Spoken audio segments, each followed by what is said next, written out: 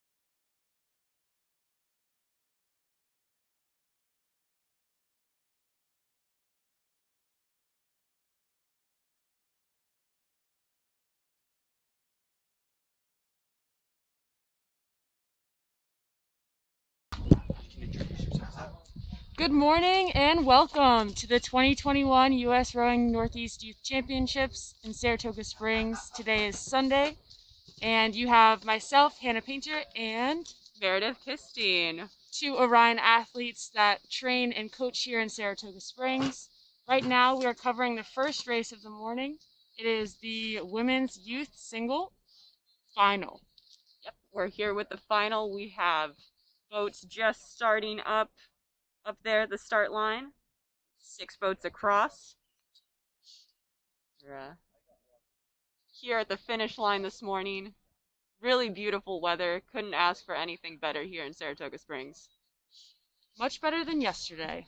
A little bit calmer, very sunny, and we'll just kind of give you a heads up of who's coming down the course. So we have Hannah Peters representing Nobles in lane 1, Phoebe Inall from Connecticut in lane 2, Fiona Mooney from Saratoga in lane 3, Claire Paremba from GMS in lane 4, Ella Berry from Oak Neck Academy in lane 5, and teammate Catherine Berry from Oak Neck Academy in lane 6. They are about 3 to 4 minutes into their race, settling into their rhythm, no doubt.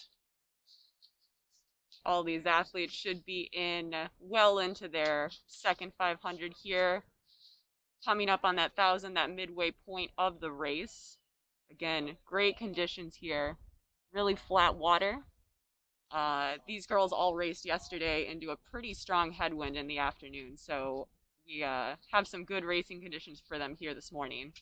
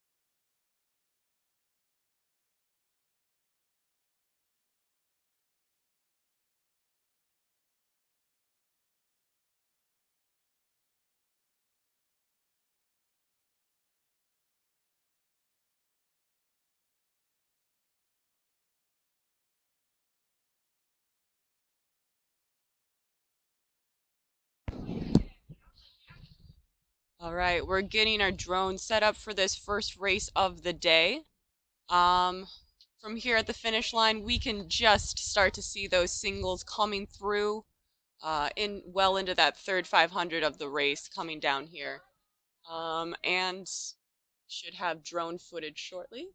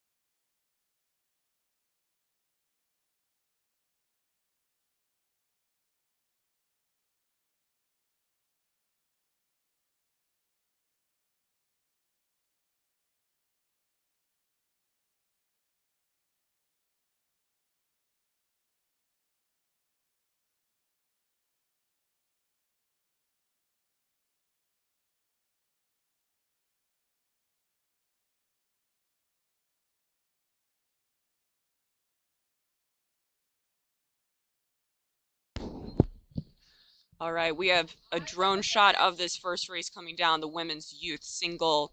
In lane 5, leading is Ella Berry. Ella Berry. Strong lead. She's got about deck on stern deck on the next person behind her, which is Claire Paremba in lane 4. And Catherine Berry in lane 6 seems to be charging, making this a tight race for first, second, third, and then we have fourth and fifth place Hannah Peters and Fiona Mooney in lanes 1 and 3, charging for third. This is a really tight race here, second through fifth. Really, it's a tight boat race here. Good. As the crews enter this last 250, they'll no doubt be picking the rate up, trying to find that second gear and get the result through the legs, leaving it all out on the course. All these girls trying to pick up boat speed here. Final sprint. Trying to see if they can get a few more inches on the bow next to them.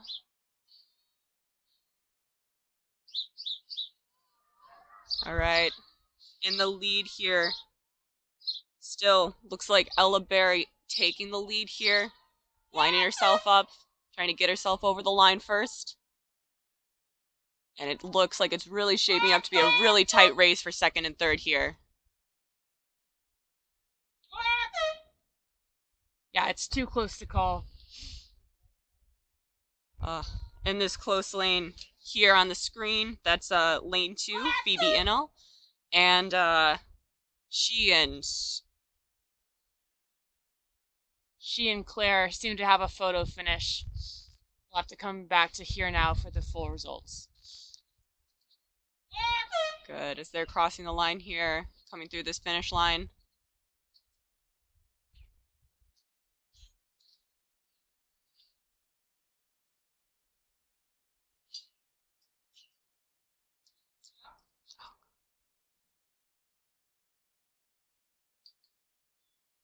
Last single crossing the line here. Great race from all crews here. Some tight racing there. Have to wait to see the results to give you those final answers for second and third place.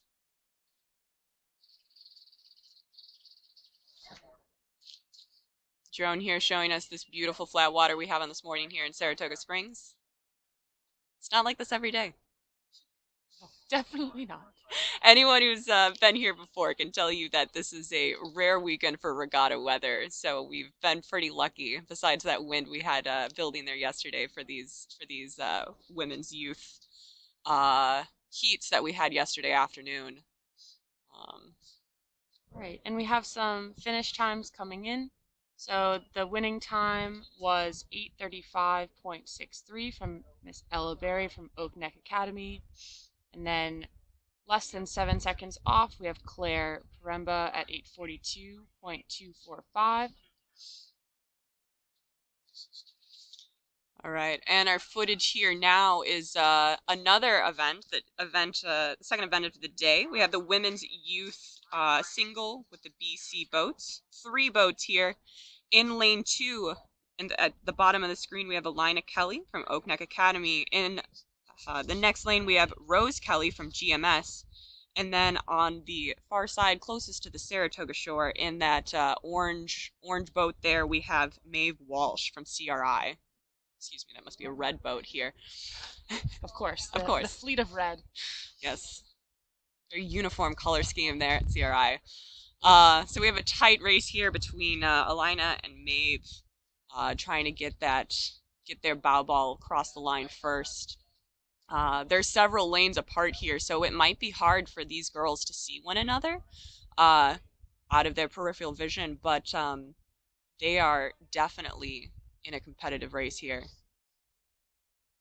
It's really tough to race like this in a single when it's you and the other person separated by many feet between you, just trying to get your bow ball over the line first. Yeah, I think some of the most exciting races I've ever had is when you have this close bow ball to bow ball racing, but you're directly next to each other, so you can really feel that other crew stroke for stroke right beside you out of your peripheral vision. But there's only so far that kind of feel can reach. 2 lanes might be too much to feel it. It looks like Alina Kelly here is maintaining her lead. About a deck up there on Maeve Walsh.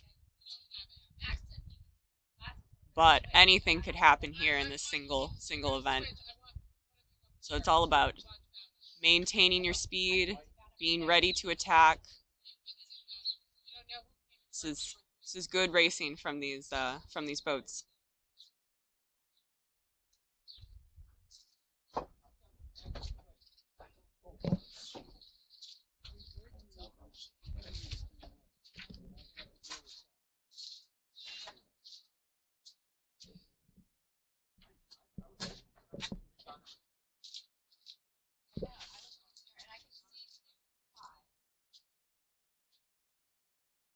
We're still waiting for those times to come up on here now for the previous race, but we still just have that first and second place times there from our first race.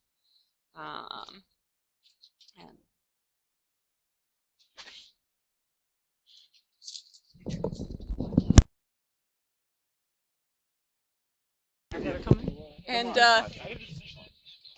all right. I have a quick guest appearance here by Manny Valentin, a coach from Saratoga Rowing, recently hired to be the Skidmore College coach, right up the creek here at Fish Creek. You want to say hi, Manny? Good morning, everyone. Thanks for joining us and bringing the awesome weather. Yeah, couldn't ask for better weather than this. Yeah, and thank you to all of the parents and supporters that helped donate and fund this drone footage that you have coming down the course. Really wouldn't have this kind of coverage without that support and generosity. So thank you guys so much. Right. An ideal setup for some less than ideal times here with our COVID restrictions and spectating restrictions here. So we're really thankful to those parents for making it possible for all of us to enjoy this racing here this morning. And if I do say so myself, watching this from a drone is probably better than standing on the shoreline and seeing 20 seconds of the finish.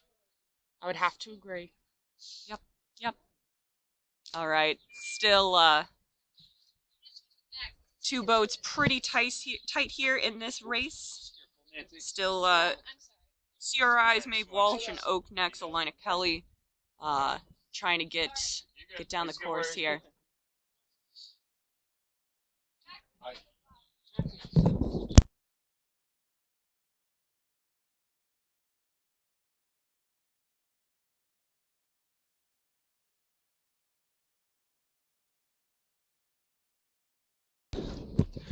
All right, things are heating up. We are coming into the last 500. We can see by that gazebo close to the buoy there on the shoreline. This is the last 500 here. This is a tight boat race here. We still have overlap between these 2 boats, which is awesome. Real props to to our CRI boat here for staying in this race, keeping her bow deck on this stern deck for over 1,000 meters for sure. This is really competitive that she's staying in this. Good. It looks like our representative from Oak Neck Academy, our bow number 2, is getting a little bit higher stroke rate as she comes into this last 500.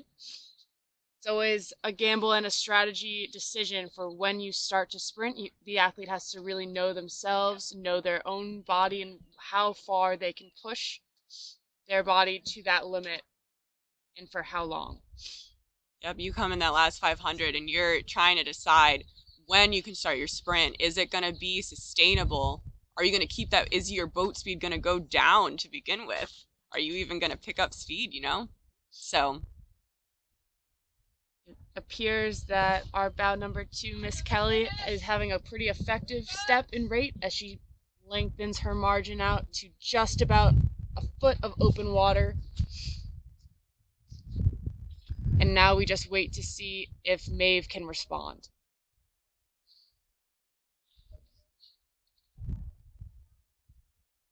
yeah, this is a pretty intense sprint here. She has that stroke rate up pretty high, but it looks like she's taking very clean strokes, getting good run on her boat here. Really building that boat speed up here in the last 250 for sure.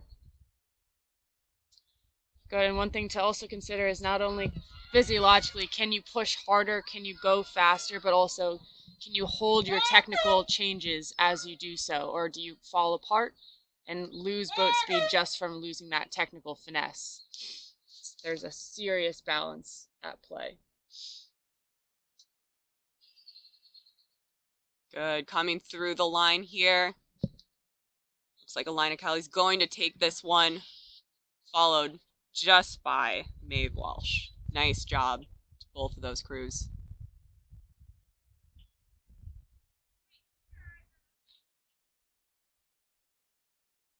We have one more single here. Rose Kelly is in her final sprint, her final 250s. She's entered those red buoys here. So she's going here for her own sprint, finishing out this race. Nice job, Rose. Good. And as we get set up here this morning, we're ironing out those kinks. We're still waiting on the finish times from that first event of the morning, but it looks like we do have some times from the second event, the BC final, from the youth single for the women. So winning time of 9:05 for Alina Kelly, then Maeve Walsh following close behind, only 5 seconds off at 9:10, and then Rose Kelly finishing off the race with 9:51. There is definitely a slight headwind on the course this morning, so we might be seeing times that are just a little bit slower.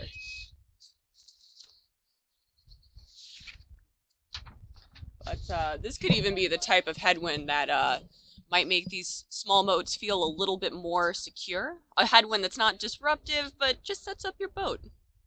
Sets you up for a nice time. Nothing like the headwind that we had yesterday, though. Brutal, but great racing by all yesterday. And it looks like we are just over 3 minutes into the women's youth pair final. We have 4 boats in this race in lanes 2, 3, 4, and 5. So again, lane 2 is the shore that's closest to Lee's Park. That's on the left side of our screen here. And then lane 5 would be on our right. So let's see, the Nobles crew. In lane 2, all the way on the left, we have a Nobles crew. And then 1 lane over, in lane 3, we have a Greenwich entry. In the lead, it looked like we had a pair from Connecticut, and then all the way on the right, we have a pair from Nobles. So we have these 2 Nobles entries here. There's a chance that these ladies race each other in practice quite often, and that's always a challenging situation when you go into a race with some of your teammates, and you need to move past what you think your expectations are from that previous week's practice and try to race, but also welcome the opportunity to have a little bit of outside competition. So it looks like in the lead we have this pair from Connecticut Boat Club, Galloway and Greco, followed by this Greenwich pair, Moore and Fenaroli. Good. One of my favorite bios that teams submit for Sophia Greco and her pair partner, their bio is nice kids. So Nice kids. Is that nice, comma, kids? Or is it these are some nice kids? Either way, up to interpretation. Maybe the results of this race can clear that one up for us. Or maybe this is a spoiler alert. This is what your coach is going to say when you get back to the dock. Nice kids. Kids. All right, we have some footage here from the finish line. This is what we're seeing right here from our tent on the finish line here. We're here in the middle of all of it with our timing, our officials, everyone trying to make this race run smoothly. We have a lot of support here from SRA, and from US Rowing to get this race running smoothly. We have again some drone footage here. It looks like that our positions have remained unchanged here. So we have Connecticut in the lead, followed by Greenwich, and then those two Nobles crews really fighting it out. They have a lot of overlap there in third and fourth place. It's really nice. Yeah, one thing I do love about watching the pairs racing and throwing a pair myself is just how important it is to match with your pair partner. The timing of the blade entry and the extraction at the finish is maybe more important in the pair than in any other boat class there is. So as we get into this last 750, this last 500, it'll be crucial for the crews to stay together in their timing as they tear down the course. Right, rowing a good pair is all about communication because you are in control of only half of that boat there. So you have to try to work together with your pair partner, be one half of the same boat, communicate. One brain. One brain. One brain. Oh.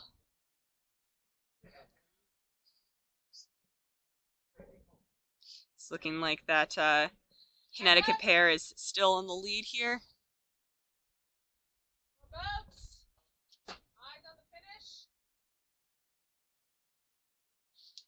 Good. And as these crews enter the last 250, we'll watch closely to see how the crews can stay effective but increase their rate and increase their boat speed.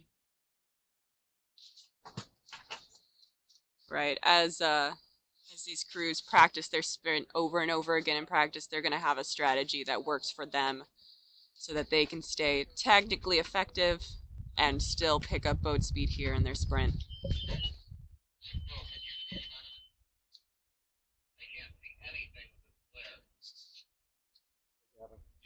All right, we have some early morning sun here, making it a little bit hard to see, but it looks like lane 4, Connecticut, is coming through right to the finish line. They have an impressive lead here, Mare. That's quite a feat to really build is. up that much momentum and just keep charging, even though you are decisively in the lead. That is the kind of the competitive spirit that we love to see here on race day. Definitely. Yep, you pick up that lead and it feels good to just keep walking away, keep building that distance, making sure that you are safe to get your boat over the line first. Yeah, and on the other hand, it looks like we have quite the barn burner of a finish for third and fourth place in this final for the women's pair. Second place is decisive, that crew from Greenwich, but these two Nobles crews are really going to fight it out to the end. Can really be competitive when you're racing your teammates like this. Looks like We're gonna have a tight finish there. Looks like the boat in the far lane over there in lane 2 may have taken that Lewis Winslow pair. Yep. And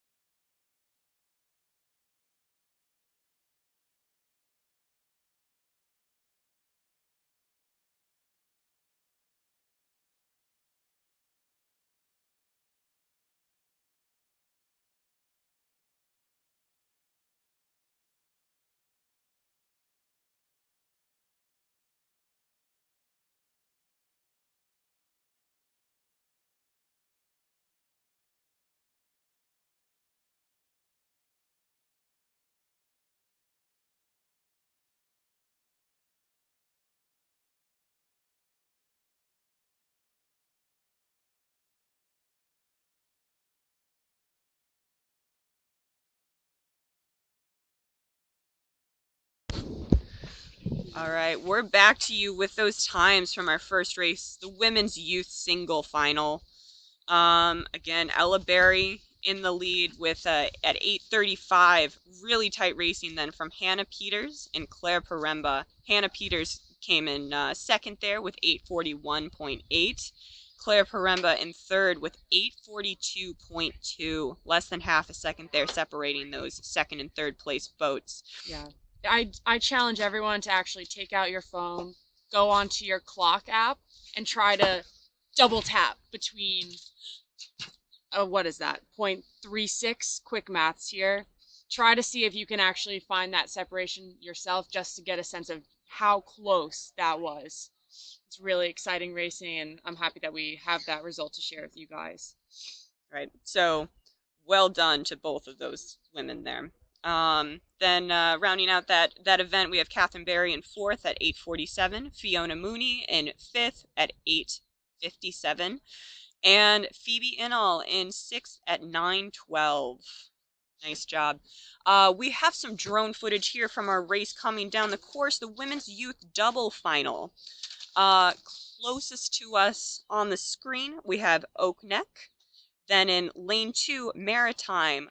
Lane 3, St. Mary. Lane 4, Cambridge. Lane 5, Oak Neck. And lane 6, Narragansett. So again, lane 1 is going to be closest here to us on the screen. Lane 6 on that far side, that Narragansett boat. Really tight overlap here from this drone footage. Can you see where we are on this course? They're in the first 1K for sure, probably coming up on that halfway point of the race. So for them to be this tight 1K into the race is some really intense racing. Yeah, my favorite type of competitor is the relentless competitor, not willing to give a single inch ever. Ever. So we have overlap, it looks like, through 5 boats in this race. It's a 5-boat race here. At this point, it looks like any one of these boats could take the win here today.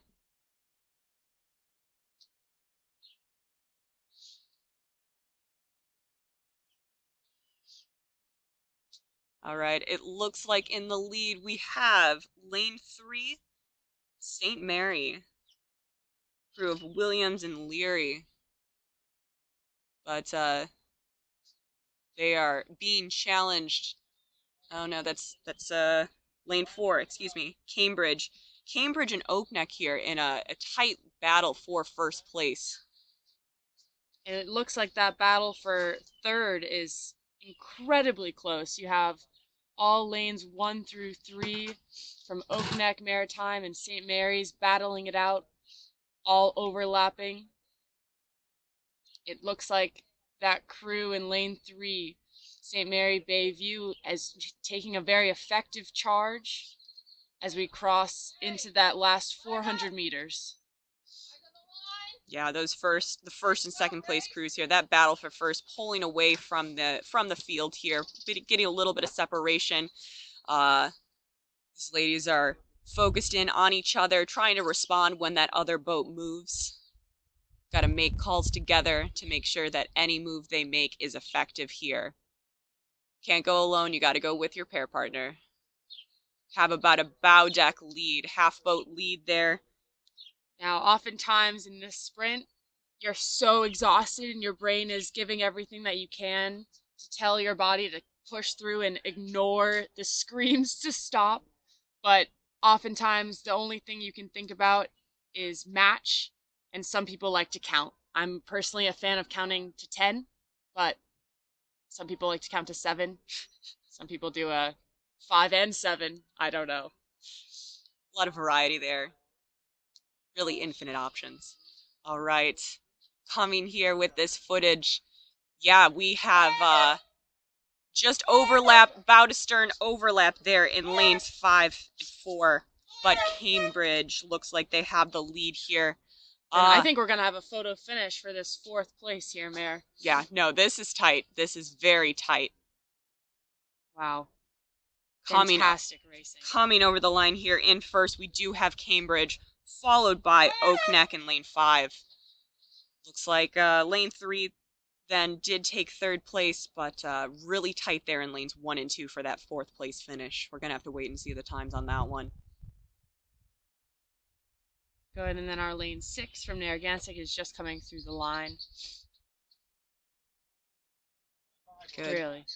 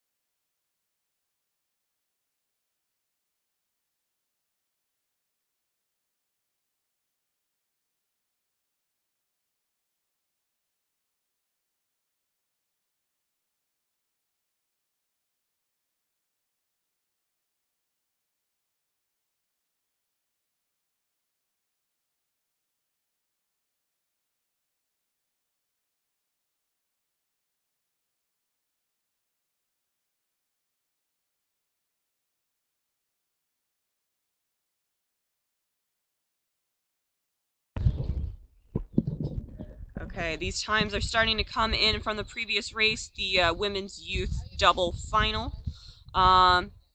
Winning time of 8:01 from that Cambridge boat. 2nd place, Oak Neck, 8:03. 3rd place, St. Mary, 8:05. 2nd, Oak Neck entry here at 8:07 in 4th place. And But we're still waiting waiting on that 5th, so it may be a closer finish between Oak Neck and Maritime. Right, that was the tight race that we had there in the previous race. Our drone footage here is the next event, the women's youth double final for our B and C entries here. In lane 3 on the left side of the screen, we have a Saratoga entry. In lane 4, we have Narragansett, and in lane 5, Oak Neck.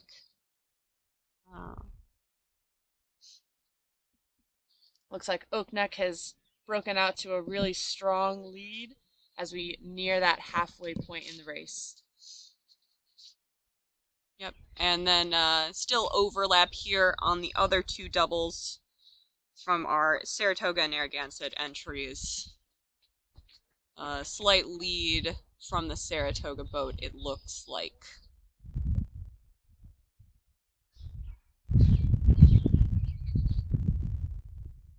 But that Oak Neck entry has created a big lead for themselves here early on in the race. Now it's up to them to maintain their speed and try to keep building that distance between them and this race for 2nd and 3rd place.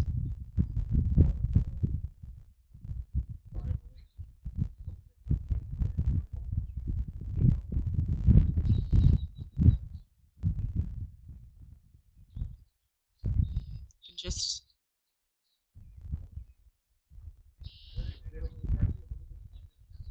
all right.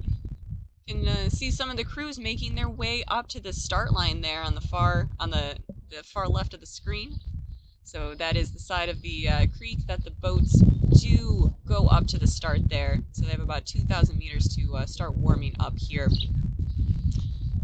Trying to get in a bit of a warm-up on land because that might not be sufficient to make sure that you're fully warmed up for your race.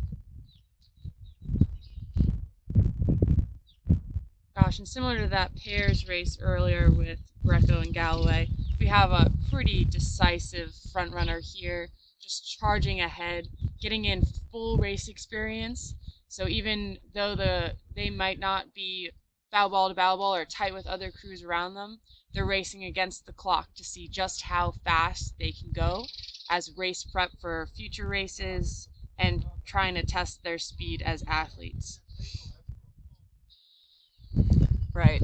Being able to go internal and race against yourself is still a very valuable skill in rowing. The way that we have head races where we go off in a time trial fashion, where you really are sometimes just racing against yourself to try to see if you can put up the best possible time.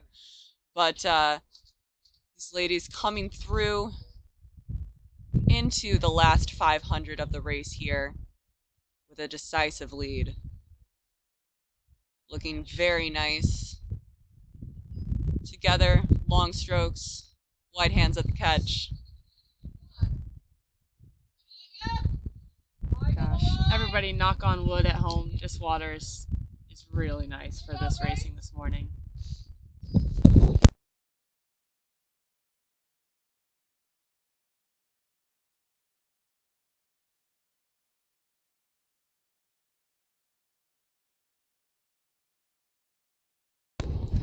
All right, and from our point at the finish line here, we can see that boat coming through. They're into their last 250, into their final sprint. Gosh, Mare, they are so long.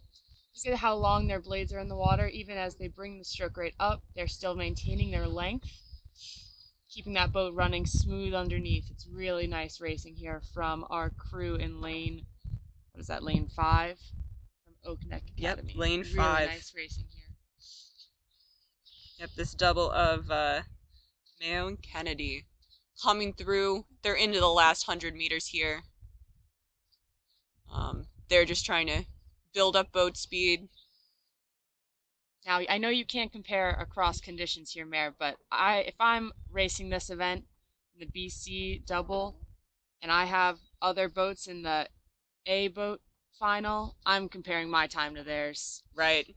I wanna see if our BC has the depth to compare to these A boat final racers. Absolutely. Yeah, they're gonna go ahead and look at their times after this race and try to see where they stack up against their teammates there from Oak Neck in that race that came down before us. We can see that race for second and third place coming through here. Last 100 meters. We have some separation here, definitely. Looks like boat in the closer lane. In the closer lane, the Saratoga boat of Bergbaum and Hegner is ahead of that Narragansett double. Oh, here we go, Mare. They are pushing away. I think they're getting a seat every stroke. Yeah, they are What an building. effective charge. They're building up the separation here in their final sprint, Hannah. That's looking really nice. Good. All crews really staying together here. It's really nice matching from all crews. Good. They're right through the line there.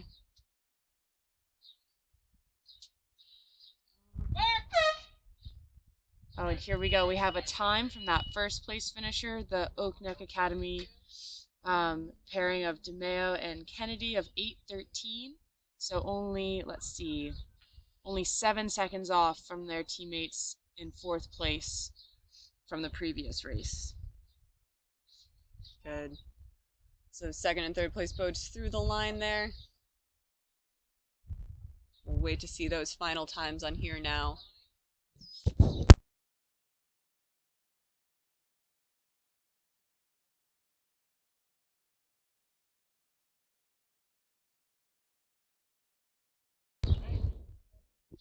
All right, and here we have footage for the next race. The Women's Youth 4.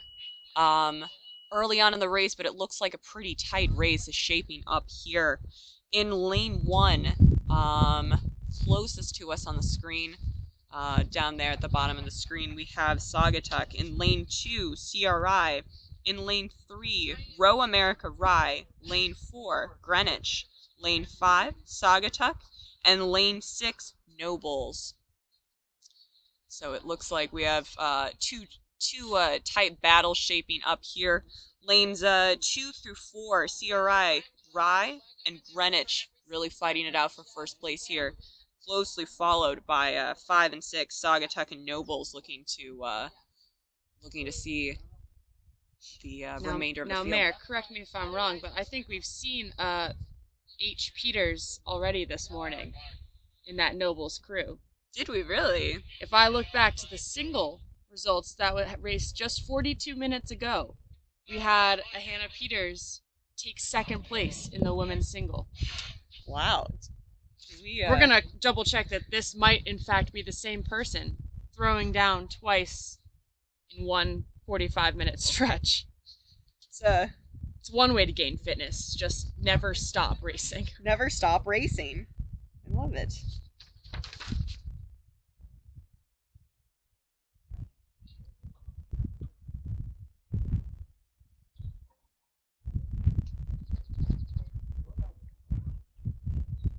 I can't tell.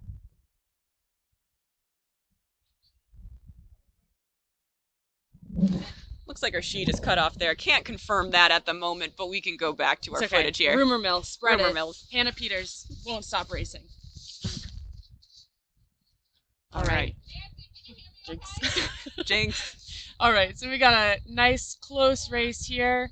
We have just about maybe a deck of open water between that first place crew, but second and third are charging, not letting that crew get away from them, keeping them in their sights as they go. So this is a coxed 4 event, so most of these boats will have their coxswain kind of very deep down in the deck of the bow, that front of the boat, so the coxswains have a great vantage point for how they are comparing to their other crews.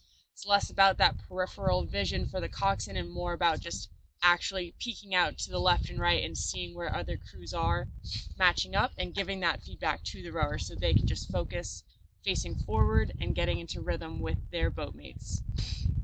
Right, in the lead, it looks like Greenwich has just starting to build up some separation there between their bow deck and the stern, or sorry, their stern deck and the bow, the other boats.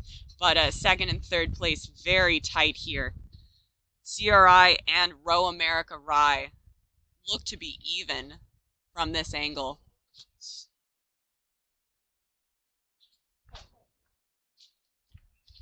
Yes, we have CRI right there at the bottom of the screen.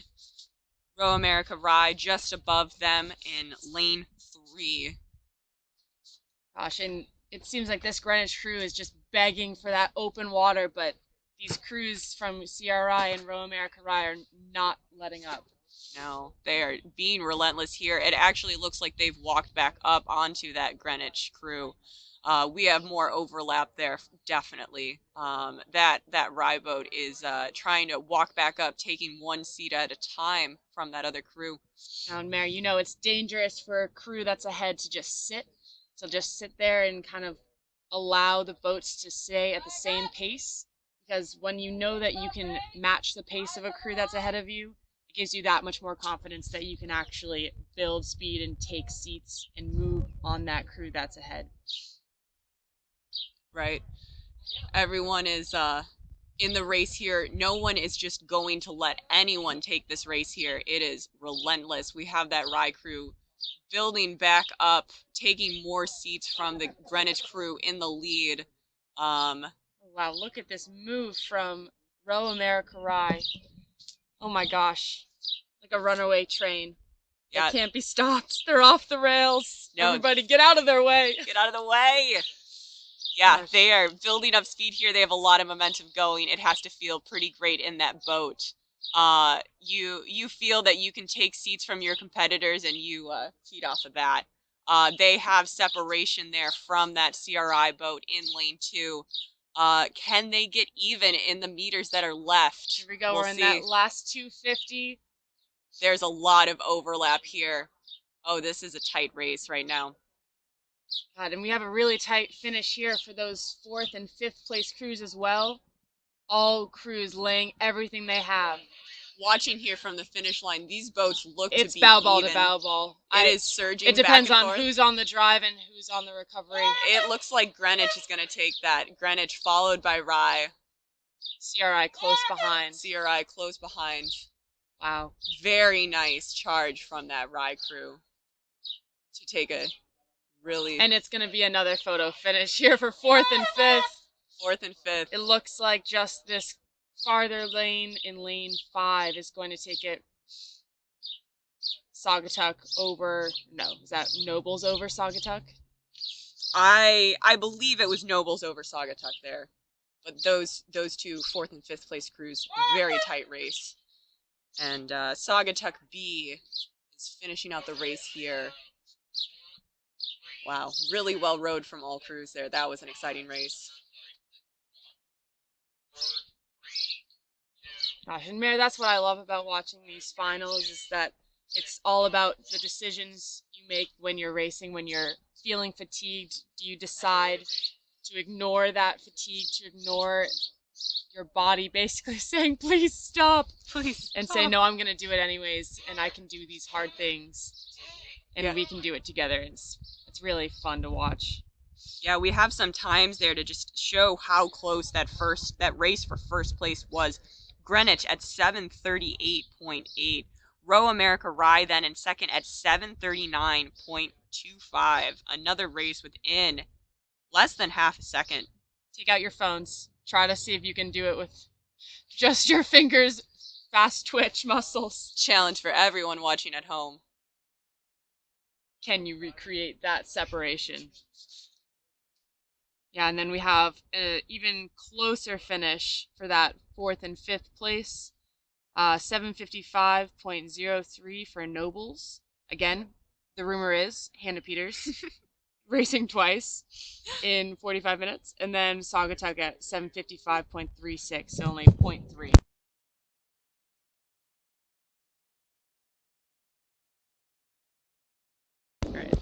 We are resetting our drones right now, so this is a shot of us getting these drones reset for the next race. Welcome to the future is 2021, and drones are still cool. Will never not be cool. We're very lucky again to have this drone footage here at the 2021 Northeast Youth Championships. Looks like that drone made a landing here. You can see our timing hut right behind there, as well as the tent that we're in. Coming to you live from the finish line.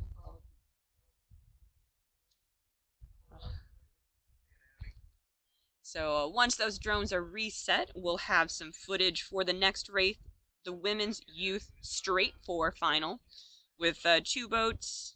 They are well underway here. We have Row America Rye and Greenwich. So, what can you tell us, Hannah, about rowing a straight 4 versus a coxed 4?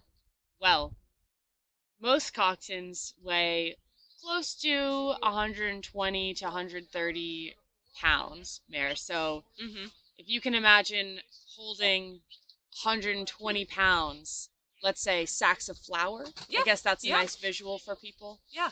If you have that in your boat and you're going along, yes, you don't have to steer, so that's nice. But I'm not saying coxswains are sacks of flour. Don't mishear me here. But just the sheer difference in weight of the boat members, it makes the boat sit up a bit higher in the water. It gives you a little bit less drag as you go through the water, and you literally feel like you're flying. So, yes, you do have to cox yourselves. You have to motivate yourselves. You don't have that advantage that the coxswain brings of seeing the race unfold and giving that feedback to the rowers. It does require a lot more on the minds and the brains of the rowers to kind of cox themselves through it. But because you don't have that added weight of the coxswain, the boat does move just so much faster. So much faster. It's sort of like rowing a really fast pair. If you were just gonna row the fastest pair in the world, it feels really free, really open. It's a fast boat. You have 4 people in a straight 4. Can do a good job. You're gonna have a good time. But they are pretty touchy boats, just like the pair, so it's really, really important to stay together and keep everyone matched up, or else it's going to feel pretty wonky, and wonky boats typically don't go as fast. So that matching will be key for these rowers as they get set to race. Is that a word? Wonky? We'll do a spell check. The rumor is Hannah Peters rode twice, and wonky is a word. Wonky is a word. Cannot give you the language of origin for it, however. No. I could look it up. I have the means to fact check myself. Bringing you spelling bee like resources here on this live stream on this Sunday morning here for finals. All right, so the American Heritage suggests that the word wonky may be derived from the Old English word wonkole, meaning unsteady or insecure. So yeah, ladies, let's keep it steady and secure instead. That is the most accurate rowing term I think I've ever heard. Oh, here we go. It's first appeared in print in 1929 as the noun wonk. Wonk. According to the OED, and has had various meanings over the years, including a useless naval hand. Oh God, and I can't go on. These wonky, we'll just say, means insecure and unsteady. Here we are. We can start to see the two crews in this race here from the finish line. Let's see. Hard to say who's in the lead, which boat is in the lead here, since there are just the two boats and they're side by side in lanes. But we do have separation here in the straight floor. Neither of them looks wonky.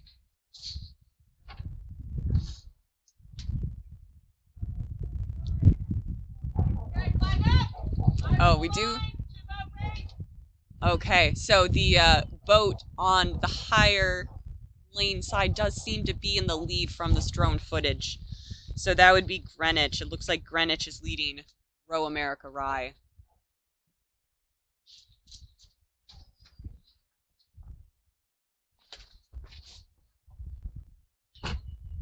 Yes, yep, we're back here with the drone footage. We do have quite a bit of separation. So we have a fun bio from Greenwich crew here. Their bio is literally just she-bop. She-bop. With 3 E's. She-bop. She-bop. So I guess maybe that's their sprint call, maybe? I don't know. I don't know. With no cocks in there, you know that call is coming from the rowers, so all bets are off. We do have that crew coming through the finish line. It looks like Greenwich is going to take this one.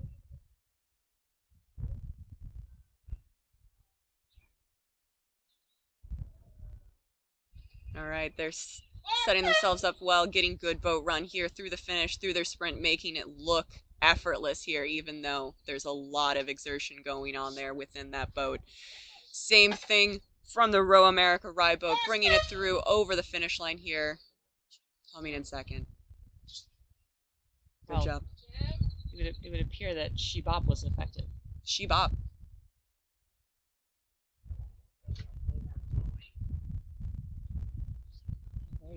All right, you can see the drone footage here from the finish. Nice. Good finish from both crews.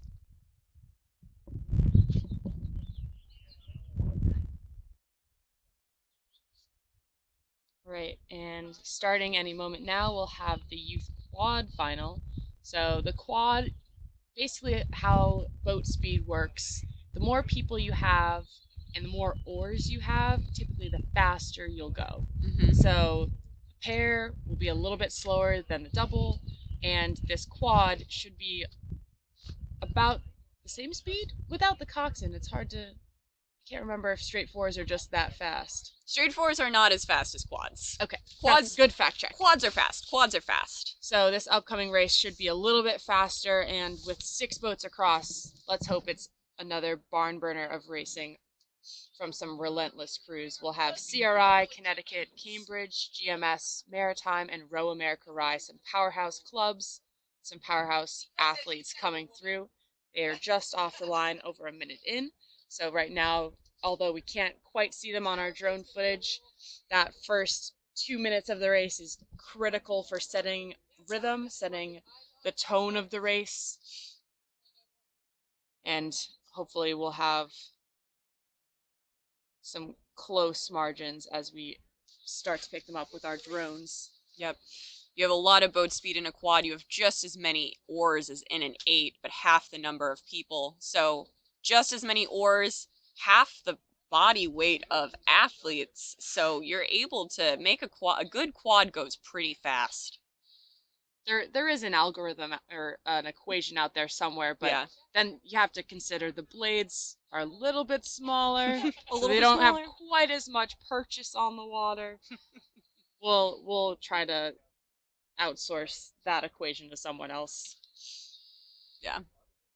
But the quad should be fast. Quads will be fast, especially in these fast conditions here this morning. Again, beautiful flat water, sunny skies. Nothing like the white caps of yesterday. Gosh, to give you an idea of just how fun quads are, Mare and I row for the Orion group here out of Saratoga Springs, and they're so fun that our coach, Eric Catalano, wouldn't let us race them because he wanted us to stay focused, and he feared that we would have too much fun racing them because they are that fun. They're that fun. They're that fun. But it's always a little bit of a bargain to get ourselves into quads. Some really tough negotiation to get us there.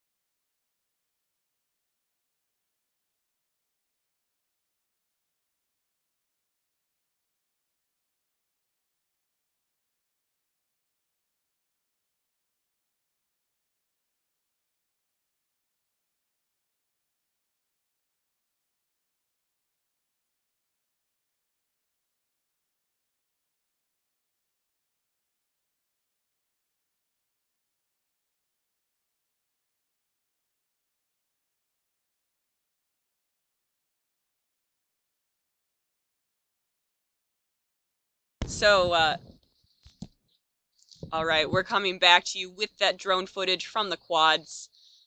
We have 6 boats across here and some good racing across all lanes. Let's see. In lane 1, we have CRI. In lane 2, Connecticut. In lane 3, Cambridge.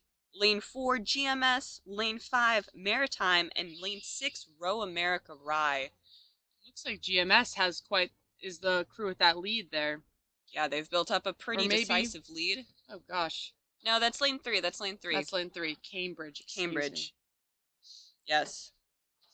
Good start here from Cambridge. Rowing well through the first half of this race. And some very tight racing then across lanes. From lane 2, 4, and 5. Again, a little bit more challenging when there is that separation side to side with those open lanes there. You're that crew in lane 2, making sure that you can see your position in the field and call your moves when you need to make them. But they're doing a good job there in lane 2 Connecticut with that lane of separation.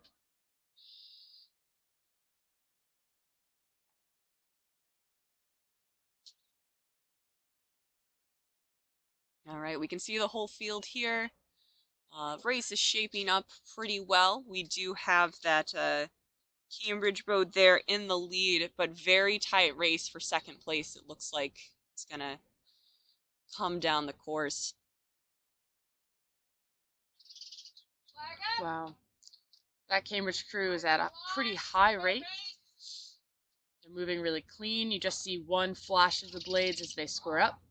Then the blade disappears, and they have a really nice long drive as they sequence against the weight on the oar and pry the boat forward. It looks really nice. Yep, keeping that rate high and keeping the strokes long is going to be your best bet here to build boat speed. It does look like lane 5 is building up their position in second place. Lane 5, Maritime. Trying to build up a little bit of separation there as they come through. Good, and as we enter that last 250, we can't discount anyone's last surge of the sprint. Gosh, all crews matched up really nicely here this morning. Yeah, we do have that Cambridge quad here in the last 100 meters coming through. Looks like they are going to take first place. But the next 3 boats have quite a bit of overlap here in the last 100 meters in their final sprint. Does look like Maritime is holding their second place lead over the Cruise, CRI, or no, is that lane 2, Connecticut? Yes, lanes 2 and 4. Battling it out for that third place. Yes, very tight here. Lane 5 is going to take second place. It's going to, oh my gosh. Very tight then for third place. I think it'll just be that Cambridge crew. I believe it was lane 2 there. Lane 2. Well, I shouldn't say that. It was tight. We'll see the results shortly. Good. Gosh, man, there's nothing quite like the victory scream of an athlete after they've won. It gives me goosebumps every single time. I know. Sometimes I just watch the Olympics pole vaulting. I think that's my favorite one because they have this victory scream midair as they clear the bar and fall to the mat. Yeah, they know they've done it. They know what they've done before they've ever even hit the ground. And something about it. It's magical.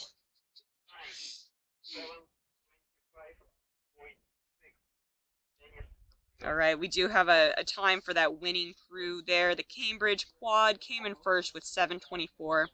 We're waiting to see the rest of those times.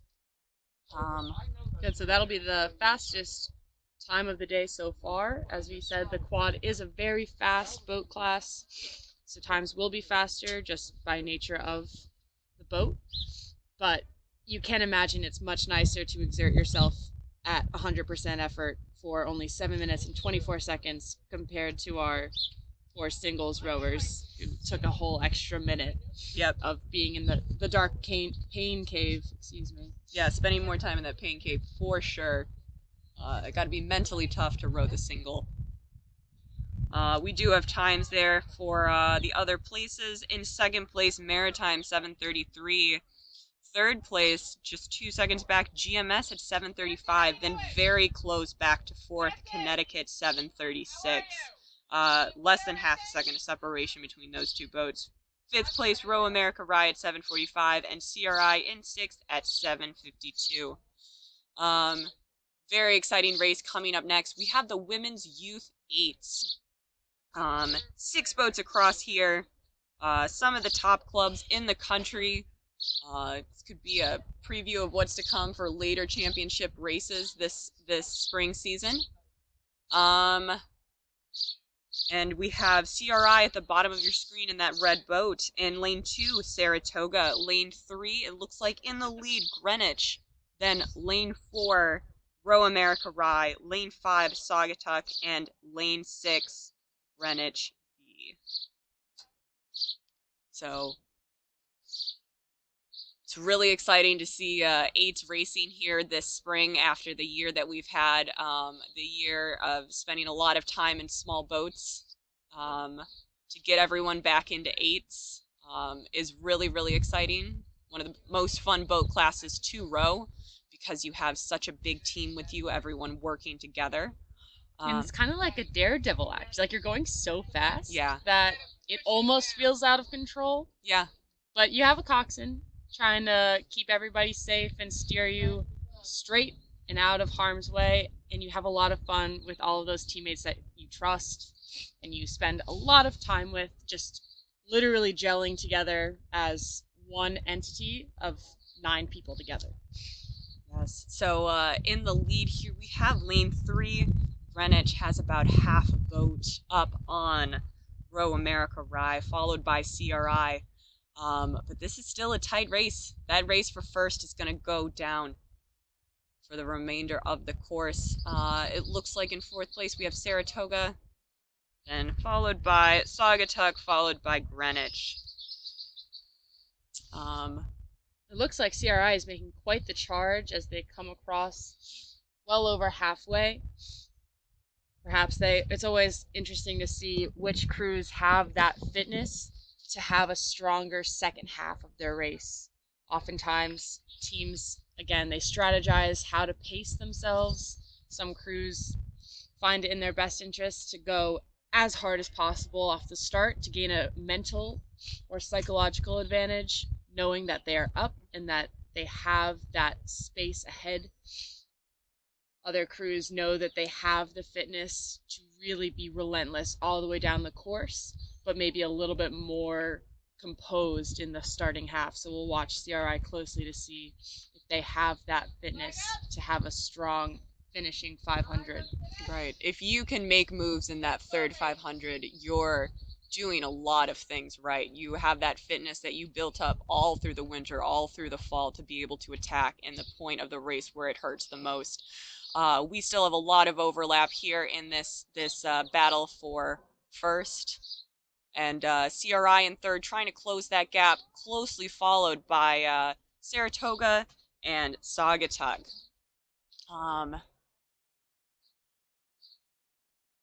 Yeah. Gosh, it looks like this Greenwich crew is taking the rate up. They look like they're at least at a 40 strokes per minute, which is very high. Very high, very impressive. And it looks effective here and there. Yeah, it looks like this is just adding speed to the boat, getting more per stroke as they maybe try to shorten up here in the final sprint to ensure that victory over the line. That Greenwich crew is coming down. Still overlapped by Row America Rye. It's a tight race. Gosh, and when these crews bring the rate up like this, it's important to note, so when they bring the rate up, they're decreasing the time that the boat has to slow down in between strokes, but they're also literally throwing themselves up to the catch. Yep. So fast that you might actually lose speed if you have extra check or cutting of momentum on your shell. So it takes a lot of skill to get these high rates, as we see here as the crews come across the last 10 strokes. Yep, we have the finish here. It looks like Greenwich is going to cross the line first with bow to stern overlap with Row America Rye. Gosh, that bow seat right on the coxswain, you know she could feel her all the way through. All the way through, never letting them feel secure. CRI is going to be in third.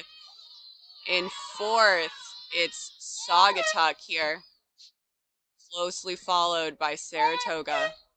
Good. Definitely some overlap, stern deck to bow deck on those two Saugatuck and Saratoga crews. And finally, we have this Greenwich B entry coming through their final sprint here. Looking really long and strong. Great to see depth of a program. Depth of a program that can put up 2.8s to compete in the Premier 8 event. That's impressive. So, you know, those every day in practice, those girls are working hard to secure their seat in that 8. It's impressive when you have a team going like that.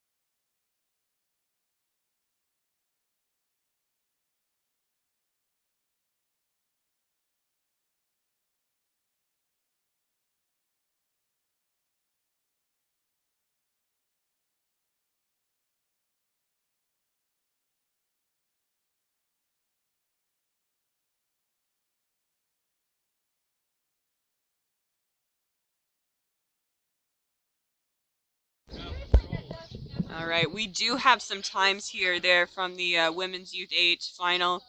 Greenwich took that one at 6:44, followed by Row America Rye at 6:46. CRI in third at 6:56. Saugatuck in fourth, 7:03. Saratoga fifth, 7:07. And Greenwich B in 7:28. Good racing from all 6/8s there.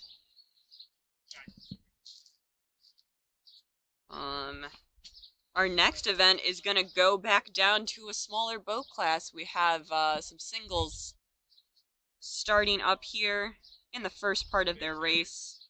Judging from here now, it looks like they're off the line. The race is well into that first 500, coming up on second 500.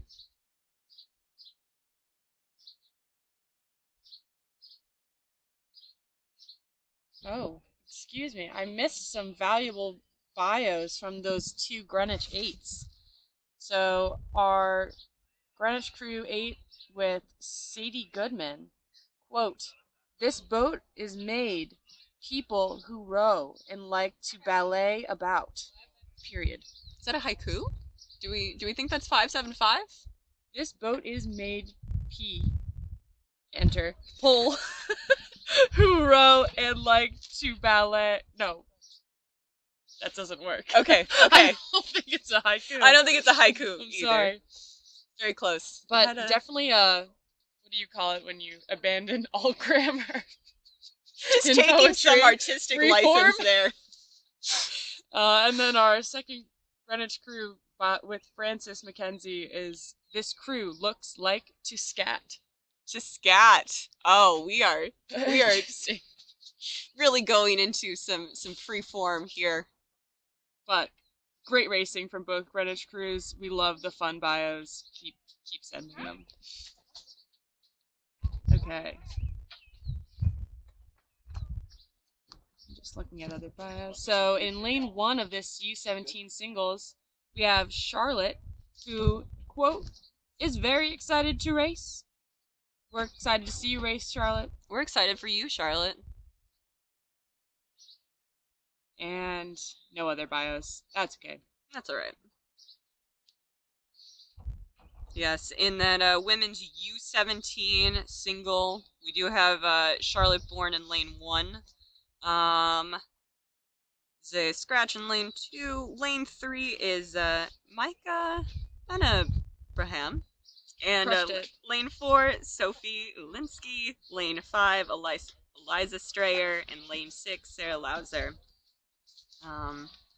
All of these U17 singles here, a little bit younger than our U19 single final that we started out here today. So these girls are a little bit younger. They might be sophomores here.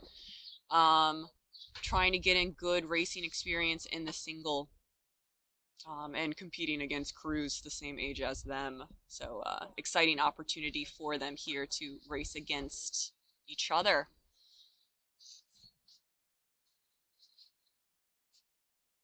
Gosh, everyone keep knocking on wood. This water is beautiful.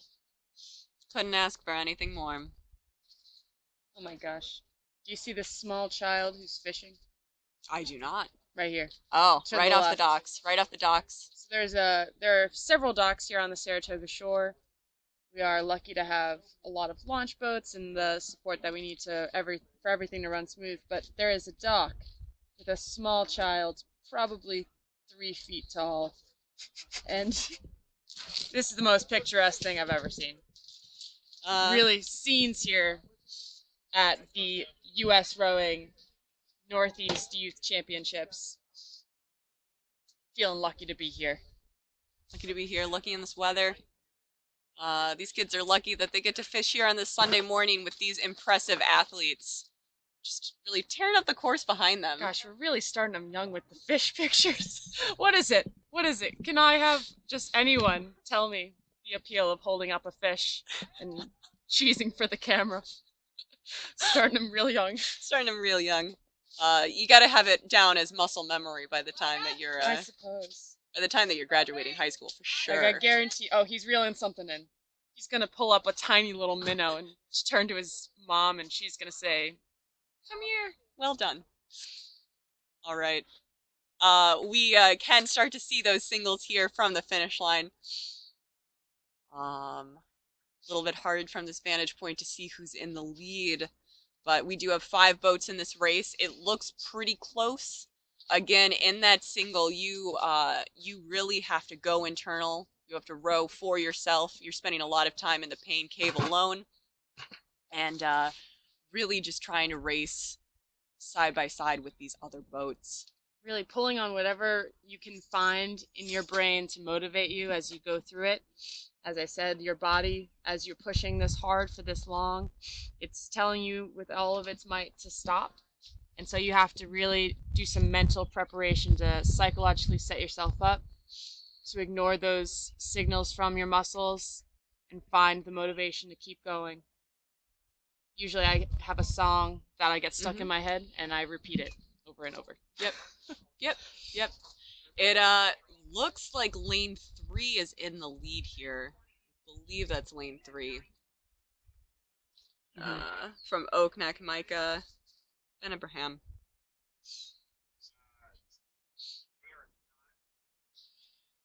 Good, and then we have lane 4, Sophia from the Port Jefferson Club coming strong for second.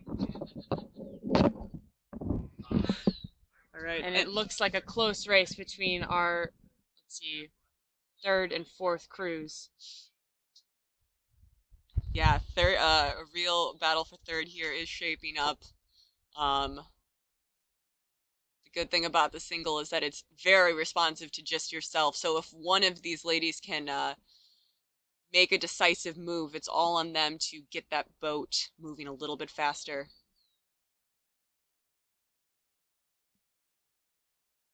And typically a move as we get our first place finish from Oak Neck Academy in lane 3.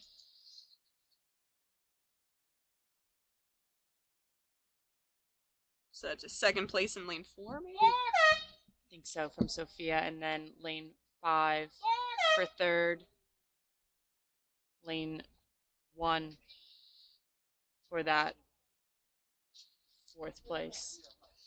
And then we have our 5th place finisher coming up, well into the last 250 meters, trying to make her move against the clock. Usually a move will take the form of a technical change or an attention to more power from the legs as you make that, as Mare said, that decisive decision to do just a little bit more, move the boat just a little bit better with all of your focus on making that a potent change.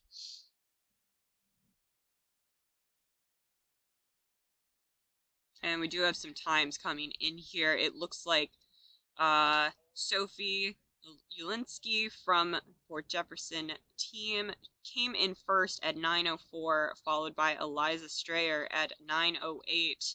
Sarah Lauser, who was in the lane closest to us, at 9:16 in 3rd place. Waiting on those remaining times there. Yes, single from Oak Neck at 9:20 in 4th. Yep. And then Charlotte Bourne from Northampton in 5th at 10:24.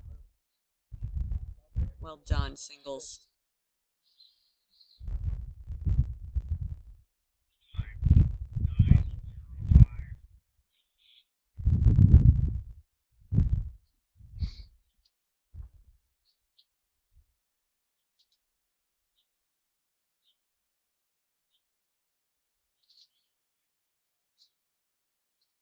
So here at the 2021 U.S. Rowing Northeast Youth Championships, we do have to thank the CEO of U.S. Rowing, Amanda Krause, as well as Susan Smith, the Chief Domestic Officer, Sarah McAuliffe and James Rawson doing a lot of the coordinating there at U.S. Rowing to make sure that all of these events go off smoothly, running regattas all over the country here this weekend and the next few weekends here to finish out this spring championship season.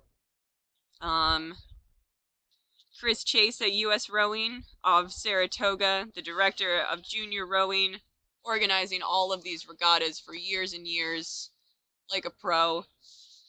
I would say he is a pro. He is a pro. He's a pro. He's a pro. He's good at Professional this. regatta director. Eric Catalano here, the executive director of SRA.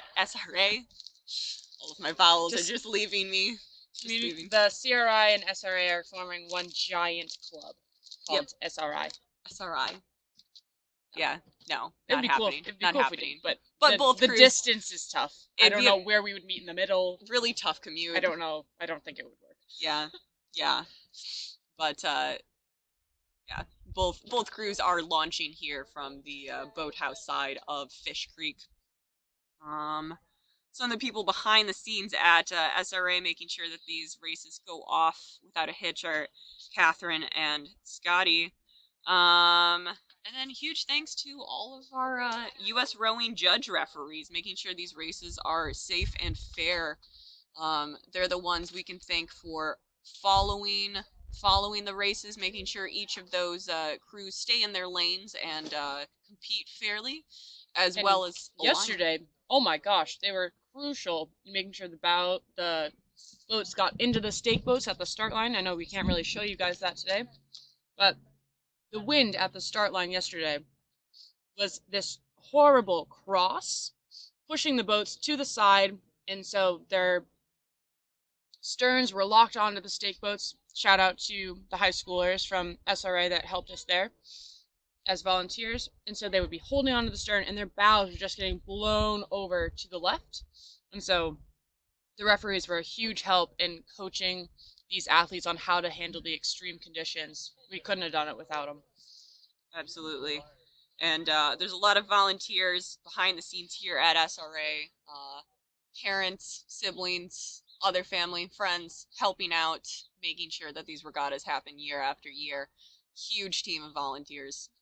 And then our first responders here making sure that we have everything we need if there's ever any sort of event that we need them there to make sure that we're all safe, happy, and healthy. Oh, there we have our start view. If you take a look at your screen, you can see our starting platform painted by some of the Orion athletes for that glowing white. It's actually also it's like a weatherproofing paint as well. It's non-slip? It's non-slip, so it's nice and grippy. Yep. Just getting you really in on the experience of that starting platform.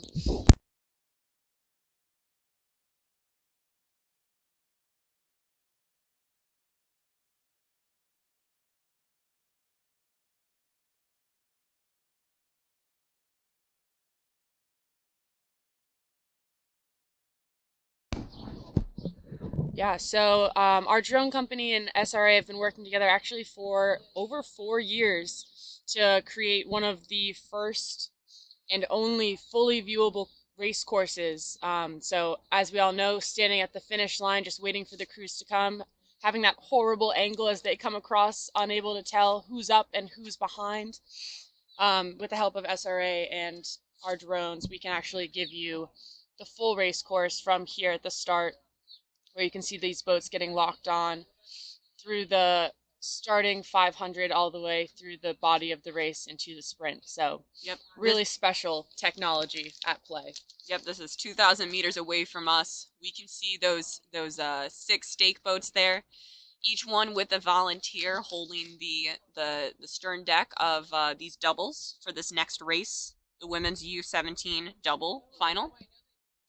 Those doubles have to row into their lanes and then back their boat up and let that stake boat holder grab onto the stern deck so that everyone's starting level across the field. We'll have another U.S. rowing referee there on shore, making sure those boats are aligned. All the bow balls are in line, and then when they signal it's good, the starters from that recently painted platform will start the race.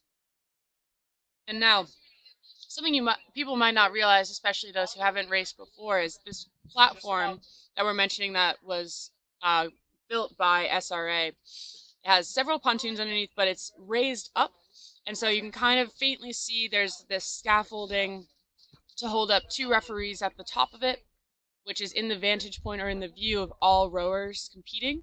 And so that stroke seat will stare up at the person on the platform, and they will start to go the second they see this giant orange flag move from up raised to down at their waist. So the second you see the flag go, that's the rower's cue to go. And actually, you shouldn't go off the sound of the announcer's voice saying the word go because of the delay that sound takes to travel versus how fast the light travels from the flag to your eyes. Absolutely, yeah. Being trained to go off the flag. At higher levels, some race courses have lights that you're able to go off of as well. Like a traffic light, actually. It's very similar. It has a red light and a green light.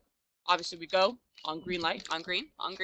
Yep, that's going to be the standard for international world championships and World Cup races where they have that light system. There is no yellow. There's no yellow. There's no yellow. As you approach your stake boat, it turns yellow. Yeah. Oh gosh. To mean caution. One thing, there's like a verbal yellow. As the starters at that platform, the call is typically they'll say the names of all crews slowly and painfully as you get really stressed. And then they'll say the word attention, so you get tense even more and try to stay relaxed, but you're still tense. And then there's a variable pause between the word attention and go. And that pause is the worst. If it's really windy, you'll watch your boat just drift and your point get off so that you're going to careen into another lane. That's the worst. And then your first stroke is spent correcting your angle or correcting your point instead of going as hard as you can.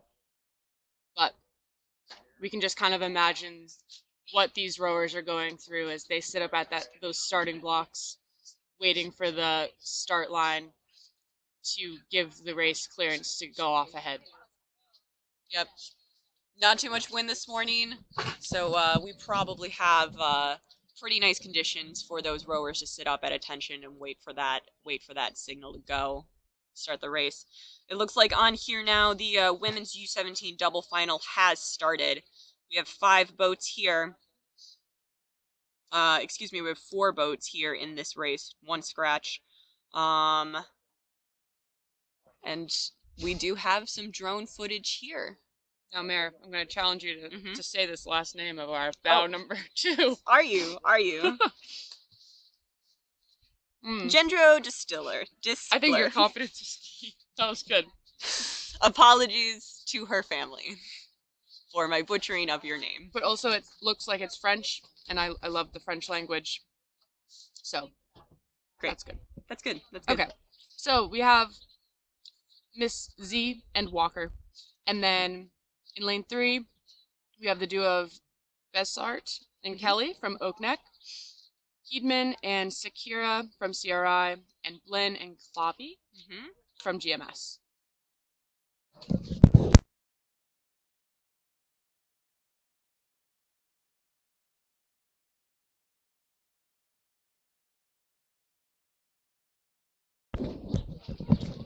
All right, from our drones here, we're starting to get some idea of how this race is shaping up here in the U17 double.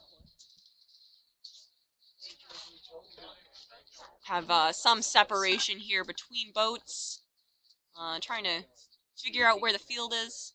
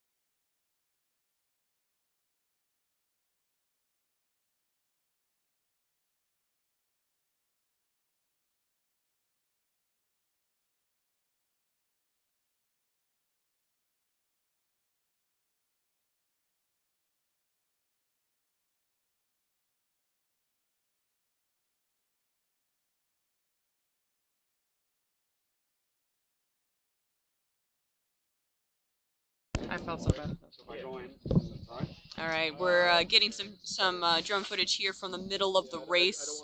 It looks like there's a good race here for first and second. It looks like our second to furthest lane from us in lane 4 from CRI is currently charging in the lead with about a little bit of open water, excuse me, over that crew furthest from us, or furthest next from us, from Oak Neck Academy. And then we have, it looks like our outside lanes in lanes 5 and 2. In for third, it looks like maybe a slight edge to that lane 2 from Bromfield, Acton, Boxborough.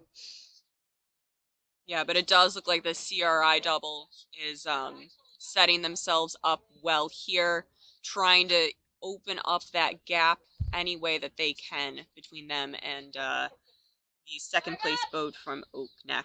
Now I wonder if this stroke seat from CRI Heedman, I wonder if she's related to Margaret, our U23 Orion athlete that's training here with us. We'll have to ask her because she's from CRI as well. Is she really? It could be another rumor. Another We'll rumor? have to fact check it. Yeah, yeah. But Here really this morning, exciting. starting Croomers from the finish line here. Groomers, great job. All All right, we're in this last 250 meters. Looks like CRI is holding their lead. Strokes are actually at the same exact rate in both boats. As you look, they almost, at a certain angle, look like they're in one quad. Yep, they're pretty evenly matched for stroke rate here. Looks like CRI actually might be taking it up a couple beats. Yep, final strokes of the race. They're here in their sprint, making their final move to ensure that win. CRI coming through, followed by Oak Neck. Here.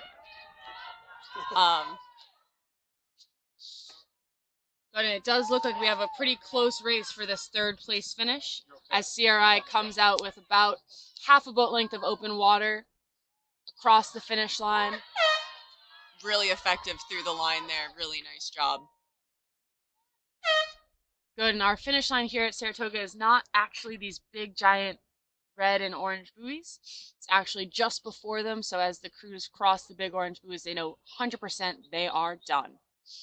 Right. That finish line is lining up with all of our timing infrastructure here, so that we can see from the timing hut where they're finishing. All right, and third place finishing will be our here. tongue twister duo from Bromfield, Acton, Boxborough. Yep, they're taking a decisive third place here. Really strong last 1,000 meters from that double, as they sprinted away from their competitors over in lane 5 from GMS. Finishing out fourth place. Nice job, all crews. You can see some fluorescent visors here on our Oak Neck double. Good matching, good matching. You know, some say bright does go fast. Hannah would be the first to say that, I think. I might be. I think our teammate Julia might be a little brighter than I. You're right, you're right, you're right.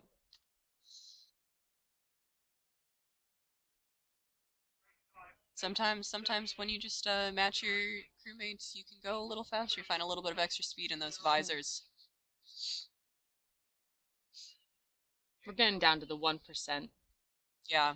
When marginal increases. We've seen tight races here all day. Those half seconds were determined by our wardrobe choices. Anything to get you over the line first.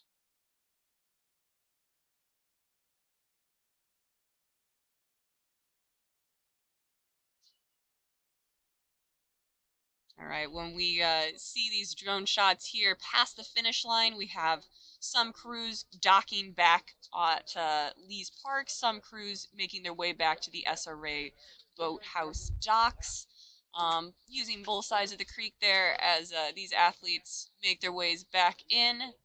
I imagine they'll meet with their coaches, de-rig their boats, and go about their Sunday mornings. Just started it out with a pretty spicy race here.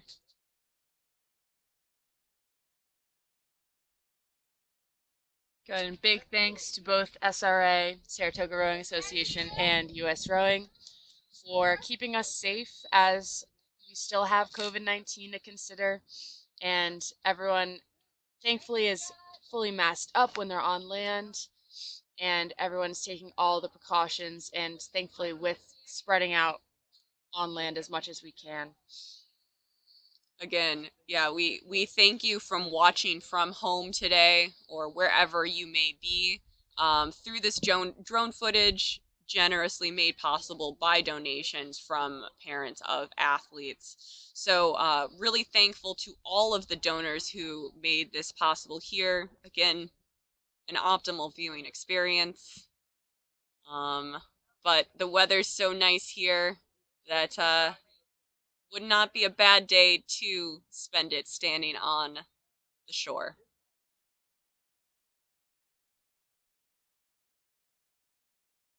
Much less mud than previous years. Saratoga is renowned for its mud. For its mud. Unfortunately. You wish it would be something cooler.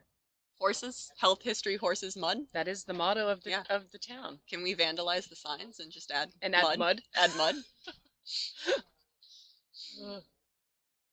We do have a lot of horses. Oh, what is that? The Triple Crown is not, it's not gonna happen this year, I think, with the Preakness yesterday. The Preakness was yesterday. I have just enough horse awareness to know that it happened. It did happen. It happened. Ah. Whatever. We have better racing here today for you.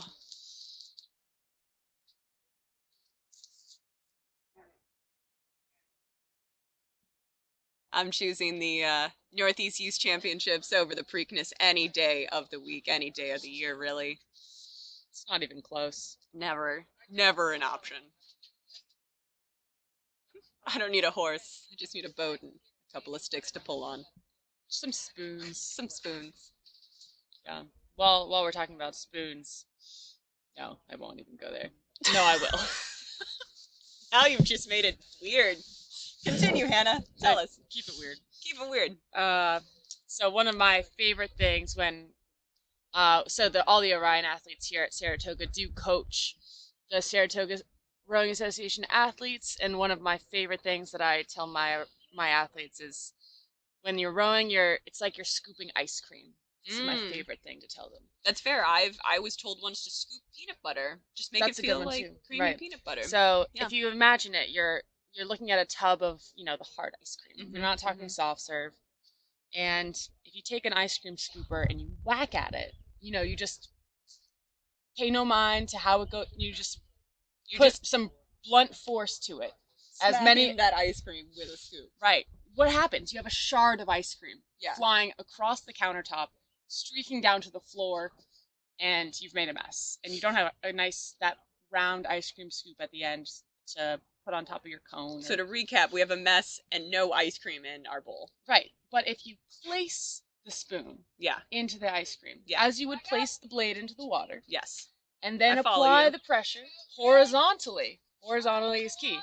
If you go vertical, you're just digging down into a hard surface. It's not getting anywhere. Very satisfying. So horizontal pressure with the spoon across the ice cream, and then you extract it at the very end when you have a full scoop. Yep. Boom. That's what we want. Perfect in stroke. Rowing. Perfect stroke. We have some drone footage here. Let's see if we are taking ice cream scoops or just smacking the surface. It looks like good scoops here from all of those blades, all those spoons. All right, two-boat race here in the women's U17 Coxed 4 final. We have Greater Lawrence and Greenwich.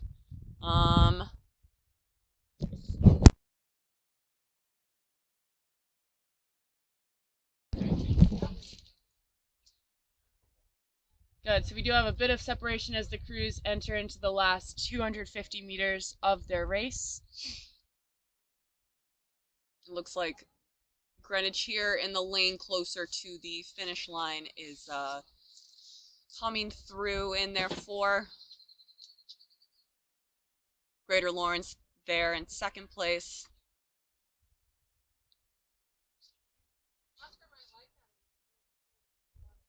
Good. They're in the... Oh, you go. Okay. Here in the last 100 meters, trying to build up to that sprint, doing what they can to get the boat moving a little bit faster, moving together, long strokes together. You can see a really nice V splash.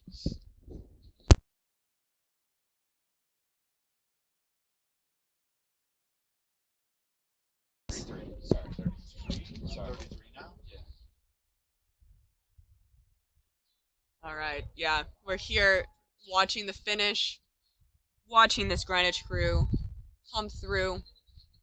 Gosh, staying really horizontal. Their coxswain taking them through the line.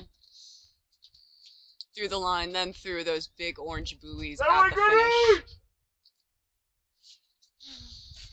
And Greater Lawrence coming through last 100 meters here for them, attacking their sprint well. Gosh, they're really matched up. Looks really nice. Good unity in their crew. Good, bringing it over the line to finish out this final for the women's U17 4.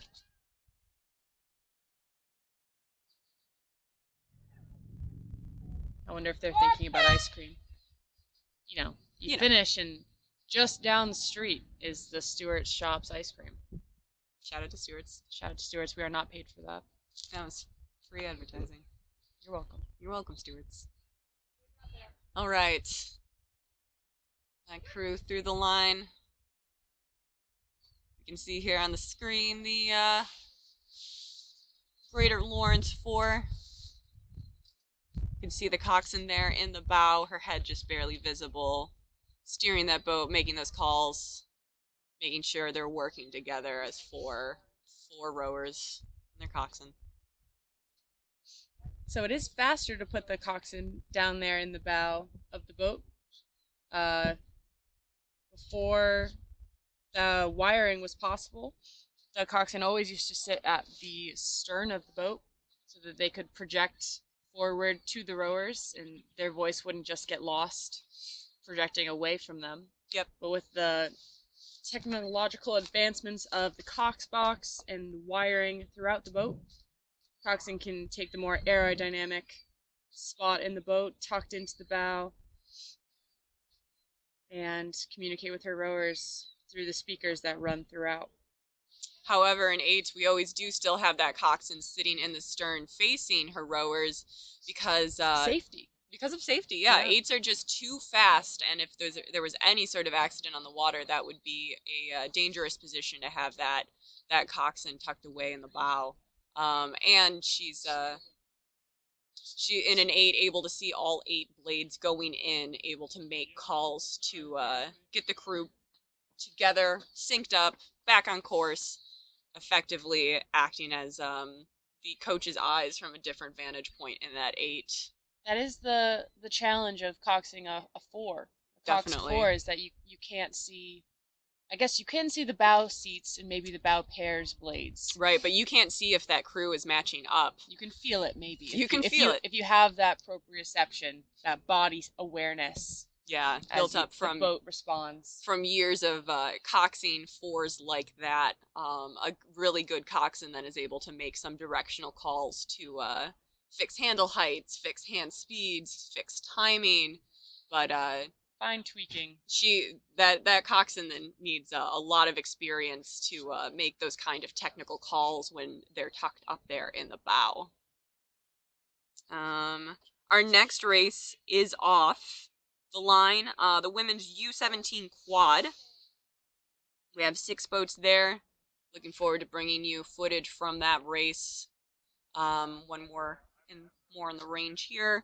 We'll have 6 boats here, hoping that it will be a tight race. In lane 1, we'll have Row America Rye. In 2, Port Jefferson. In 3, Albany. In 4, Maritime B. In 5, Saratoga. And in 6, Row Boston.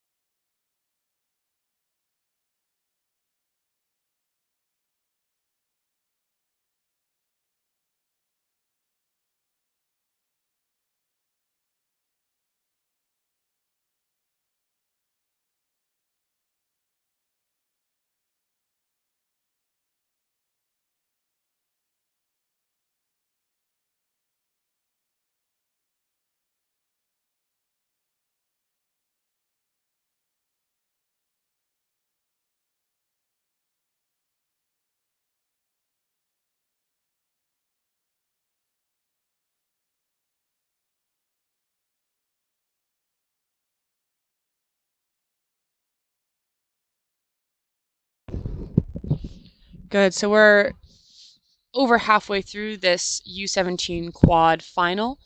We have one strong front runner in the middle of the pack. Looks like lane 3 from Albany. And then second place looks like they're in lane 5 from Saratoga. And it's a close race for third for lanes, lane 4 Maritime and lane 1 from Row America Rye. But this boat here charging down the course.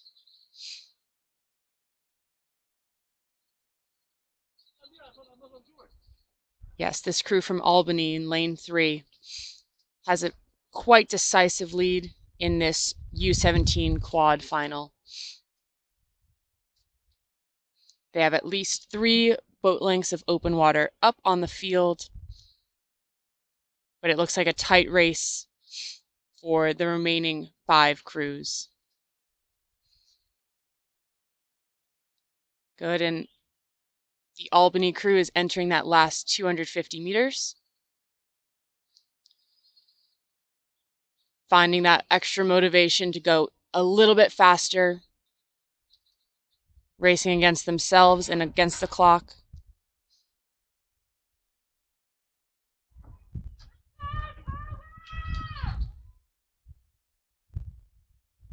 Good, you can see that Albany crew staying nice and long as they bring up the intensity.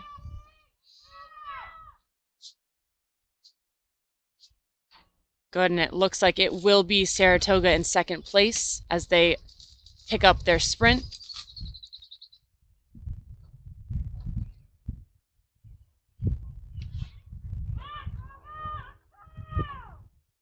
Good, and it is too close to call for that third place. Might even be too close to call for second. But it will be Albany to cross the line first. Decisive win from Albany here. And then very tight racing. And as they come through, it will be Saratoga in second, barring disaster. And then in third, it will be Maritime. Followed very closely in fourth by Row America Rye. And it is close between lanes 2 and 6 for Row Boston and the Port Jefferson crew. It's exciting watching these U17 races because by definition, if these girls continue on with the sport, this will be the future of their programs. Yep. As they continue to develop as athletes. Gaining fitness, gaining skills, everything that they're going to need to compete at that higher level. And it does look like we have Port Jefferson in 5th and Row Boston in 6th. Nice job from all crews there.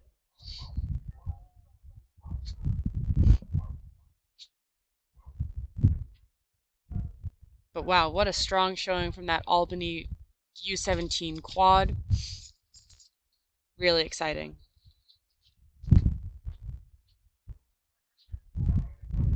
Yeah, it's a good feeling when you can put that kind of distance between yourself and the rest of the field. Able to just really focus on what you want to hit as a crew, your focus points, able to keep picking up speed that way versus responding side to side with your competitors.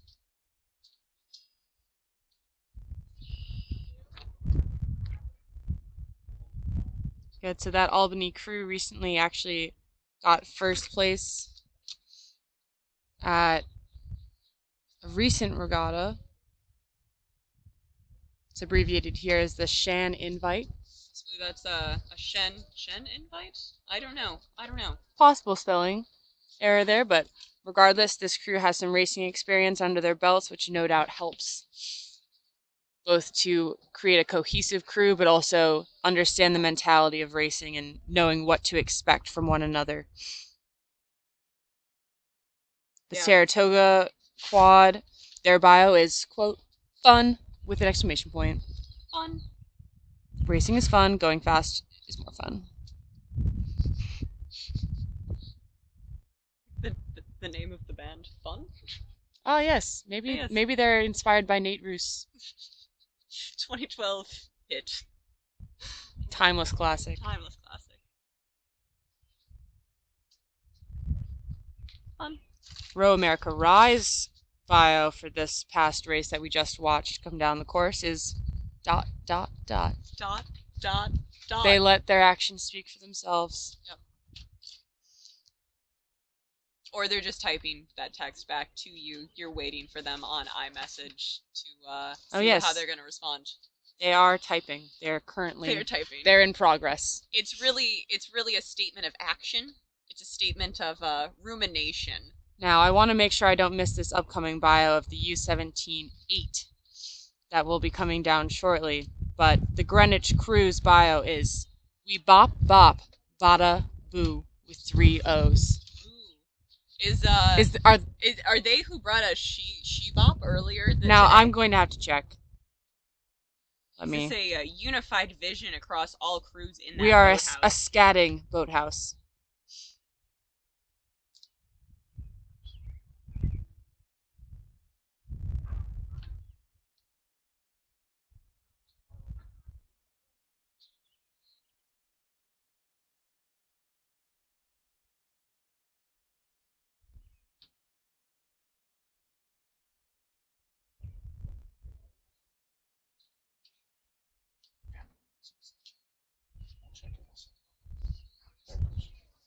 Oh, you're right. It was the Women's Youth Straight 4 She Bop from She Greenwich Bop. Crew.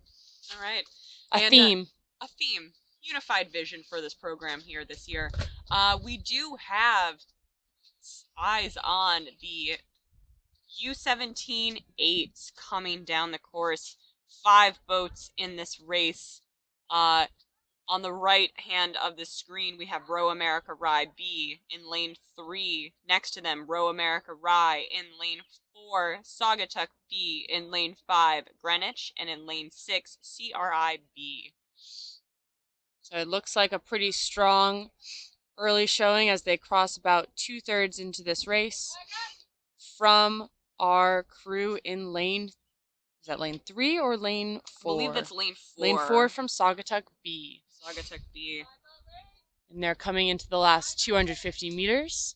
These boats are very fast. As you can see, they are hauling down the course.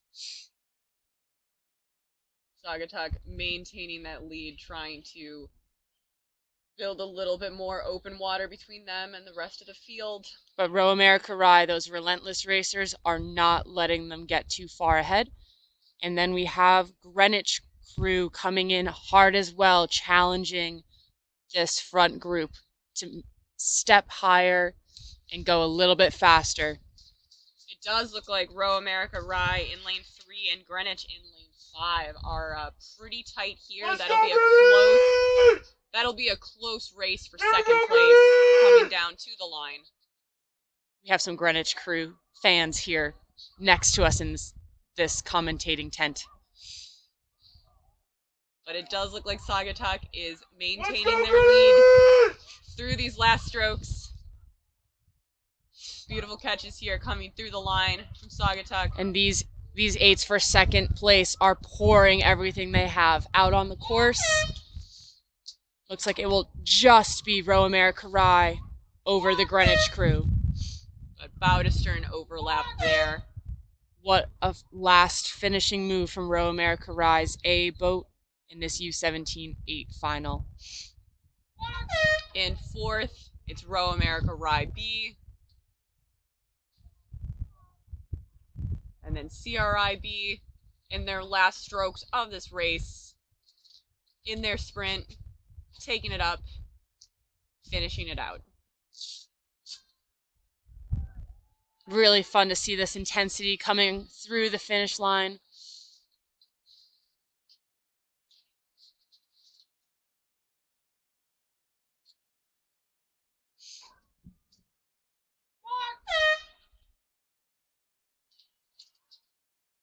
Good, as they finish out, that CRI crew finishes out their race. And we've had pretty stable conditions here throughout the morning so far.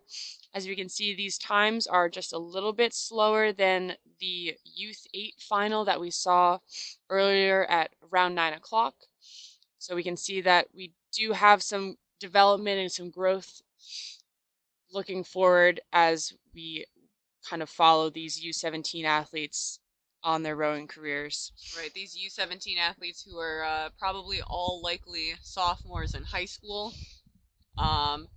Quite a bit younger than from our upperclassmen that likely sit in those seats in the first eights from all of these programs.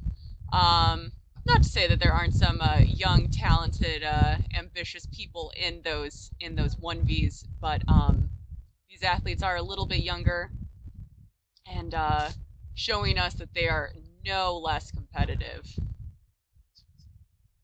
Good, and the next race coming down will be the women's novice double final. They are, according to here now, just under a minute into their race. They are no doubt striding down to their race pace rhythm, coming off of their start where all the name of the game is to pick the boat up from a dead stop and get it up to speed as efficiently as possible. Right, so these novices here are in their first year of high school racing. These might be some of their first races, especially with the few racing opportunities that we've had this past year. So this could be for some of these athletes the first time that they're able to race 6 boats across and feel that kind of competition all the way across the field, which is really, really exciting for them to get a taste of what side-by-side spring racing is like. Good, and as we take you on this drone shot, we are kind of looking up north into Fish Creek, the body of water where we have our wonderful race course, full 6 lanes for the 2K, and it opens up to 10. As you can see, the creek does narrow up near the top, but we are able to do 10 lanes of racing for the 1,500 meter distance. Right now you can see the boats are just about at that 1,500 meter mark, with 1,500 to go, that is. Yep. So we've got 6 doubles in this race. We'll have in lane 1 Oak Neck, in lane 2 Norwalk, lane 3 Maritime, lane 4 Brookline, lane 5 Norwalk, and lane 6 Oak Neck again.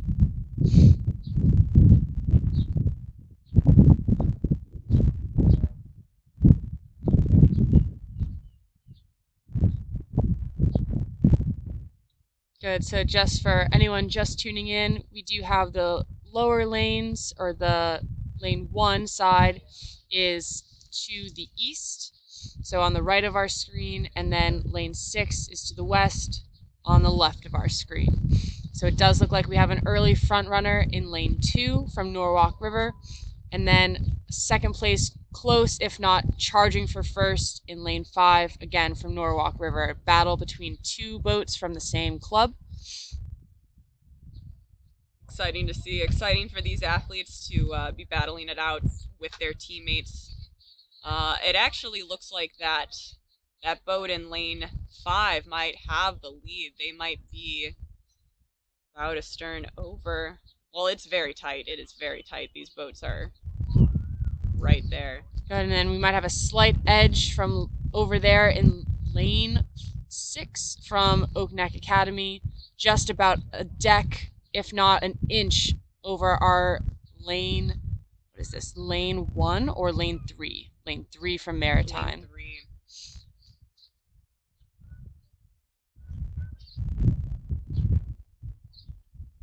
You're fine. All right, they are in the middle of this race here, around the 1,000. And it looks to me as if this Norwalk River in lane 5 with Carpenter and La Orden Oro are making a charge. They're moving. They're almost about astern. Their stern deck just about open water ahead of the bow ball of their teammates in lane 2. Yep, fighting it out with their teammates. Good, using each other, the competition to bring out the best in each athlete. Oftentimes, our competition can bring out more from us than we can pull out of ourselves alone. Still a very tight race for third place here. We have lane 3 is Maritime, lane 6 Oakneck, and lane 4 Brookline battling it out for that third place. I'm sorry, and trying to figure out who in this novice double is gonna get that third medal. But it does look like our lane 2 with Brandt and Benassi are at a higher stroke rate, trying to kick it up a little bit higher into a higher gear and chasing down their teammates over. Hard to feel over in lane 5. Bow seats taking a peek over, but trying to stay internal so that they don't disrupt the boat by losing their focus. Oftentimes, a young crew, a novice crew, will just take it one goal at a time, saying, okay, all we're going to focus on is getting 1 inch, 1 seat on our competitors. And then from achieving that goal, we'll try to get another. It does look like these boats are relentlessly tearing down the course. Absolutely.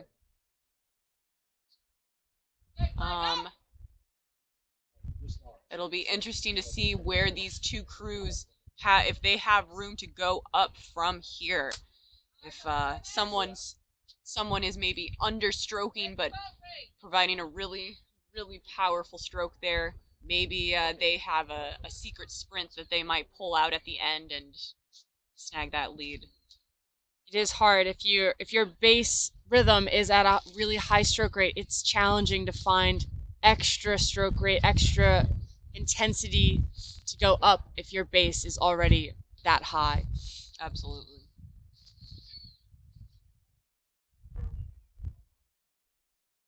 But as many coaches say, there's always more to give in the legs, regardless of how you feel. They're big muscles, you know? They are big muscles. The strongest muscles we have, I think. The strongest one. All right. We can see these crews entering the last 250 of the race here. They're hitting those red buoys. They're going to start attacking their sprint here. We still have those 2 Norwalk crews. Seem to be pretty even here. And it looks like this Maritime crew is walking away from the rest of the field, charging ahead to decisively take that third place. Here in the sprint, it's crucial the crews stay clean. The worst thing you can have happen is to catch a digger, get your oar snagged in the water, and have a boat stopping moment where you lose crucial seconds. So all these rowers are trying to find extra speed, but also keep the boat running smooth. Yep. Only trying to add boat speed here. Never do anything that's too disruptive. Final strokes here for these last 2, for these first 2 doubles. Last strokes. Stroke rates are high. They are racing to the line here. Now, it's hard to tell from here as the boats come across lanes 2 and 5, both from Norwalk River, bow ball to bow ball. It looks like lane 2 might have had a more effective sprint, and they will take it. Yep, lane 2. Our winners here are Bran and Bassanesi. It's a tough one. It's like caprese, the mozzarella Yes. dish.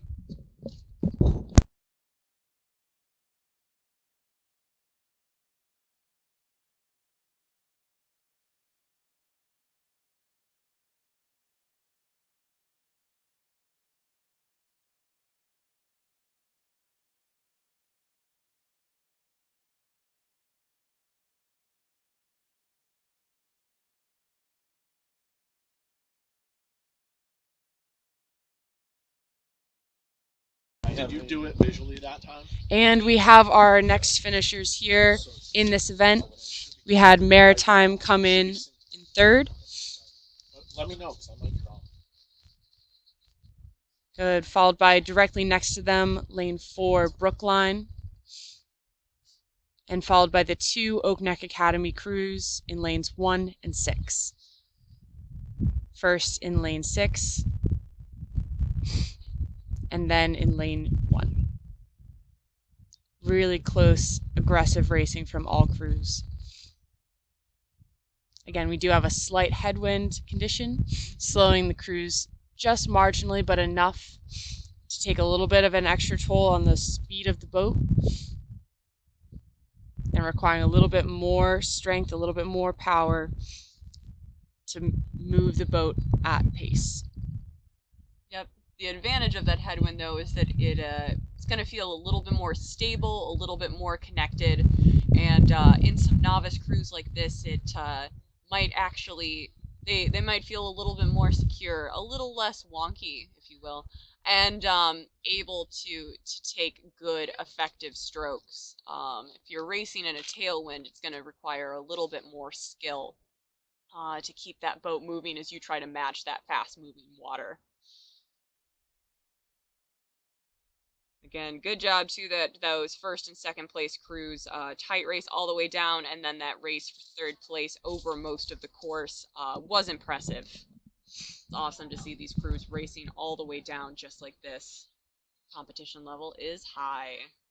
Good. And as we wait to get some good drone coverage of the next upcoming race, we just want to give thanks once again to those who make this regatta possible, from Amanda Kraus, the CEO of U.S. Rowing, Susan Smith, the Chief Domestic Officer of U.S. Rowing, James Rawson and Sarah McAuliffe, our Senior Events Managers, and the folks at SRA, the Saratoga Rowing Association, who are pouring themselves into making this regatta possible, from Chris Trace, the Director of Junior Rowing and Regatta Organizer, Eric Catalano, Catherine, Scotty, all of the folks at SRA who really have poured themselves into this regatta and really make this possible.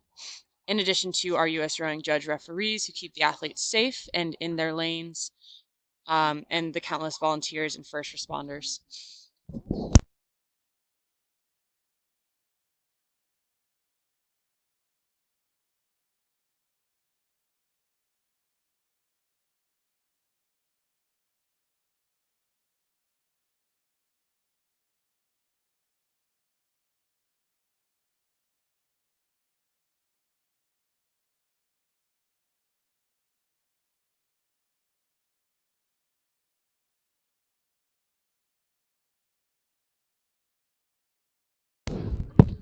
All right, so on our footage, we can see the Novice 4 final event. We have quite a bit of separation between the crews compared to races we've seen this morning, but still aggressive racing. In lane 1, we do have a 4 from Norwalk River. In lane 2 will be an entry from CRI. And then we have 2 boats from Connecticut, Connecticut B in lane 3, and Connecticut in 4. And then another Norwalk entry in lane 5. Now, yesterday in this event, the Connecticut B boat caught a pretty boat-stopping over-the-head crab, and the whole crew had to stop rowing and readjust because the crab brought them into another lane. Today, we'll see if the boat can stay a bit cleaner, but also have a little bit more of a competitive margin with their Connecticut A boat.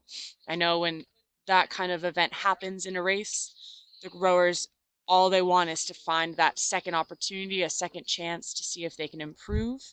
And thankfully today they have that opportunity. Yeah, they have that chance. We looks like that Connecticut boat in lane 4 has open water over their teammates in Connecticut B in lane 3. So again, a little bit of inner boathouse competition here.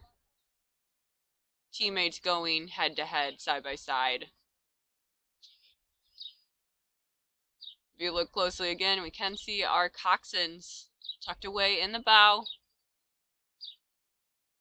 Their voices traveling through the microphones into the speakers that run down the boat, so that every member of the crew has full communication with their coxswain as they give them the feedback and motivation to continue on down the course.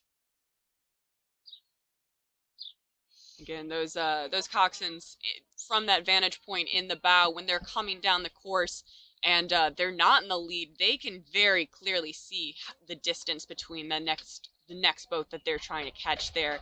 And the rowers facing the opposite direction can't see that margin, so the coxswain is there to give them an idea of if they're moving up, closing that gap, and if their moves are working. Now, Mayor, what's your favorite coxswain's call? I have Oh mine. man, I'm sorry, I put you on the spot. I no, can go no, first. you go first. You go first. All right, mine would be walking. Walking, very Because simple. basically when this is called, the coxswain is communicating to her rowers that their boat is moving in relation to the other boats, or they are walking, which is almost calm enough to make it really, really powerful because you're doing it effortlessly is kind of the Yeah. connotation. Yeah. Whereas if you were charging through, still exciting, but Mhm. it doesn't have the same slice or the Yeah. same cut as walking does. The implication of walking, that it's easy for you. I think I love it when a coxswain is able to tell you that you've taken a seat on another crew and that you know that progress is happening when they're just like counting down seats and you take that 10, you're able to walk up there on the other crew, and just them letting you know that progress is happening and your efforts are paying off. Good, and we're watching this Connecticut A crew coming across. Their coxswain might have told them that they were walking because they have expanded their lead. And actually quite an exciting finish here from Norwalk River in lane 1, charging on Connecticut B. Will it be enough to get their bow ball ahead first to get that second place finish? Yeah. Connecticut B is holding strong. Yeah, trying to stay up, using their peripheral vision. The rowers are motivated to stay ahead of the 4 seat up on the 4 seat, 3 seat on the 3 seat. Tight finish there. It will be Connecticut B. Will be Connecticut B, but Norwalk making a lot of progress to make that into a very close finish there in that race. They were able to close a big gap there, make up some open water, take a few seats, and finish out this race with a really tight margin. Good. Coming up in lane 5 will be Norwalk River B for 4th place. And then CRI finishing out the field with their coxswain actually sitting in the stern there. So she's facing her rowers. She's there making eye contact, able to see those blades go in, much like she would be in an 8.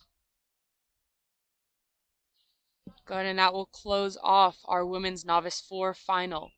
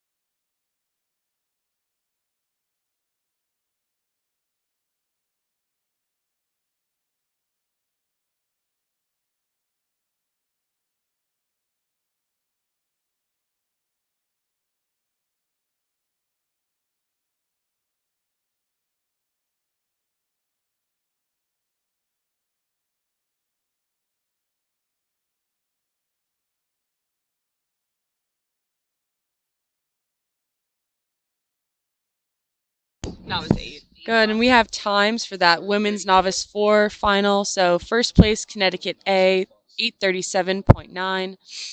Closely following, we have a really tight finish, 0.8 seconds apart, 8:54.1 and 8:54.9 for Connecticut B and Norwalk River. Following behind, we have Norwalk River B at 9:31 and CRI at 9:45. Really great racing by all crews. We are just about halfway through the Novice 8 final for the women's Novice 8. Across the lanes, we have CRI in lane 1, Greenwich in lane 2, Connecticut in lane 3, Saugatuck in lane 4, another Saugatuck boat, unclear which is A or B. They're not listed in our registration. We'll have to see who comes out on top. And we have in lane 6, Saratoga. Yeah, so these are novice 8s here.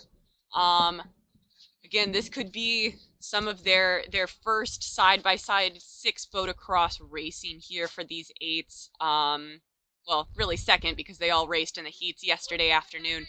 But when you line up on the start line in 8s like this, there's a lot of people there. You have nine athletes in every boat, and it can be loud off the start. It's a really exciting time up there. As an athlete, you're just trying to control your emotions, make sure that you're matching up, not causing any kind of disruption, getting that boat moving, and you can be blown away by how loud that start line is with the oars and 6 coxswains lined up there.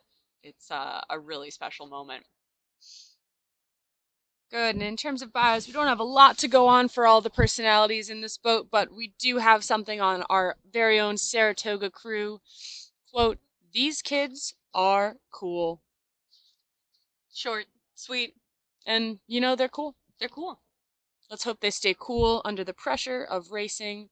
Oftentimes it can be a little overwhelming for novice athletes to both give it all of their focus and energy without getting overwhelmed by kind of the madness of so many rowers trying to match up together and so many rowers competing with them side by side.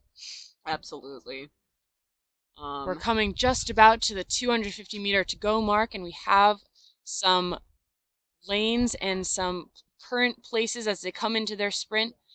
It looks like in lane 3, we have Connecticut in first, just almost open water on lane 5. Saugatuck appears to be Saugatuck A, Saugatuck B following close behind with just about contact, maybe a little bit of open water, and then back down to lane 6, Saratoga, just over Saratoga, Saugatuck. Nope, I lied. Nope, lanes with 1 CRI and 2. just over Greenwich in lanes 1 and 2. Yep, so Greenwich and CRI battling it out side by side. A 2-boat race there. And coming in the last 100 meters or so here on the course from our vantage point at the finish line, we are seeing a very confident crew. Whew, this Connecticut boat looks really strong. Their legs push down together. You can kind of see their knees pushing all at once, matching the most mechanically strong part of the drive, which is the legs down into the hip swing. Really nice racing from Connecticut's A boat here. Followed very quickly after by Saugatuck. Saugatuck in lane 5. And then it looks like a full boat length and a half to Yeah. Saugatuck B in lane 4. Yeah, they did a good job of opening up that lead there between second and third place. That was very nicely done by those ladies from Saugatuck in lane 5. Saugatuck also finishing in third place there.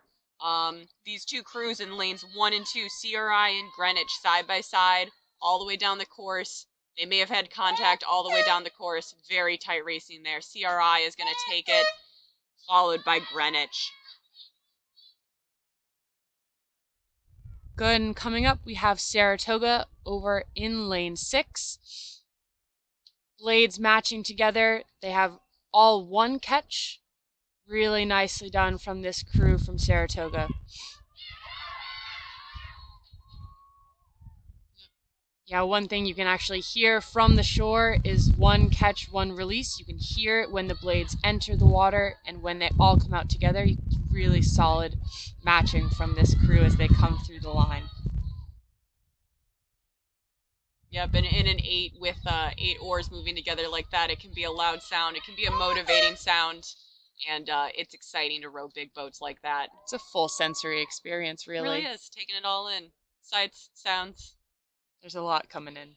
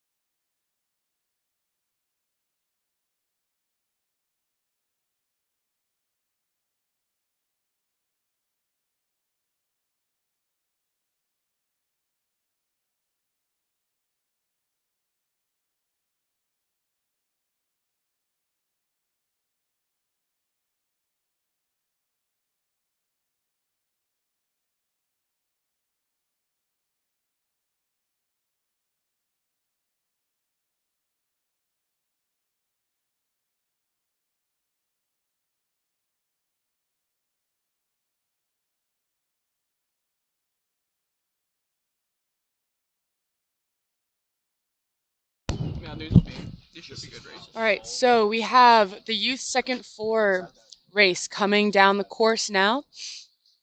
Looks to be fairly tight racing. They look to be halfway through, maybe just crossing over the halfway 1,000-meter point of the race, entering that third 500. Now, it almost looks like, you know, how birds fly in a V. Yeah, It looks like we have a race taking similar formation with the boat in the middle of the course, flying out in front in the lead, followed closely by the lanes on either side. And it looks like the crew over in lane 1 is making a charge, kind of putting our V on a skew, but all for the prospect of good competitive racing. Yeah, it does look like that's actually lane 2 CRI, then lane 3 Nobles, lane 4 Greenwich, lane 5 CRI and that other red boat, and then lane 6 Connecticut B. In the lead, we do have Nobles and that dark boat on the screen here. These two CRI boats staying pretty tight across several lanes here of separation. Battling it out for third place, but we have some good separation between first and second, good separation between second and that battle for third. Which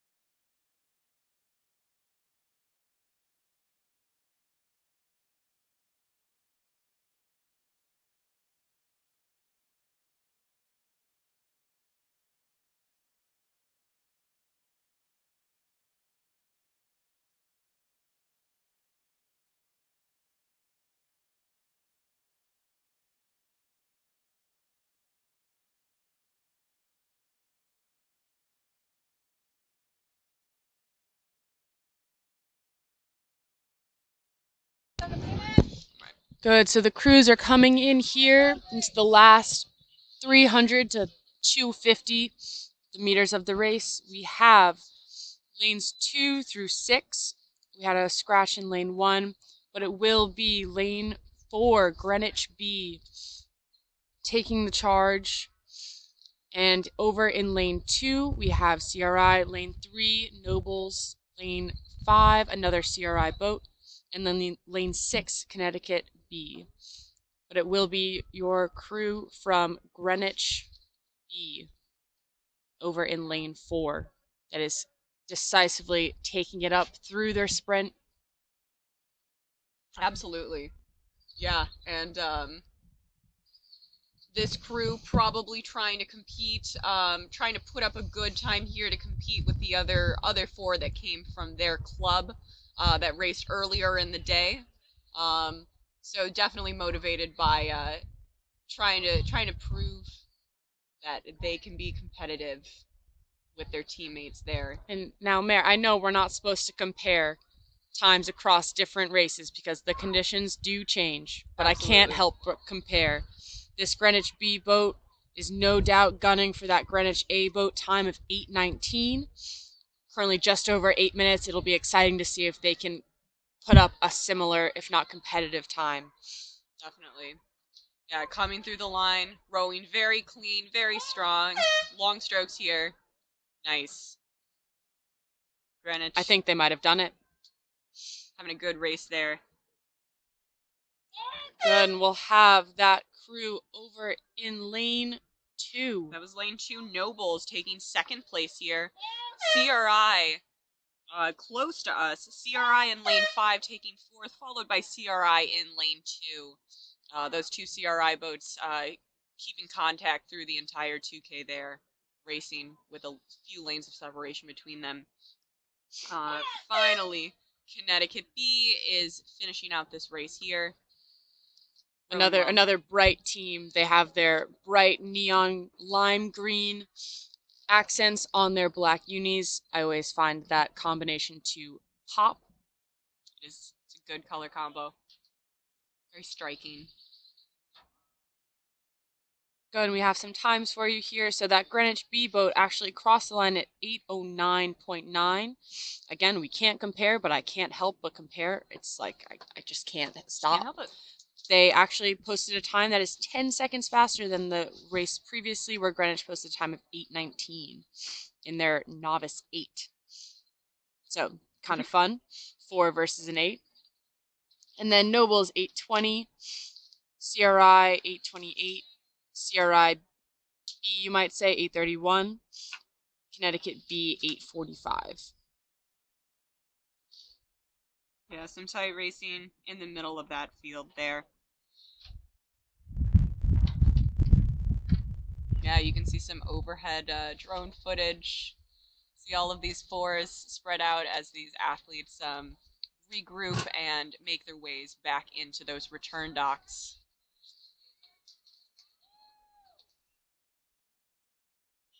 Good, and we have 3 more races for you this morning. Current race that is just started up at the start line is the women's youth second quad final. After that, we will have the youth second 8 final and the youth third 8 final. In the current race, we have 4 boats: Connecticut B, GMS, Connecticut A, and Maritime B. Yep, and as we're moving back into these bigger boats with 8 oars, we should see some fast times here from these crews. Some fast times from these quads, followed by some speedy 8s.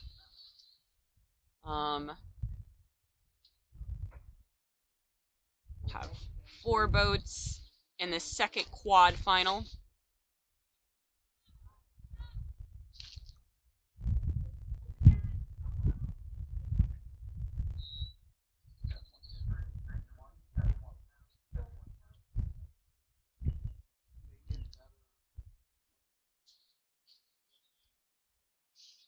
Good, and as we wait for some footage to come up for this upcoming race, we want to give thanks once again to everyone who makes this 2021 U.S. Rowing Northeast Youth Championships possible, from our leadership at the top, from Amanda Kraus and Susan Smith, to our senior events managers, James Rawson and Sarah McAuliffe, to the staff here at Saratoga Rowing, our hosts, with Chris Chase, the director of junior rowing and regatta organizer, Eric Catalano, the head coach and director of SRA, Catherine and Scotty, key members of our staff at SRA, and the people that make every aspect of this regatta possible, from our referees, keeping everyone safe from the U.S. rowing judges, countless volunteers at the stake boats and helping with the timing, and all of the help on land, making sure the docks are moving well, and the first responders that are crucial to making sure that everyone here who is putting their crew on the line, that they are staying medically and physically safe. And Thank you to everyone. Yeah, and we also want to give a shout out to U.S. Rowing's larger work beyond just putting on regattas and being our sports governing body, the work that they do with coaching education as well as diversity, equity, and inclusion. Those coaching education programs, making sure that we have informed, productive coaches all over the country who are able to provide top-notch coaching and have all the information that they need to keep learning and keep teaching our crews how to make boats go fast, doing it safely. And we do have current leaders in this race of the youth second quad. We have the crew in the middle of the lanes up in first. Looks like that will be Connecticut. And then on either side, we have GMS and Maritime B in close contention for second place. It is too close to call. Yeah, that Connecticut boat is up in the lead. We have we have GMS closer to us on the screen at the bottom of the screen, and Maritime on the other side of that leading Connecticut boat. Again, in this quad, we have 8 oars propelling this boat.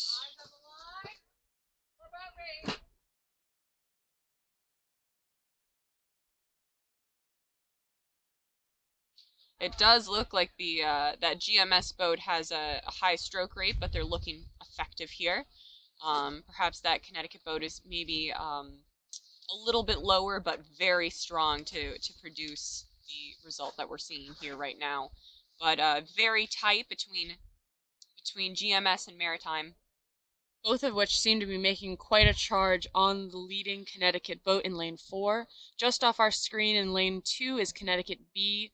Not totally out of this race. They are still within 2 lengths of the field. They are charging and may have quite an effective sprint as we come into the last few meters.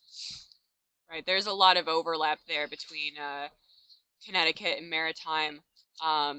So with an effective sprint, this race could be anyone's. Looks like they're coming into the last 100 meters or so of this race. These 3 boats pretty close. It does look like Connecticut is maintaining their lead, but Maritime and GMS really battling it out for second place here. Good. Connecticut staying a bit cleaner, a little bit more effective than that crew on their right. The GMS crew not quite as effective as they come through the sprint, but staying well in the margins of the other crew in lane 5, Maritime B. It's going to be very close in this battle for second here. But Connecticut will take it. They've cleaned up and moved away. And Wow. it will be a photo finish, but just narrowly Maritime B over GMS.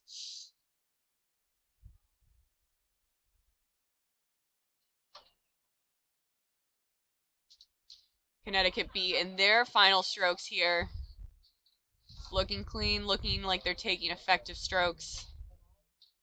Really nice swing as they come legs down. The swing is what we call that hinging open from the hip flexors, prying the full torso against the blades. That swing is super nice, keeps the boat moving effectively across the water.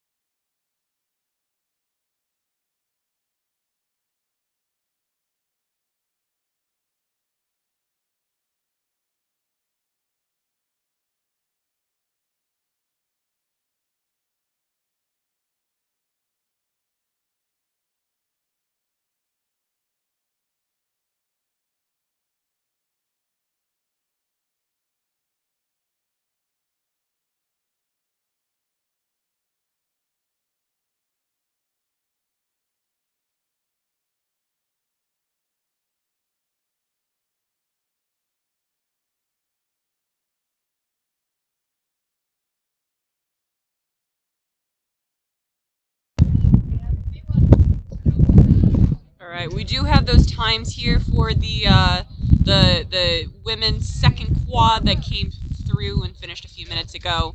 It was a photo finish there for second place.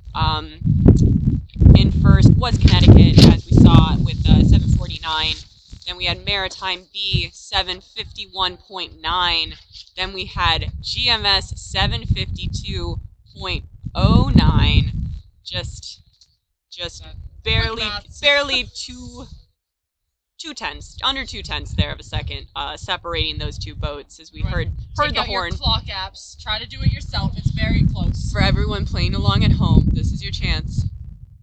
If you can show us that separation and screenshot it and send it into the ether, we'll verify those results for you and give you a heartfelt congratulations.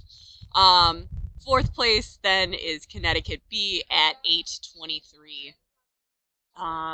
We do see that the women's second 8 is off the line. They're about 4.5 minutes into the race here. We have 4 boats in this race. We'll have CRI, Saratoga, Greenwich B, and Saugatuck. These are going to be some pretty competitive boats. Depending on how coaches make their lineups, these could be the 2Vs for the boat houses. These could be these athletes that are trying to break into the top 8 for their program. So they're always really hungry when you're sitting in the 2V, trying to prove that you should have a shot to break into another boat.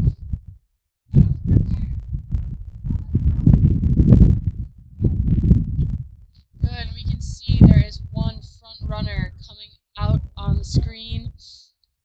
It'll be surrounded on either side. That does seem to be Greenwich with the lead there, followed by Saratoga and Saugatuck, I believe. Yeah, it'll be that lane 3, but I think they are shifted over. So it'll be our lane 4 crew of Greenwich B. Yeah, we can charging out in front. See the field here. They have a boat length of open, but then a tight race there for second place between Saratoga and Saugatuck. CRI not far behind, still in this, hanging out in this race here. Laying it all down in these last meters. We have boats entering the last 250 here. It does look like Greenwich is crossing the line here into the red buoys, into that final sprint. Very tight racing, though, for second place, Saratoga and Saugatuck, coming down to the sprint here. Good. Just to bring you here to the finish line, we have half of the girls' squad and coaches and scout, the freshman girls, Labradoodle, cheering on the Toga girls as they come across the line, which is right at the edge of our launch dock here on the Saratoga Boathouse side. It is a tight race for second place here. It could be another photo finish as we come down into it. Saugatuck and Saratoga battling it out stroke for stroke, probably exchanging bow balls here a little bit. Coxswain's looking over, trying to give their feedback to their girls for how much more they need to give. Right. It's too close to call as the crews come through the line. Wow.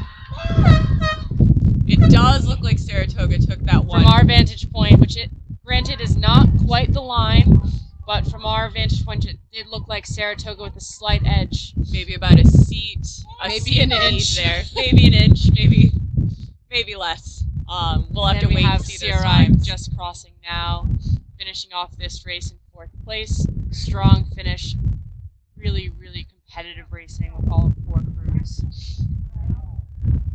Really nice job there in that battle for second second place. This close in a headwind like this, it's really impressive. The headwind does tend to spread the crews out a bit more as there's more time for gaps to widen. So really, to see close racing like this is just an extra credit to the athletes for putting their hearts and souls into this race. All right, and we do have times there for Saratoga and Saugatuck. It will be Saratoga in second place at 7:24.59. Saugatuck in third with 7:25.07. So just about 0.4 of a second separating those two crews. Very nice racing. Half a second is a seat side by side, you know? It's hard to keep that into perspective. We have so we all coach here at Orion, as I mentioned earlier, and I get to coach the middle school or modified rowing squads. And we have quite a few athletes that are still trying to figure out what racing is, and athletes looking out of the boat every single stroke, staring at the other crew, trying to see if they will win or not, and trying to see it before it happens. And unfortunately, that distraction, that looking out of the boat, has crushed a few of my middle school rowers. Yep. And yep. It's a learning lesson, though, to keep your heads in the boat as you go through the last 10 strokes, keeping your focus entirely on your crew so that you can walk away from that race knowing that you stayed internal, focused with your crew, and gave it everything you and your crew had to get as quickly down the course as possible. Yeah, in a big boat like this, it's all about trusting your teammates and trusting that your coxswain is going to tell you where you are and what you need to do to respond to the race that's unfolding around you.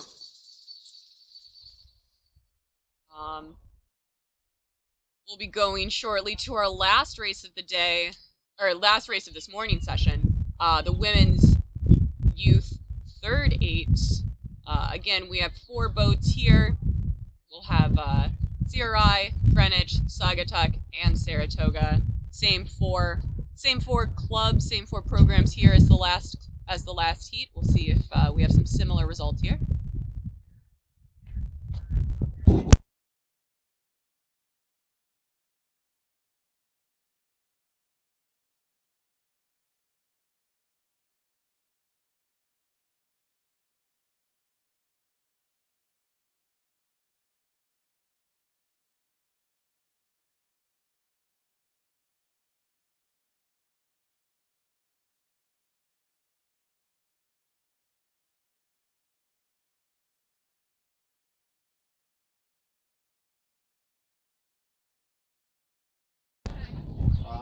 You're digging deep. Good. So just to clarify, we are currently waiting for the youth third 8 final to come down for the women's event. We just finished the women's youth second 8 final. It was a close race. First place 7:15 for Greenwich B. Second and third separated by less than half a second for Saratoga in 2. Saugatuck in third place, and then CRI 7:38 for that 4th place. Currently, we have the women's youth third 8 final heading down the course.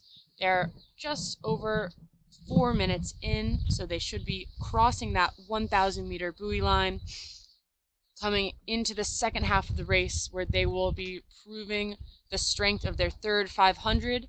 The dreaded third 500 is probably psychologically the hardest part of the race because you are in that tough spot where you are fatigued from the first 1,000. You know you have a whole nother 1,000 to go, and you don't have that free adrenaline from the start 500 or the adrenaline from the last 500. So this is really where the crews have to dig deep and find the motivation and the, I guess, the morale really just to get through that tough spot in the race. Yep, so it does look like lane 4, Saugatuck, is in the lead here, followed by Greenwich in 3, and then Saratoga in 5. CRI is in lane 2, a little bit further back, but it's shaping up to be a good race here as well.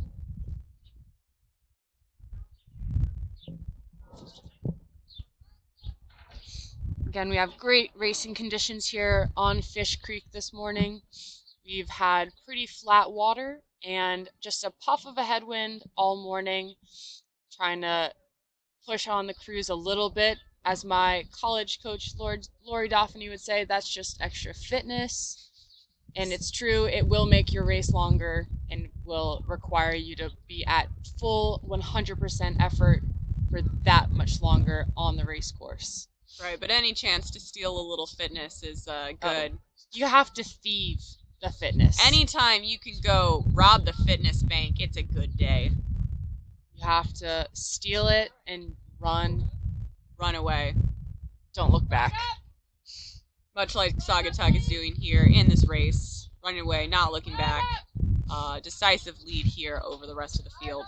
Every inch you take, it's yours because you took it. That's the mentality of these rowers as they chip away at their competition. Relentless racers.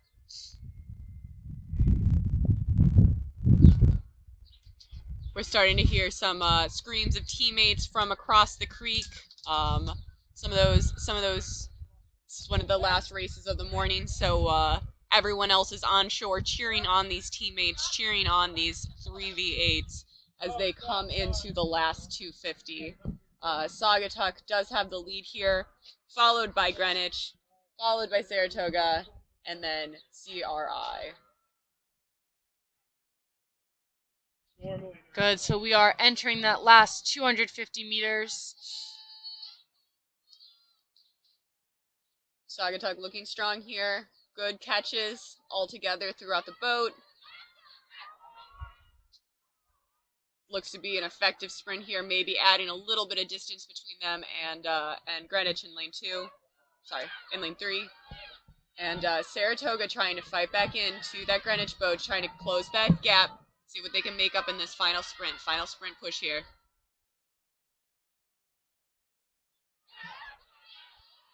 But Saugatuck looking strong through the line. Cruising through.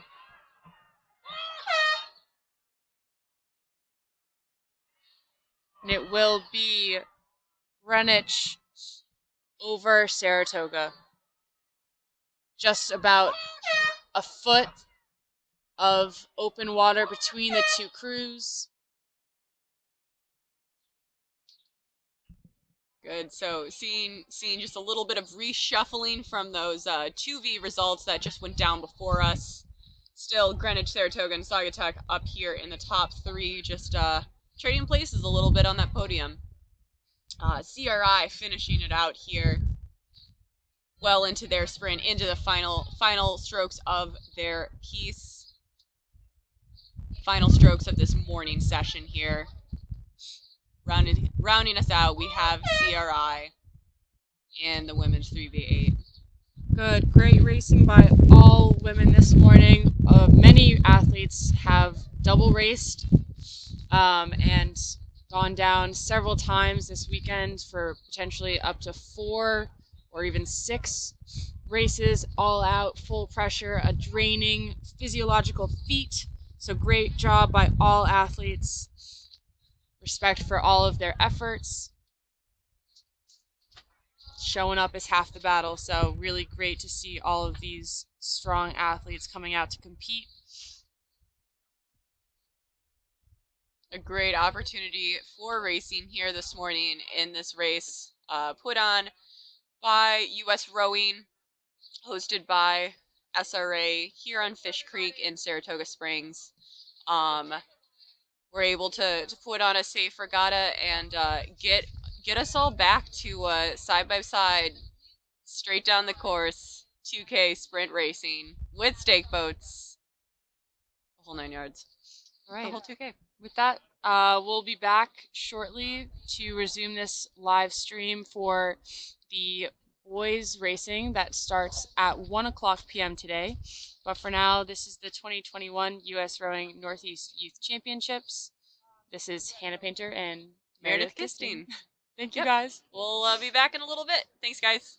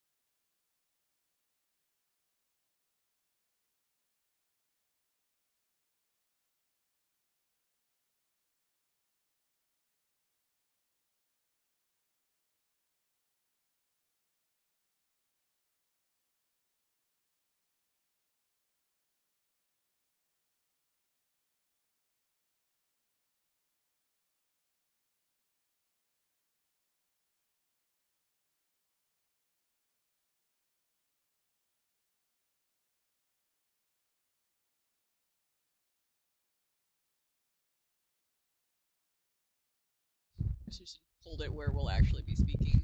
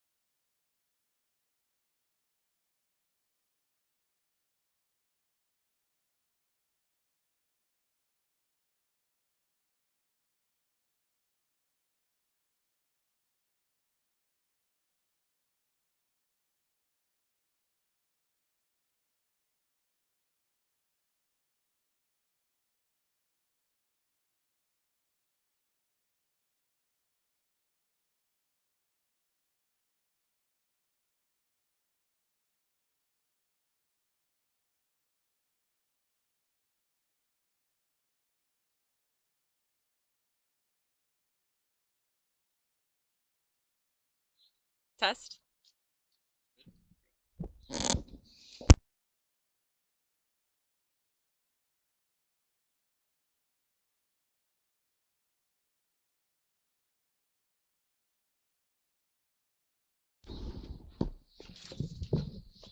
All right, welcome back to the 2021 U.S. Rowing Northeast Youth Championships here in Saratoga Springs, New York. My name is Hannah Painter, and my partner here today is Meredith Histine. And we will be commentating this afternoon's racing for the men's events. We're starting off today with the men's youth single. Those boats should be coming down shortly. Looks like we have 6 boats in that race. And we're excited to get to see them make their way down this course here in Saratoga Springs.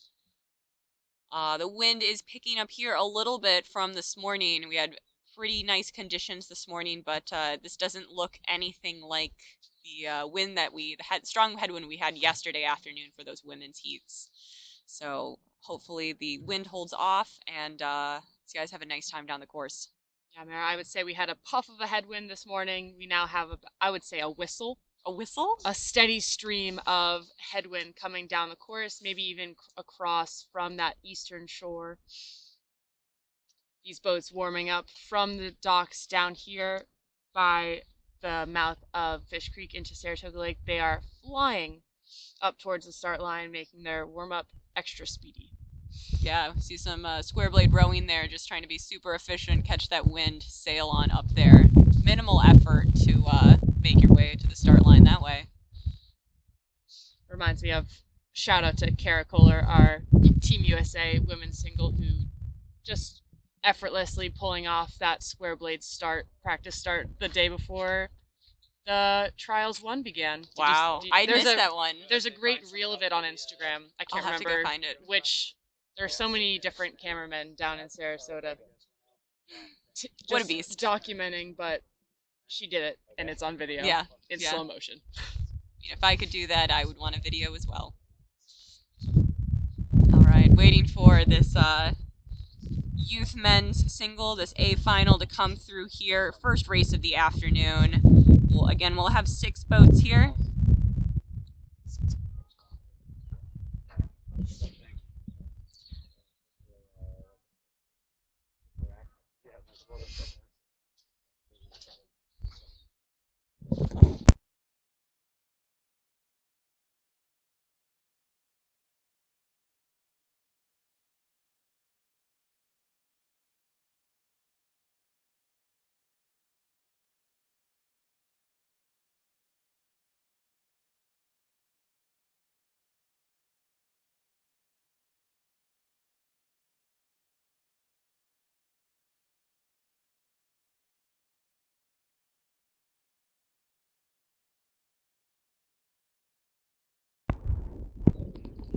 All right, we're hanging out here waiting for those drones to get into position so we can bring you footage from down the course.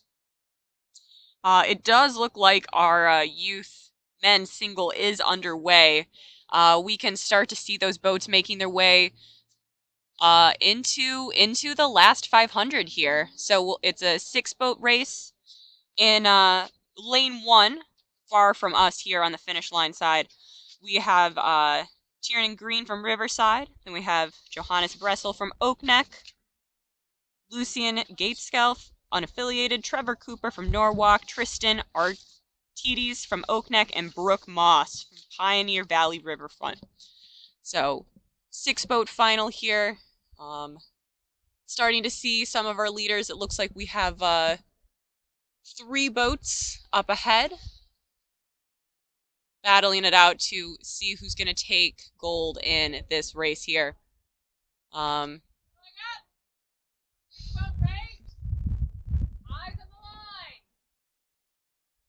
We are coming into the last 250 meters, that classic moment where every boat is sprinting to the line, bringing intensity up, rate up, and trying to stay clean and smooth, not to disrupt the run of the boat and cause any last-minute changes in position.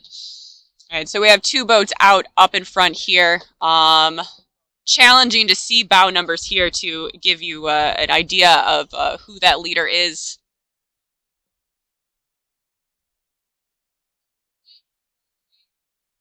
But we do have a two-boat sprint here in the finish coming into their last strokes. Red buoys all the way. Looks like a battle between a yellow shell and a red shell coming in strong. Both crews really smooth and long through the water, even as they bring up the rate. All right, I want to say that was lane 2 with the win, Oak Neck, followed by the unaffiliated entry in lane 3 in second place. Very nice sprint there. Our 4 remaining boats.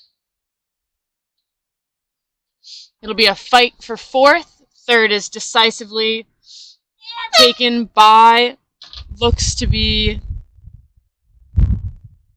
Norwalk River, I think.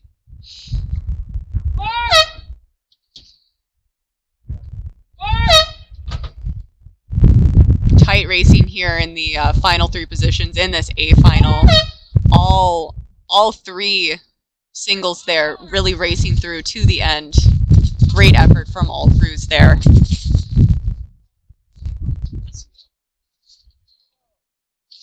Oh.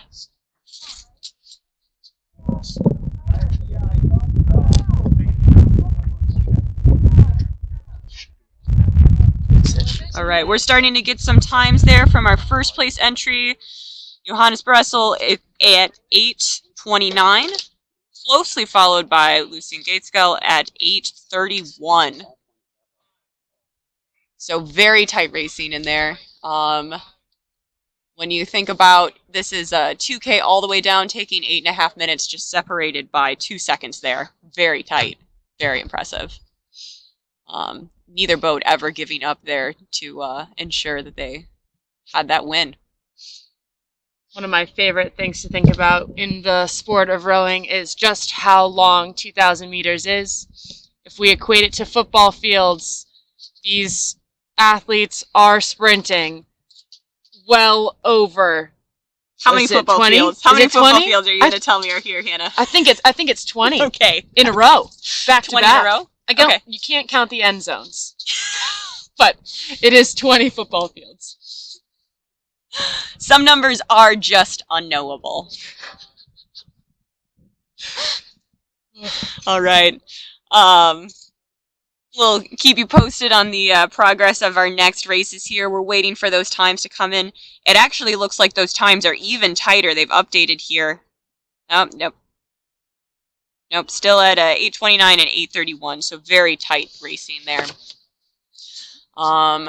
When these guys are racing in this little bit of a headwind here, a little bit of a maybe even cross headwind, you have an opportunity to maybe feel a little bit more connected, a little bit more secured than you would in a tailwind, but it's gonna hurt more and it's gonna hurt longer. If you can think about it like riding a bike, if you're pedaling downhill, it's almost hard to feel that traction, and that would be in a tailwind, but when you're going uphill, all you can feel is traction. And I feel like it transfers well to the sport of rowing. And a headwind, it feels like a nice long, 8.5 minute 8.5 minute race. Yeah. Yep. You are definitely racing uphill.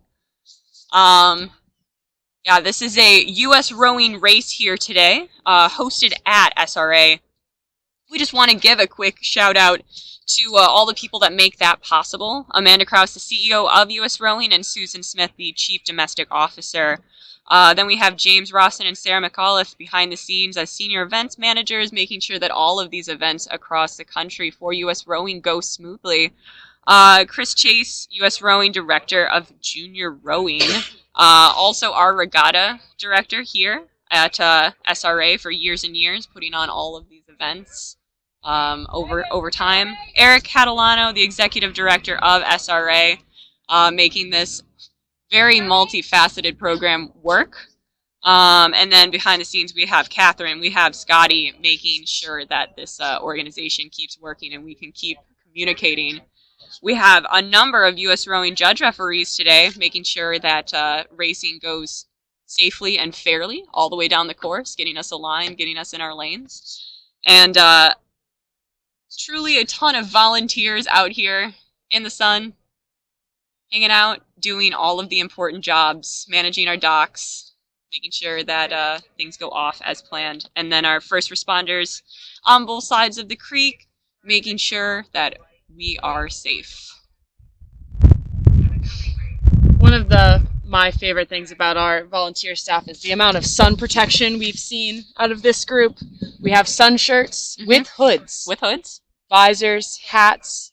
sunglasses. A lot of the volunteers don't like sunscreen, and so they take the opposite approach of just putting on a lot of UPF? Yeah. It's thickly enough wound fabric that wound. Tightly wound. What is the thread count aside? But a lot of our volunteers are taking their jobs both for the regatta and to protect their skin very seriously. And anyone who's been in Saratoga before knows that we are not guaranteed conditions like this. It could be a lot of rain, it could be a lot of wind, and it could be a lot of mud, but we have a really beautiful weekend here. We'll take this little bit of wind if it means not standing in ankle-deep mud. Absolutely. Absolutely. Of course, the one time we can't have our spectators here. Yeah. There's less mud. Less mud than normal. And a huge shout out just to the parents that fundraised for our drone this weekend. Thanks to you guys, we can bring all of the action of racing home to all of our families and supporters. And actually, one of the great things about this race course is that Eric Catalano and our company providing the drones have been working hand in hand for the past 4 years to try to create one of the few fully coverable race courses by drone. So keep an eye out for, hopefully we'll be bringing you some footage later from up at the start. We can get some eyes on those stake boats and get an idea of what the start is like for our athletes up there. Those 20 football fields away. Yep. All right. In the meantime, we do have crews launching from both sides of the creek, making their way up to the start, doing their warm-ups.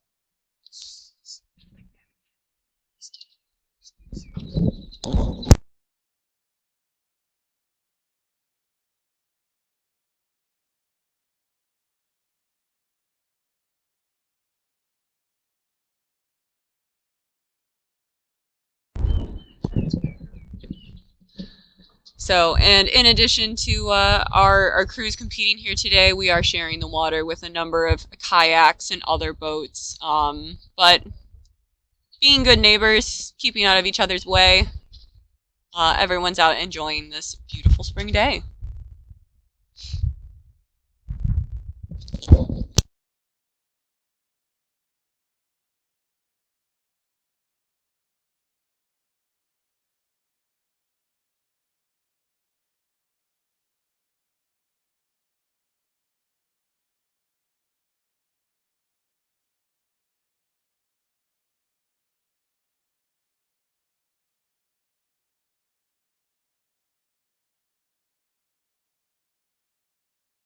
There are a couple. There's the pros. All right. So next event here is going to be our youth men's pair. We have 5 boats in this race. You can see on the results on here now that they have started this race. They're just less than a minute in. In lane 2, we have Greenwich. In lane 3, Row America Rye. In lane 4, Concord. We have a note here that this is the last season for both these rowers before they head off to college. In lane 5, Brookline. We have another note here that these are bros rowing boats.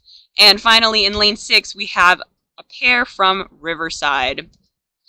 So they're well into their first 500 here. And we are working to get those drones back to you. We see that we are a bit frozen here on our end, but we are doing everything that we can to get you that live feed as the crews come down the course. So these pairs are just almost through with their first 500 meters. The first 500 is renowned for the adrenaline rush of the start, shift, and settle into that race rhythm. That first maybe 15 to 20 strokes of your start is all about kind of bringing that boat from a dead stop up to speed and into a sustainable but aggressive rhythm. And then that shift back down a little bit to pace is something that you can hold for that whole 2,000 meters. Right. So they are breathing hard. They have gotten their boats to that rhythm, and they are taking their first punches against one another as these boats really start to settle into their race and sizing each other up to see just how hard they're going to have to push themselves to stay in the race and stay competitive. And what can we say about the challenges of the pair specifically? It's a sweep event, so each athlete only has one oar. So they definitely have to be in sync, communicating with each other, each in charge of half of that boat, each side of that boat. Right. We were talking about it this morning there with the women's pair event and how it can feel a bit wonky if that timing is off, and how crucial it is just with those two oars, as if you were rowing a single but disjointed. Single with two people. With two people and slightly bigger blades, but just how important it is to really stay in time with one another, because any mismatch will really disrupt that power application and then the run of the boat. Yeah. But there really is nothing like rowing a good pair when you are in sync. You trust that pair partner. You can get really good rotation out of the boat, taking good, smooth strokes.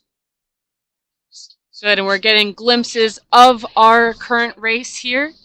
We have 5 boats across, and it appears as if those lanes 3 and 4, our crews from Row America Rye and Concord, were up. Hey, Mike.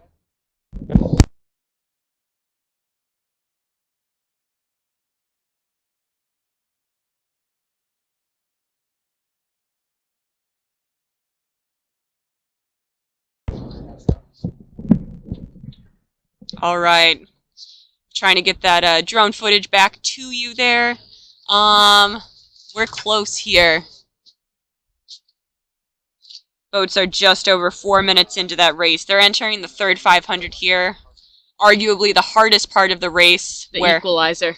The equalizer, where you are going to live and die by your fitness, by that fitness that you've built up over the fall and the winter. So I feel like that's the no days off mentality. Yeah. Is where this really comes into play. Definitely. Definitely. Anyone can have a fast start. Maybe anyone can have a fast sprint, but that won't matter if you're not in a good position from that third 500. Physiologically, you have been pushing and pushing and pushing the far extremes of what your body can produce in its power and its cardiovascular fitness. And here in this third 500, if you can stay composed and stay effective and avoid that slump in speed, you will be in a competitive place amongst your competitors. All right, and we do have some drone footage here, and it looks like this is a very tight race between lanes 3 and 4, excuse me. So Row America Rye and Concord, with Brookline shortly behind them. Those bros rowing boats are still trying to push back up into the field, but we have a lot of overlap here between Row America Rye in lane 3 and Concord in lane 4. And in lanes 2 and 6, we have a pretty even boat race there as well. So very competitive all the way across this field. We really like to see that going into this final part of the race here. That means that these guys have been pretty even, a lot of overlap for 6 minutes now. That's the kind of relentless competition that we talked about all this morning throughout the women's races. We saw so many tight finishes, crews not being willing to let up even a second and holding on to the very end of this race. All right, Hannah, we're sitting here at the finish line, and we are now just able to see those crews in the final 500. They're entering our sight line here. It still looks like that Concord pair has a slight lead over the field. But it does look like this crew from Row America Rye is charging into their lead, chipping away stroke by stroke, trying to gain an advantage, even if it's 1 inch at a time. We have a 3-boat race, all crews overlapping. You have bow seats on stroke seats, bow seats on bow seats, and exchanging margins every single stroke. And it does look like that Row America Rye boat has taken a very slight advantage here. And here we go. We're entering the last 250 meters. We have about a minute or less left in this race. And this is the moment where crews are going to show how effective and how much more they have to give in this last gear of the race.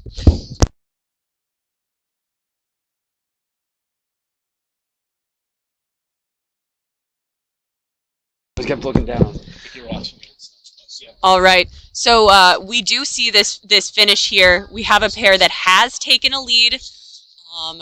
Looks like it's the Row America Rye crew that is overtaking Concord. And over here we have Brookline overtaking Concord as well. These bros rowing boats need to row their boats just a little bit harder if they want to maintain their second place. Really impressive push here from Row America Rye to come out with this much of open water out of that from just that last 500. You have to think, were they just holding back for this dramatic finish? I hope not. They're playing with my heart. Playing with my heart. Oh, it is coming really close in to the line. Wow. That was What bow a finish. to stern overlap there. Concord in third. Final 2 boats. It looks like it's going to be Riverside. And then finally Greenwich finishing out this 8 final. Great racing, all crews. You see everybody turning around, giving a high five or a fist bump to their partner. You have to have a lot of trust in the sport of rowing that you and your competitors in your boat are going to do everything that they can to get the best result that their crew is capable of producing, I guess. Right.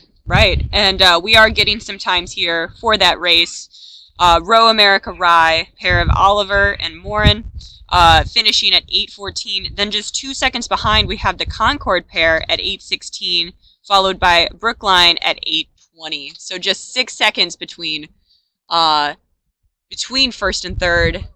Some decisions were made there because we had 3 boats level with at least that 250 to go, and that's kind of that moment where it's how hard do you want to go? Yeah. Calling to your pair partner, going together in that sprint to be effective and make a move like that at the end is really, really impressive. All right. And we can see on here now that the men's youth double has started. They're just under 2 minutes into that race. That will be a 6-boat race here.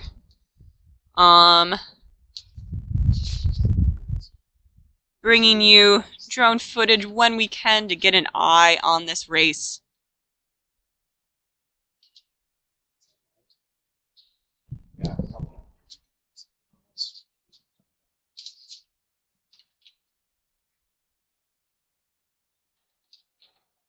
When we show the finish line here from the camera, we can see those referee judges speeding back up to the start to be there in order to referee the next race that they can, following all the way down, making sure that everyone is staying in their lane and having a safe race. In the event that anyone flips, they're there to make sure that everything is handled safely. Yesterday, I was following a race where a single flipped. Great athlete from CRI, but the conditions were actually ridiculous for They were challenging. singles. I don't know if I would have gone out in it. Kudos to all of the athletes that actually threw down and raced in it, but she caught a digger and went right in, and it was surprisingly easy to get a boat on top of a coach's launch and Back into the ship docks? it back to the docks. Yeah. With the athlete in tow. Yep. We didn't leave her behind. Good. We want to make sure that no one's left behind here. Much better conditions today. The water seems pretty calm. Definitely that slight headwind, but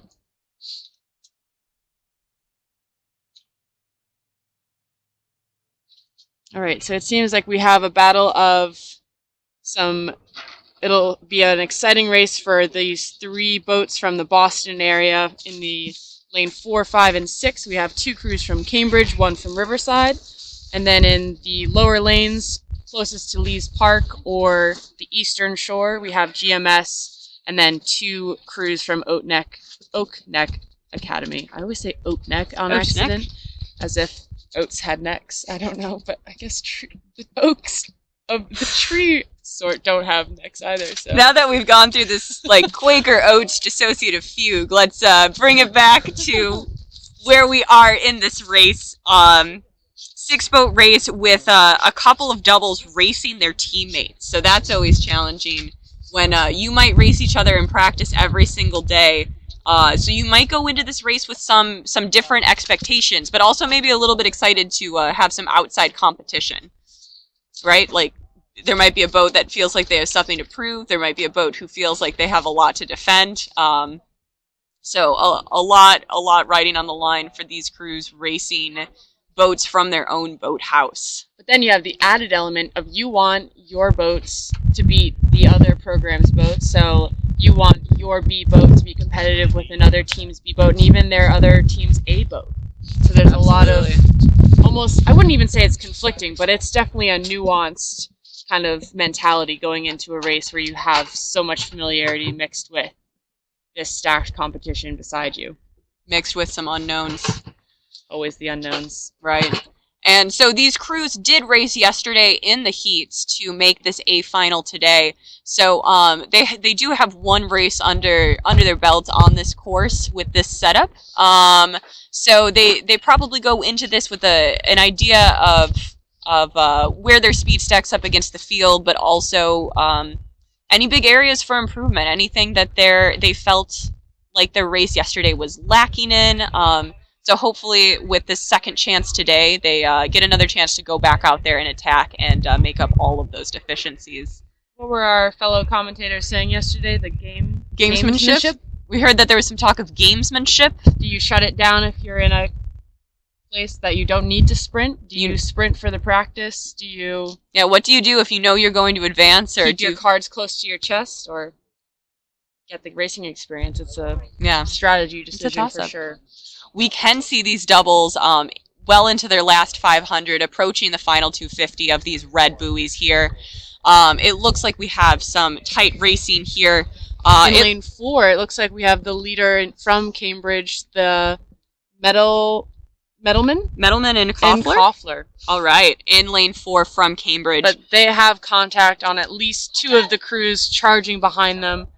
First in lane 5 from the other Cambridge crew, and then close behind from Oak Neck Academy, Hernandez and Seidner. Absolutely. It's a very tight race for second place here, but it's really, all of these boats have contact here. Anything could happen in these final strokes here as they come down to the line. There's a lot of overlap here. You know what I love to see too is this battle for 5th and 6th. Like, even if you're not in medal contention, or even if you're not in those top spots, you're still battling against other crews and against the clock to put out your best effort. It looks like this the Oak Neck crew in the dark boat here actually has walked back up on the field and is in contention for first place in this race. Final strokes here. This Cambridge boat here from lane 5 is holding on. Lane 4 is trying to hold on to their lead. I don't know if they have it. This Oak Neck crew that is going to take the lead, going to take the win, just took the win. Very clean sprint, very impressive performance, rating high there. Very nice. So that was Oak Neck, then Cambridge, followed by Cambridge, followed by the other Oak Neck entry. All right. Then I believe that was GMS finishing 5th, followed by Riverside in 6th. Nice performance from all of these men's doubles. That was some very impressive racing there. That's the second race in a row now that we've seen a crew walk back up and take the lead in the last 500, hasn't it been? It has. I love the sprint for that reason. Yeah. It's not over until it's over. Good. Great mental strength from those athletes to know that they can walk back up, trusting their sprint, trusting their training, knowing that they have the power to put themselves back in the lead. Very not necessarily even back in the lead, just put themselves in the lead, potentially for the only time in that race. Wow, we have some times coming in here. Oakneck of Fernandez and Seidner, 7:32.3, followed by Cambridge, Metalman, and Koffler at 7:33.2. So just under a second there separating first and second place. Third place, Cambridge, Steinert, and Bajoian at 7:37, GMS 7:40, Oakneck at 7:50, and Riverside at 7:53.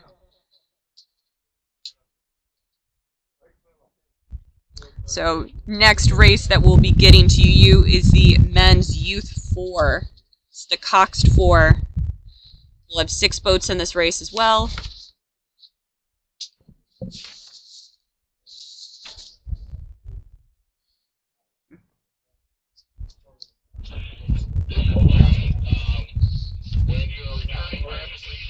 All right. So this will be our Coxed 4 event, meaning that we have 4 athletes as well as a coxswain. Typically in all of these boats, the coxswain will be located in the bow, tucked underneath, head just visible in the bow in the front of the boat, getting an eye on the field. So our first coxed boat of the morning, or of the afternoon, excuse me, and making their way down the field. We have some drone footage here, and it looks like very tight racing again. All 6 boats pretty close together. It looks like lanes 1 and 2 might be in a slight lead. 1 and 2 are Saugatuck and Maritime. We also have lane 4 seeming to be in contention for one of those top 3 spots. Yep, lane 4, Row America Rye.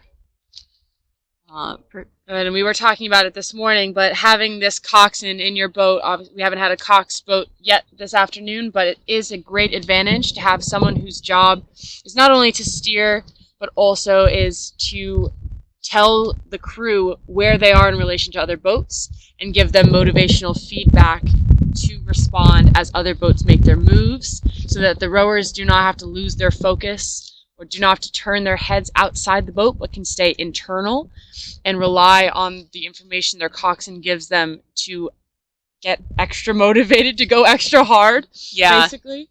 Yeah. No, when you're a rower in a cox boat and your job is just to stay focused, stay internal, and pull really hard, trusting that that coxswain is going to be there to tell you what those margins are, tell you where you are in the race, and tell you when you're making a move or getting an advantage on other crews around you. We were saying earlier, my favorite coxswain call is walking, or basically whenever we have taken a seat from another crew, a seat's worth of margin on another crew. Right, when that coxswain can let you know where you are in the field and let you know that your effort is really paying off when you take a seat. When that coxswain is just like, we were 3 seats down and now we're 2 seats down. Your effort is not in vain. Right, you know that it's paying off. It's working. It's like the Frankenstein moment. It's alive! It's alive! We're doing it! But here we go. We're coming into what looks like the last 1,000 meters. We have lane 2 up about a boat length of a 4's boat length up on the field, followed closely by lanes 1 and 4, which are Saugatuck and Row America Rye. Right. So, and then we have basically a 3-way tie for those last 3 spots. Still a lot of the race left today. As we've seen so far this afternoon, anything can happen in the last 500. Anyone's move can pay off here. But it does look like Maritime in lane 2 is holding on to that lead. The Saugatuck boat in lane 1 and Row America Rye in lane 4 are neck and neck. But there's 2 lanes in between them. So that does make the racing a little bit more challenging in terms of knowing where you are in the field. But with these coxswains in these boats, they should be giving their rowers a pretty good idea of where they are in relationship to each boat. But shout out to the human body for our fabulous peripheral vision. You can really feel your positioning against another crew. Like, you can even tell when you've taken a literal inch on another boat. And in this high stress, high intensity environment, even 1 inch can feel like you've gotten the momentum moving on another crew that can carry you through the next 10, maybe even 50 strokes if you get excited enough about that inch. These boats in the higher lanes, the Greenwich and CRI boats have seemed to walk back up into this field as well. Very tight racing throughout, a lot of overlap in these 2nd through 6th place races. It does appear to still be this boat in lane 2, our maritime crew, in first, trying to extend their lead. You can see they just have maybe a half a deck of open water on the rest of the field, on their closest challengers. It'll be interesting to see if they can hold on to that spacing on the field, or if some of these crews have powerful sprints to cut into their lead. Yeah, that Greenwich crew in lane 5 has definitely walked back up. They are now neck and neck with lane 4, Row America Rye, fighting it out for 2nd place. Very tight. A lot of overlap in these 2nd through 4th place positions. That Maritime, we can see the crews coming through into the last 250 here, well into the last 250. Last 20 strokes or so of the race, Maritime is holding their lead. And then 3 boats across. 3 boats across with Greenwich, Row America Rye, and Saugatuck, all very tight. Followed by our CRI boats. It's going to come down to barring disaster and or miraculous efforts from these other crews, it does appear like Maritime will hold on to this lead, but 2nd, 3rd, 4th, and even 5th are too close to call as we come through these last 10 strokes. These boats are surging. They're trading bow balls back and forth. It is tight all the way across the line. We can hear the coxswains. We're in a pressure cooker now. Who's going to be a diamond? I don't know. I don't know. It looks like Maritime will come out by 1 seat. And it's all within a second. Wow. A barn burner of a finish, folks. That was fabulous racing by all crews. Relentless, not willing to let them be the boat to fall behind. No one let anyone have any position in that boat. Nothing was for certain at any point in that race. We do have a winning time from Maritime of 7:09.9. Following 0.9 behind them, we have Row America Rye at 7:10.8. And again, within a second, this is only 0.5 seconds apart, Greenwich crew with 7:11.3. Wow. Yeah, 1st through 3rd within 2 seconds there. Very nice. And now we have our 4th place finish. Still, this field was extremely competitive all the way from 1st to 6th. In 4th place, we have Saugatuck, 7:14.3, CRI B at 7:15.6, and CRI with 7:16.6. All right. CRI B beating potentially that CRI A designation. That underdog mentality. Right. Scrappy. You love to see it. That is the definition of a B boat.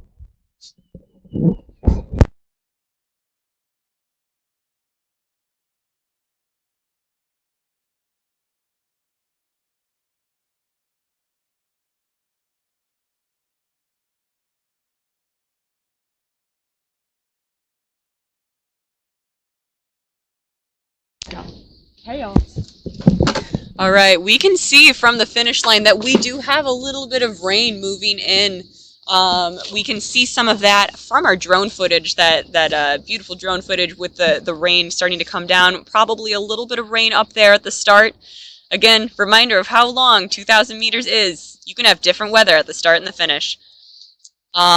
This event is the men's straight 4. So we have 3 boats in this race. This will be 4 athletes, still sweeping with 1 oar each, but no coxswain.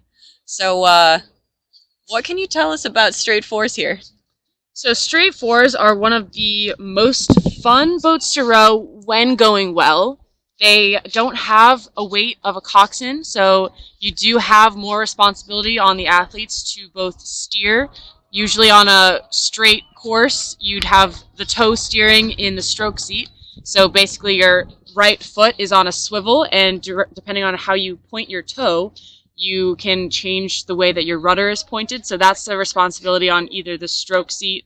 Sometimes that toe steering is in the bow seat. Either way, one of your rowers will be responsible for steering.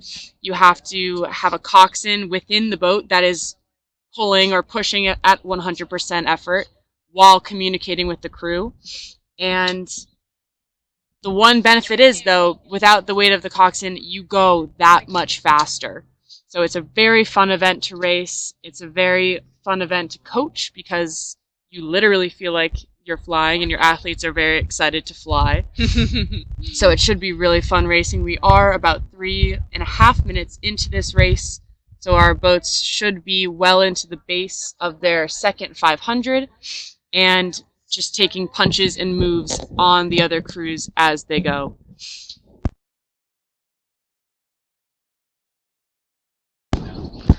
All right, we have 3 boats in this race. In lane 3, we have Row America Rye. In lane 4, Greenwich. And then in lane 5, Maritime. So it does look like Row America Rye up there in lane 3 at the top of our screen is in the lead, closely followed by Greenwich. Maybe just 2 seats of difference here in that boat. A lot of overlap. So they might be a half boat length up on Greenwich, but they're really being pushed there by that Row America Rye crew. And back there, Maritime is still fighting, not letting that gap open up anymore. It does appear as though they've rode their way out of this flash of a little rain cloud, and they're entering into some open, clear blue skies. Sometimes you feel like you've been put through a pressure cooker of a weather condition, and when that weather condition ends, whether it's getting out of a rain cloud or getting out of a really bad wind gust, suddenly the boat starts to pick up that much more and you feel like you have room to breathe. The clouds are literally parting. They can't.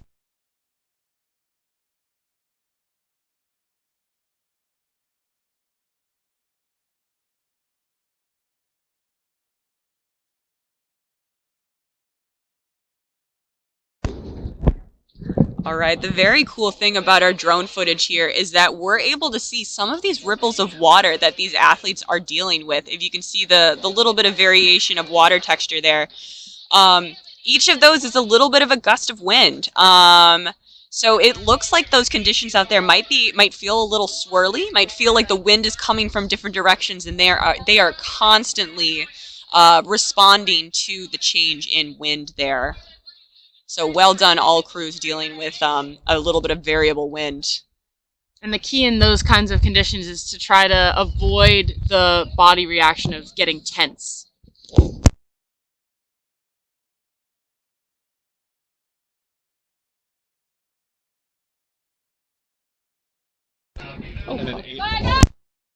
Okay. All right, we do have 2 boats entering the final 250 here. Again, a lot of overlap, very tight racing between Greenwich and Row America Rye. Too close to call from our vantage point of who's in the lead right here, but we'll be able to tell as they get a little bit closer to the line. Could be another photo finish here.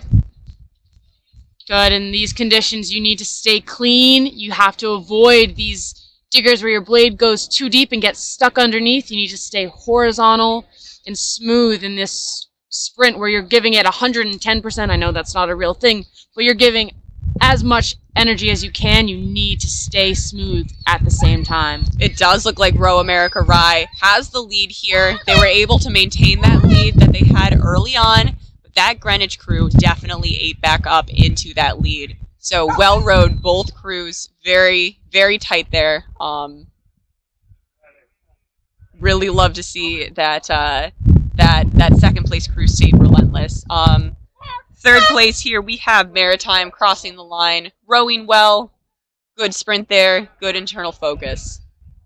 Great racing, all crews. It does appear that this wind is picking up across the race course, it does seem like the wind has shifted from that whistle of a headwind to a fairly gusty, as Mare said, a swirly tailwind. And it honestly, to me, feels a little bit too intense to be a helpful tailwind. Tailwinds almost make you feel like you've lost purchase or connection to the water and kind of make you feel more unstable when they get intense enough. Right. If you're going to be productive in a tailwind, it requires a lot of skill because the water's moving so fast underneath you. All right. Does appear that the weather might be turning on us here.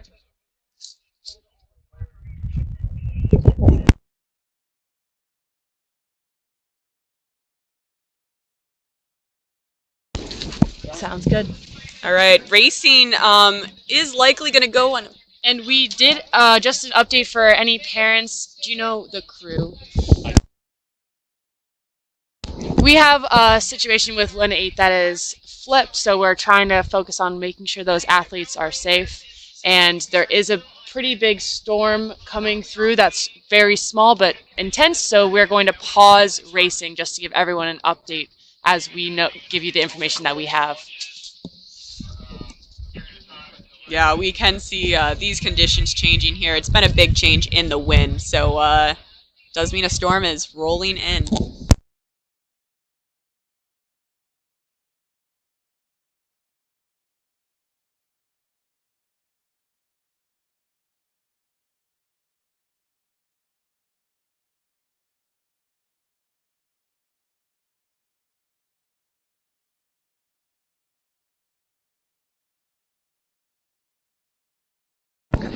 All right, we do have a report that everyone is fine in the boat that is flipped. They are back in the boat, and everyone is safe up there. So shout out to all of our volunteers and our referees here, making sure that everyone's safe. We get to see that in action. Unpredictable conditions here on Fish Creek. Thanks everybody for your patience. I know this is not how we all envisioned this afternoon to go, but hopefully we'll be right back to you guys with upcoming races that are safe and fair to all. Right. Looking forward to these big boats racing in the upcoming heats. Oh, we do actually have reports that the quads are off. This men youth quads final on here now does appear to be off. Heard that through the radio as well. They may have just had a situation where they decided to send all those boats down. Sometimes the fastest way in is to race. Have you ever been at the start line where there's been a thunderstorm and they've told you to just not race in? Not a thunderstorm, but there was a race that I had in the Charles River Basin where the weather turned, the wind picked up, and the waves were honestly comical. Yeah. You know, when it's so chaotic that you just laugh. You Yeah. don't get stressed. You just chuckle to yourself at the absurdity of it all. And the fastest way back for all crews was to sprint back to the boathouse that we launched from.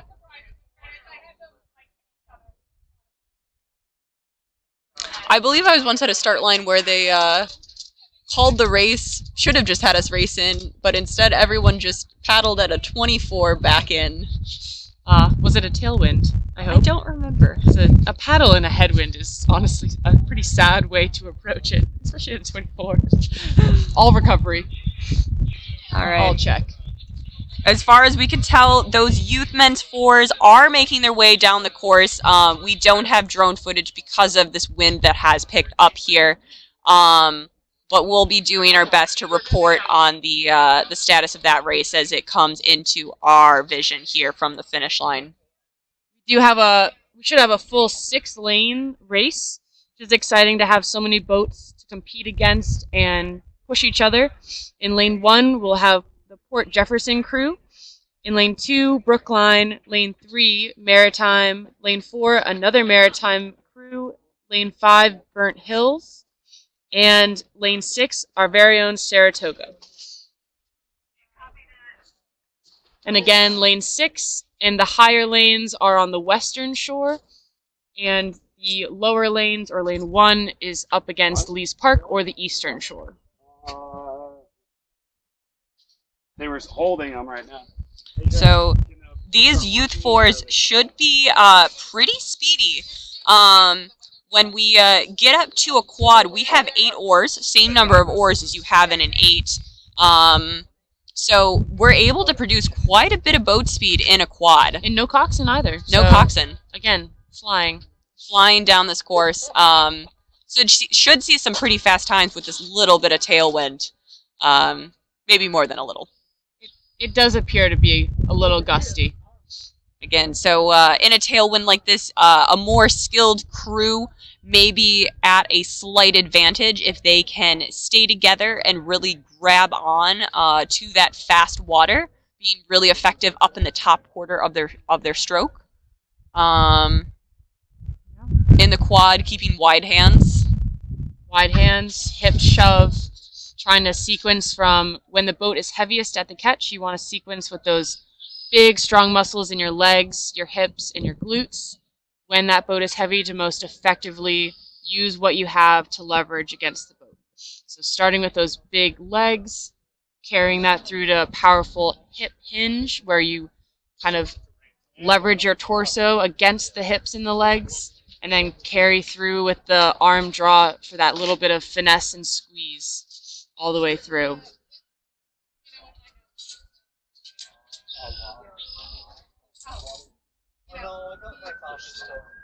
Good, we're just over 4.5 minutes in, so these crews will be coming into their third 500, if not into the last 750, where it's really a test of those crews' fitness and training in staying composed and focused as the race wears on and fatigue starts to build.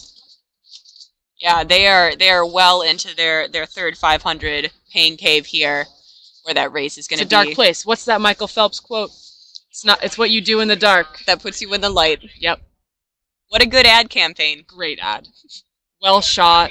Nothing like the Game of Thrones darkness of that battle scene where you literally could see nothing. You could still see a little glimmer of Michael Phelps' eyes. That ad was so good that my team in college had a hype video made to look like it. Yes. Life imitates art. That's it. You could say. All right, we do see 2 crews in the final 500 of this race. They are in some of the lower lanes here. Looks like a maritime crew.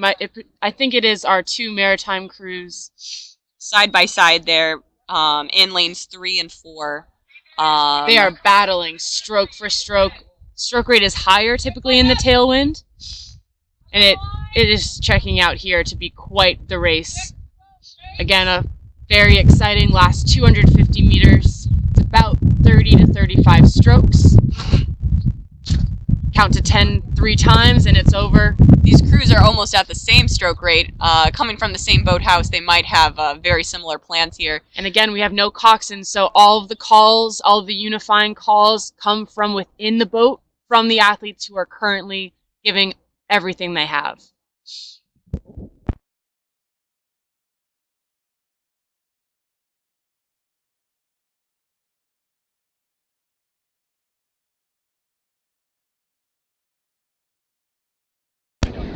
Good, so we have a photo finish with those maritime crews, and as we wait for the remaining crews to cross the line, we want to give an update that the 8 that did flip was a Greenwich Crew 8, and again, everyone is safe, everyone is medically A-okay, and back in the boat. Morale is building as we speak, and everyone's okay. All right, in third place, crossing the line here, does appear to be Burnt Hills. So very nice performance from the crew. We have a nice man bun in our 3C of Burnt Hills. I give major props to that. And their effort, obviously. Big props. But style points. All right. And we have a close race here for 4th and 5th. We have Saratoga in lane 6, close to us, as well as Brookline in that far lane. I believe then that Port Jefferson will finish it out here. But close racing there with Saratoga and Brookline. Brookline just eking them out. Yep. No more than a seat or 2 of separation there on those boats. Great racing, especially in that stressful condition. You're not sure if your race is going to go on as scheduled. or if something is going to happen, you have to stay adaptable, stay calm, and just do what you can with what you've got. Yeah, as an athlete, sitting up at that start line with uncertain conditions of if your race is even going to go off can be a pretty stressful time. So props to all of these athletes for handling those unexpected conditions with grace.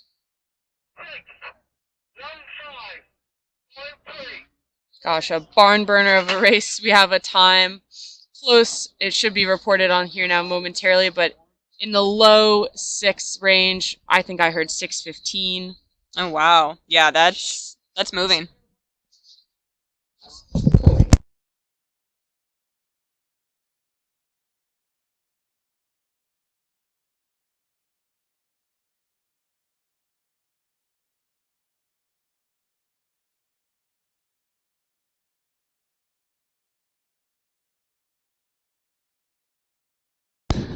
All right, so we do have reports here that because of the weather conditions, the drone will be on the ground for a little bit here, but we'll get it back up and flying as soon as we can. We're going to continue to report on these races from the finish line as we see them from the finish line. We do have the men's Youth 8 final, these 1Vs coming down the course. It looks like very tight racing here. In lane 2, we have Row America Rye. In lane 3, we have CRI. In lane 4, we have Greenwich. In lane 5, Saugatuck. And in lane 6, Greater Lawrence. What can we see here? It looks like we have a tight race. We have a lot of fans on CRI Shore here. Apologize if we can't be heard over there cheering. But it does look to be a tight 4-boat race here, with Row America Rye in the far lane, maybe with a slight lead over Saugatuck, but Row America Rye and Saugatuck, very tight racing into the last 100 meters or so here. Duking it out, throwing everything they have at the other crew, seeing how they respond. Closely followed by CRI and Greenwich. It looks like it will just be Row America Rye by maybe a seat.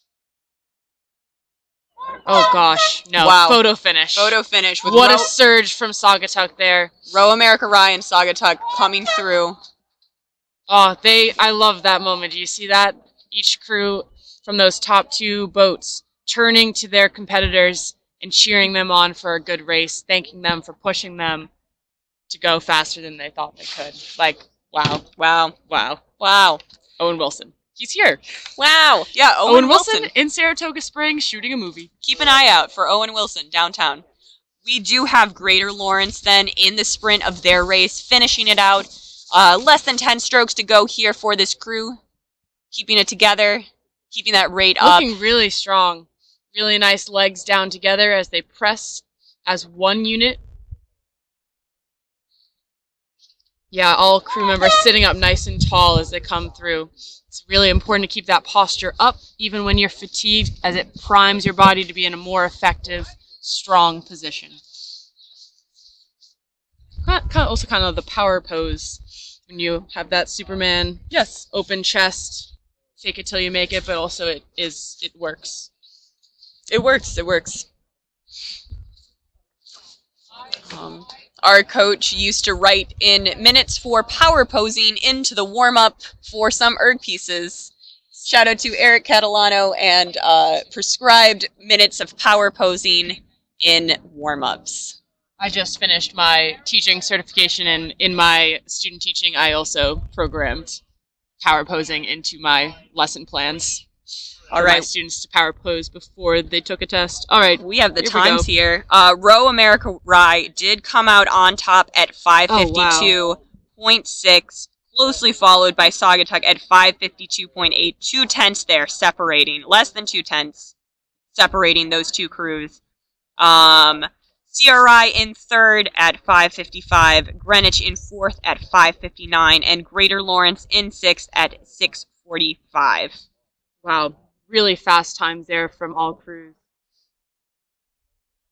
Almost feels like reckless speed. Yeah. Hannah will throw down the challenge to anyone watching at home. If you take out your phone and go to the stopwatch app, try to press the button 2 times within 2/10, less than 2/10. I think that would be a 0.14 on this one. Yeah, so if you want to recreate these finish line horns at home on your stopwatch app, I would encourage you to do so. There was the final Olympic qualification regatta it happened this morning, but in Switzerland, so at like 3 or 4 in the morning, and there was a race separated by 0.07. 0.07. Was that a race, a margin determining if someone got that Olympic berth, or was it? I think it was between 3rd and 4th. Okay, But still exciting. Still exciting, yeah. No, you never want to be on the wrong side of that one, deciding if your boat qualifies for the Olympics or not. Those are the moments when you have to be certain that you gave everything that you could, because those what ifs will haunt you. All right, we also have another race coming down. We're trying to get all these races off quickly with the conditions. So we have the men's U17 single. So actually, this might be the fastest race these singles will have, unless they are granted or blessed with this tailwind again. But yeah, if this was a headwind in the other way, these singles might be on the course for an extra minute or so. So tailwind. Grateful question mark? Yeah. I'm not sure.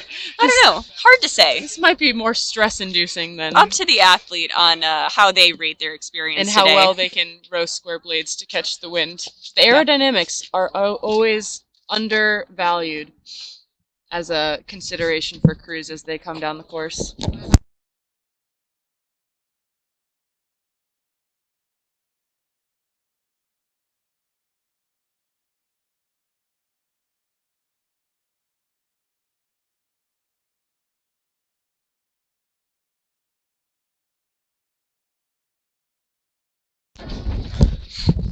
Again, reminder for anyone just tuning in, we're just showing footage here from the finish line because the drones cannot go up in this weather. But we do have eyes on these U17 singles in their final 500 of the race. It looks like it's going to be another tight one. Good, so we do have 6 boats across, which is a lot of fun for all the crews involved to really have an opportunity to race boats of different speed. We have in lane 1, Ian Warner from Greater Lawrence. Lane 2, Charles Maxwell from Bromfield, Acton, Boxborough. 3, William O'Connell from the Port Jefferson. Lane 4, Lucas Salazar Anyana from GMS. Lane 5, Adil Kadarov from Oak Neck Academy. And lane 6, Andrew Thief from Norwalk River. It does appear that our maritime sculler is leading. Do we have a maritime sculler? Similar uniform. What do we have? Light blue. Light blue. GMS? GMS. That's it. So our GMS single does appear to be out in front here, followed by our lane 2. Lane 2. Bromfield, Acton, Boxborough? I'm not sure. I just resigned in a second.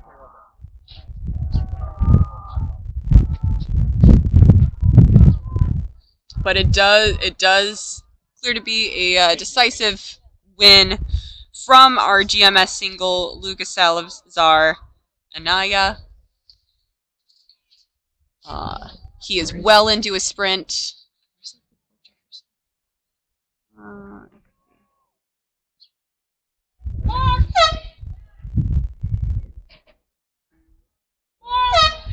And it'll be a tight finish for 3rd. What a sprint from that lane 5 from Oak Neck Academy. Yeah, impressive sprint back up there from that Oak Neck single. Literally came out of nowhere. That's why I love the last 250. All right, and finishing out is our Norwalk single.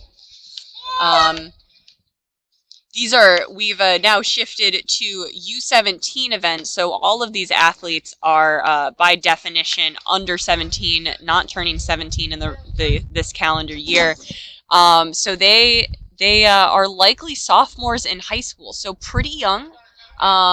There's a good chance that this race could have been their first time racing 6 boats across, especially with the very few racing opportunities that we've had in this last year.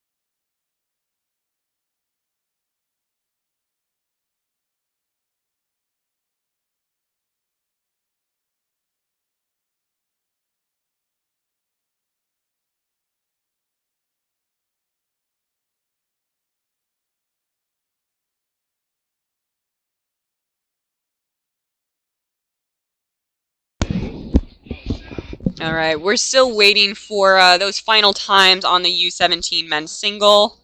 We'll get those to you as soon as we can. And then waiting for our next race to come down, the U17 men's double. We'll have 3 boats in that race.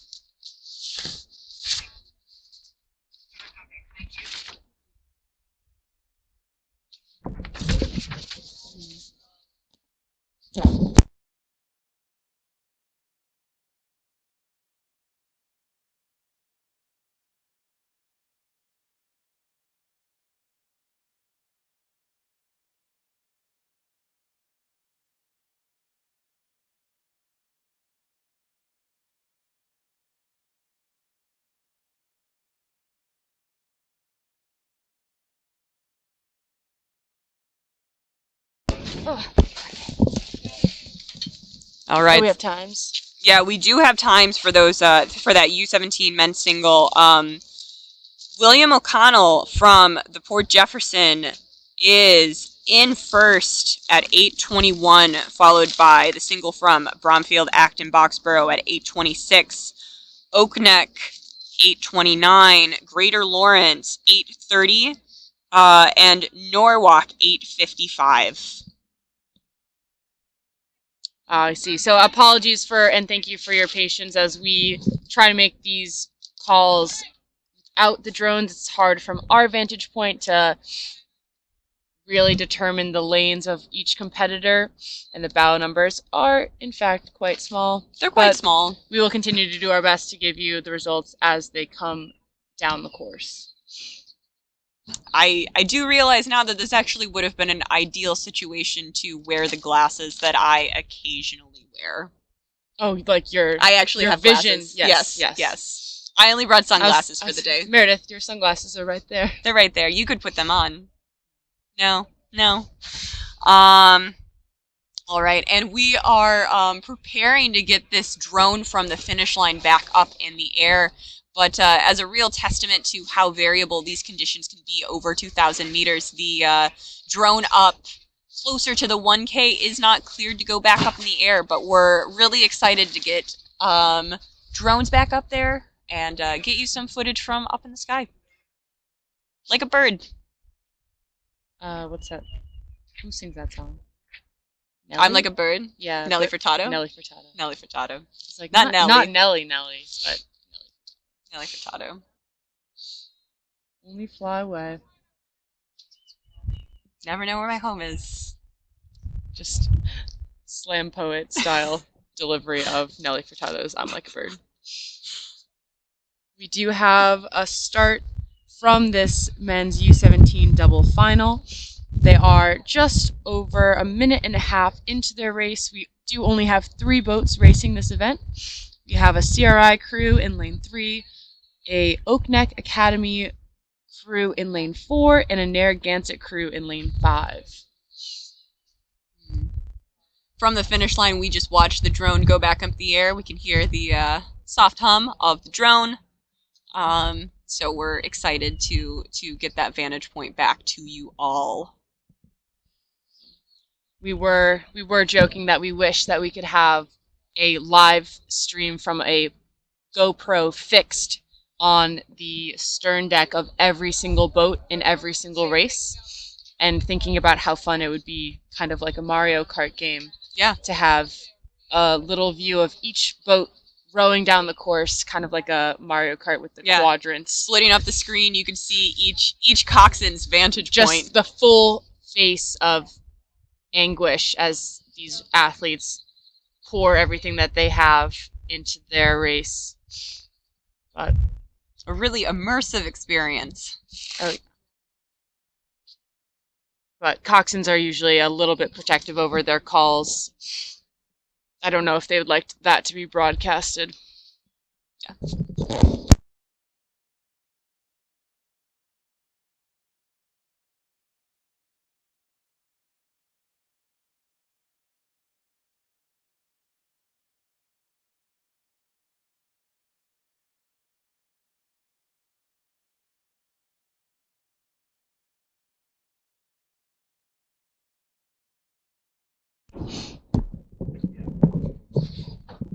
All right, so we do see that U17 double is 3 minutes into their race, entering that second 500 for sure here. Battling it out between 1,000 and 1,500 meters away from where we are. It's only 10 football fields. Only 10 football fields. How hard could no it end be? zones. No end zones included. Maybe closer to 8 if you included the end zones. I think that's something we should do in rowing more. End zone dance, but it's the finish line dance. Everyone does it coordinated. I'm sure with the craze of TikTok, it wouldn't be that hard. No. Just no. Pick a dance. No. Do it at the finish line. But I guess they might be too tired. We hope so. The football stars that we love to watch do their end zone celebrations typically have only run 20 yards. Yeah. Maybe. Yeah, they're not going all out for 2K there. No, the toll that racing 2,000 meters at a sprint puts on your body is impressive. As anyone who's raced a 2K can tell you, it is There's shocking... a patented cough. Yes. You get this thing called the 2K cough, where you have breathed so hard and put such a toll on your lungs and on pretty much every muscle of your body. I think it's something like 86% of your muscles are used in the stroke of rowing. But at the end, you have done such damage to your esophagus that you have this strange, like, raspy cough for at least the next few hours after you've raced. Absolutely. Yeah, so we can start to see the drone footage here of the men's U17 double final. 3 boats in this race. Let's see if we can figure out who's in what lane here. It does appear that we have one front leader. It also... and 2 pretty close far behind. Yeah, it looks like that leader there is in the lane closest to us from Narragansett. Is that double? So maybe the second to closest. So Oakneck Academy, we believe, is in the lead by what looks to be at least 6 to 7 boat lengths of a double's length of boat, which is quite a considerable lead when you consider they're only just over 6 minutes into this race. Right. This leading double has built up an impressive lead in a short period of time. We got a young and ambitious double here. For sure. They probably feel pretty good about this. Every stroke that they're taking, they are just trying to push themselves a little bit further away from the rest of the field.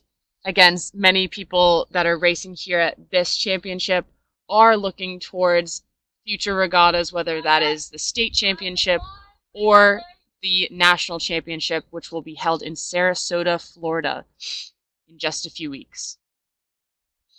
But we can see that double here in the last 250. They're well into their sprint, keeping together. They just seem to take a move here, bringing the rate up, creating a little bit less drag on the boat by keeping those strokes close together. So that is our Oak Neck double. Following them is CRI, and in third place is Narragansett. Now this is tough here, Mare. We have the CRI and Narragansett doubles, what seems to be 4 lanes apart from one another. Yep. Something must have happened up at the start line to put them in different lanes, and they were seated. And so we have quite a lot of separation between the crews, and our peripheral vision can only do so much. Right, so each of those boats might feel like they're a little bit isolated through this race. So the best plan of attack for them was to go very internal and to really just push themselves as best as they could. We do have the sun coming out here at the finish line, despite those clouds covering much of the rest of the field. So these guys are coming through to the finish line. The sun is shining on them, and it might feel like a different world from the one that they started this race in. Good, really nice acceleration in this third finishing crew. Really nice second half acceleration as they come to the finish. Good, they're through the line. And to clarify for everyone watching, the finish line is not the big orange buoys. It is the line before that. That lines up with all of our timing equipment here on the Saratoga side of the creek. So when those crews pass through the orange buoys, it's just a big signal for them that they are off the course. Yeah, so anytime that we see this shot, looking out at the 9P bridge with Saratoga Lake behind us here, Fish Creek in the foreground, we have some boats returning to the Lees Park shore, some boats returning to the Saratoga Rowing Association docks over here, depending on where they're launching from, keeping everyone separated, keeping everyone safe. And while we wait for this next race to go off, we just want to say a big thank you and shout out to both U.S. Rowing and to the Saratoga Rowing Association. They both provide countless volunteers and referees to keep everyone safe, but also are extending great leadership down from the top of both organizations, from Eric Catalano, our executive director at Saratoga Rowing Association, and Chris Chase, our junior rowing director and regatta organizer. And from the U.S. Rowing side of things, we have Amanda Kraus, our CEO of U.S. Rowing, and Susan Smith, the Chief Domestic Officer. So thank you guys so much for everything that you do, and a special shout out to James Rawson and Sarah McAuliffe, our senior events managers from U.S. Rowing. You guys are the best, and we wouldn't have this regatta without all of the efforts from everyone involved. Yep.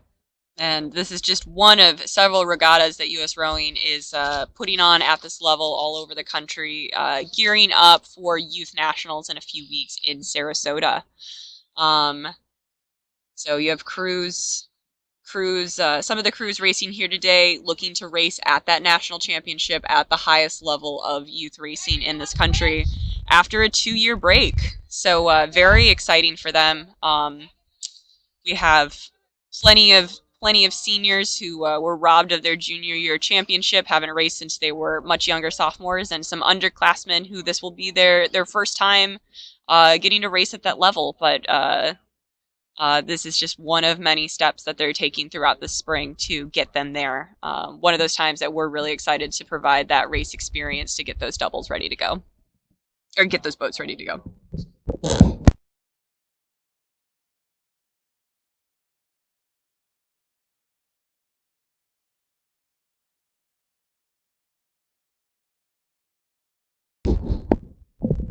All right, we are really excited to get our other drone back up in the air, so we should have footage from there shortly. We do see that the men's Coxed 4, U17 Coxed 4 has started here. This will be a 4-boat race. Big shout out to all coxswains taking their crews and trying to keep everybody both safe by steering and being smart about how they warm up their crews and how they steer their crews down the race course, but also for all of the feedback and motivation that they give as their crews are racing. And an especially special shout out to all bow seats and or two seats that do that same job but also have to give full exertion for 2,000 meters. Yep. And all of these boats are starting from stake boats up at the start line, so that's a small dock that we have a volunteer stake boat holder holding on to the stern deck of each race, making sure that those boats are lined up and even, so we have a fair race coming down here, the most possible fair starting conditions that we could have.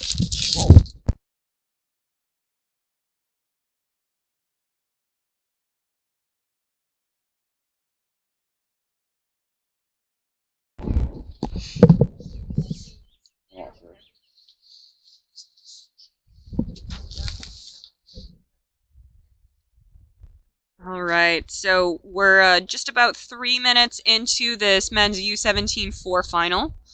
It'll be 4 boats with Greenwich B in lane 2, Saugatuck in lane 3, Greater Lawrence in lane 4, and CRI in lane 5. Good, so we are just over that 3-minute mark, so we're approaching that 1,000-meter big buoy. The course is fully buoyed, so not only do we have buoy lines for every single lane, we also have markers at every 250, smaller at the halfway point between the 500s, and then these big white buoys at every 500, so that rowers and coxswains alike can orient themselves on the course and make sure that they know and can understand where they are within their race. So we should be just over the 1,000-meter buoys. As we have this tail, times will continue to be fast and speedy. Right, we can feel the wind picking up here, and you can also, again, see some of the wind rippling on the surface of the water, seeing the little bit of variable conditions that these crews are dealing with. We can start to see some of the boats coming through here, the 4 boats in this race. Looks like we have the lane 3 Saugatuck in the lead, with second and third pretty close, maybe a slight advantage to lane 2, our Greenwich B boat. Yeah, but it does appear to be this Saugatuck 4 in the lead. Yeah, with maybe just a tiny bit of overlap there with Greenwich, and then Greater Lawrence and CRI rounding out the field with overlap on their boats as well. Now, as a rower, one of the biggest mental hurdles you have to get over, when you're down, you have to avoid that kind of feeling of discouragement, or some might say dread. The dramatic ones among us might say dread, that when you get down on another crew or they get ahead, you have to stay in it and find that trust that we've been mentioning, and that you have the fitness and the boat moving skills to get you in contention in this race. And as we see some separation, we have to try to send all of our good energy to our boats that might be down to avoid that feeling and trust in their abilities to get back into it.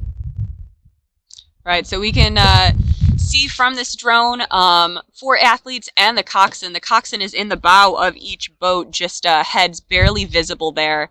They're able to hang out in the bow. The rest of the crew can hear them through the speakers throughout their boat. Really the most aerodynamic position for them to be in, but also provides a really nice vantage point to that coxswain that they can see the rest of the field. So we can imagine that that coxswain in the Greenwich boat can see exactly what the margin is between between them and the leading Saugatuck 4.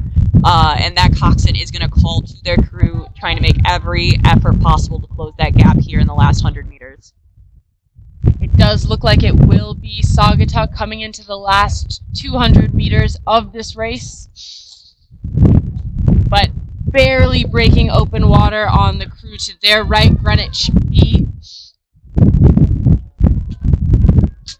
Again, this is the moment where you have to stay clean and stay together to avoid any drops in speed as your body starts to fatigue to almost unimaginable amounts. Absolutely. And yeah, they are trying to stay clean because they know that they're in the lead, but that could go away if a mistake were to happen. We do have Saugatuck crossing the line first, followed by Greenwich. Good, and it looks to be our crew from Greater Lawrence in third and CRI coming across to the finish line in fourth. Really good battle here between all boats.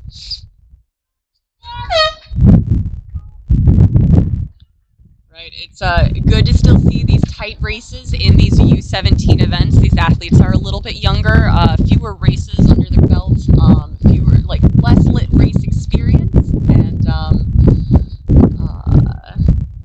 fewer races over the last year for them to be top-notch racers that we might see in the youth events that went down earlier. So, hats off to these young guys here. And we have some finishing times from that race that we just saw come down the course, the men's U17 Cox 4 final. We have Saugatuck with a time of 6:52.0, Greenwich B with 6:56.0, Greater Lawrence 7:08.7, and CRIB 7:15.3.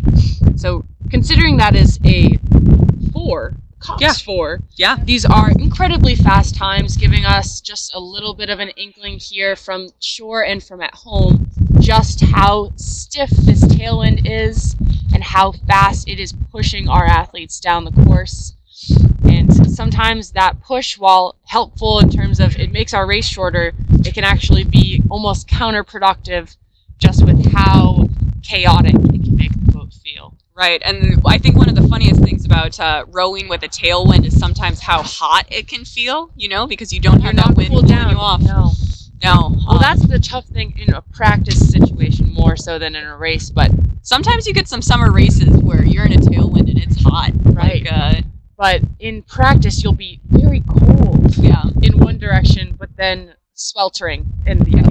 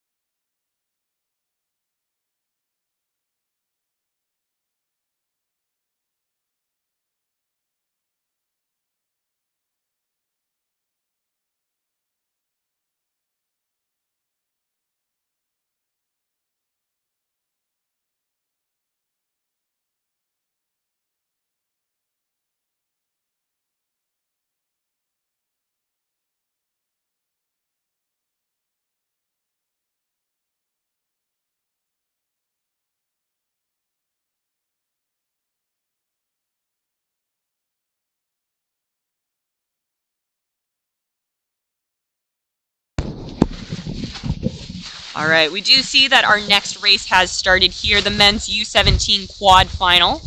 That'll be a 6-boat race as well. So some young guys here coming down fast in some quads.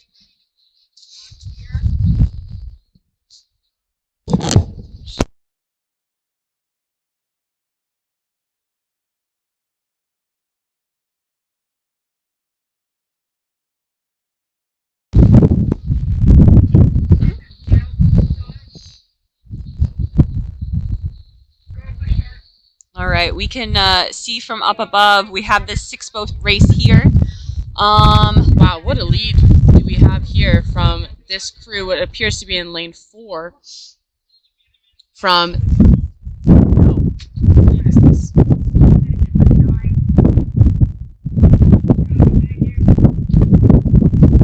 That's supposed to be, so that is lane 4, but it's not the crew that we are expecting to see. So bear with us as we try to get a sense of which crew is in fact in the lead. Yeah. It looks more like a maritime show. It does. All right, so it does look to be Maritime in the lead. In our screen here, then we see the crew in lane 6, Maritime C. So perhaps we have, I think what we have is Maritime B, Row America Rye in second, and then our lane 6 may be off screen with Saratoga in third. I do believe that this is a Saratoga quad in third, with that dark shell. But it appears that we may have some reshuffling of the lanes here. Perhaps there was a little bit of a difficulty up at the start, getting crews to where they needed to be in those lanes. We can see the crews entering here the last 500 of the race. We're about to see some really fast times here, folks. This Maritime crew is moving in absolute unison as they come through. You can see one unified push of the legs and swinging open of the torso against the hips. And the blades come out as one. Rowing very clean through this increasingly difficult water. It does appear then there's quite a bit of overlap in the remaining crews here. We believe that is another maritime boat in second, followed by Saratoga and CRI, quite close to each other. Yes, and then we see it is that Maritime C in last place, currently in lane closest to us, lane 6. Good, and we do have that first Maritime B boat coming in strong through the last 10 strokes. They appear to be flying. They really do. Row America Rye is going to be our second place finisher, and it looks like Saratoga is holding on to that third place position, followed by Burnt Hills and then CRI. Maritime C rounding out the field in 6th. But Maritime is through the line. Row America Rye crossing here, followed by Saratoga. Really nice, clean blade work from most of these crews here. It's really nice to see. When the boat's moving so fast and the wind is pushing you so firmly, one of the biggest things you can do is to remain, just to keep that momentum going and avoid any slight diggers or sloppiness around the ends of the stroke that might slow your boat down. All right, so we had Burnt Hills in 4th, CRI in 5th, and Maritime C in 6th.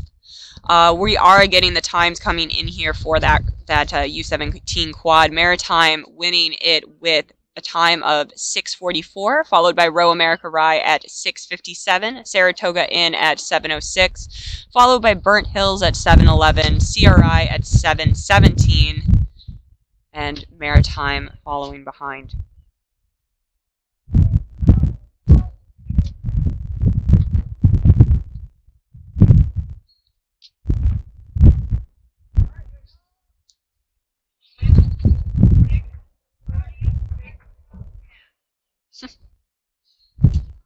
And that last time for the Maritime C boat was 7:25.4. So really great racing.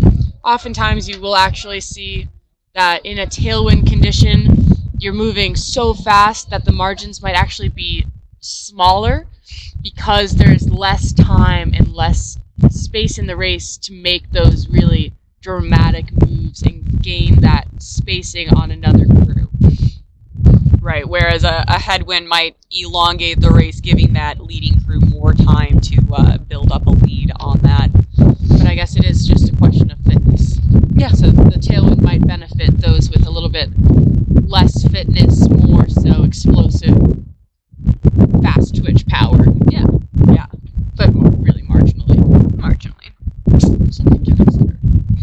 for thought. Just sideline talks. All right. Upcoming, we have the men's U17 8 final. So this will have a coxswain. Thankfully, they will be moving very fast, and we need someone to be able to steer them safely. And this will be the last U17 event of the day. So all races from here will be novice events. Is that correct, ma'am? Novice events, and then finishing out the day with some of our 2v4s and 2v8 events. So still some exciting varsity racing coming later in the day. But we're about to finish off with our ideally fastest U17 event of the day. Waiting for these U17 men to make it down the course.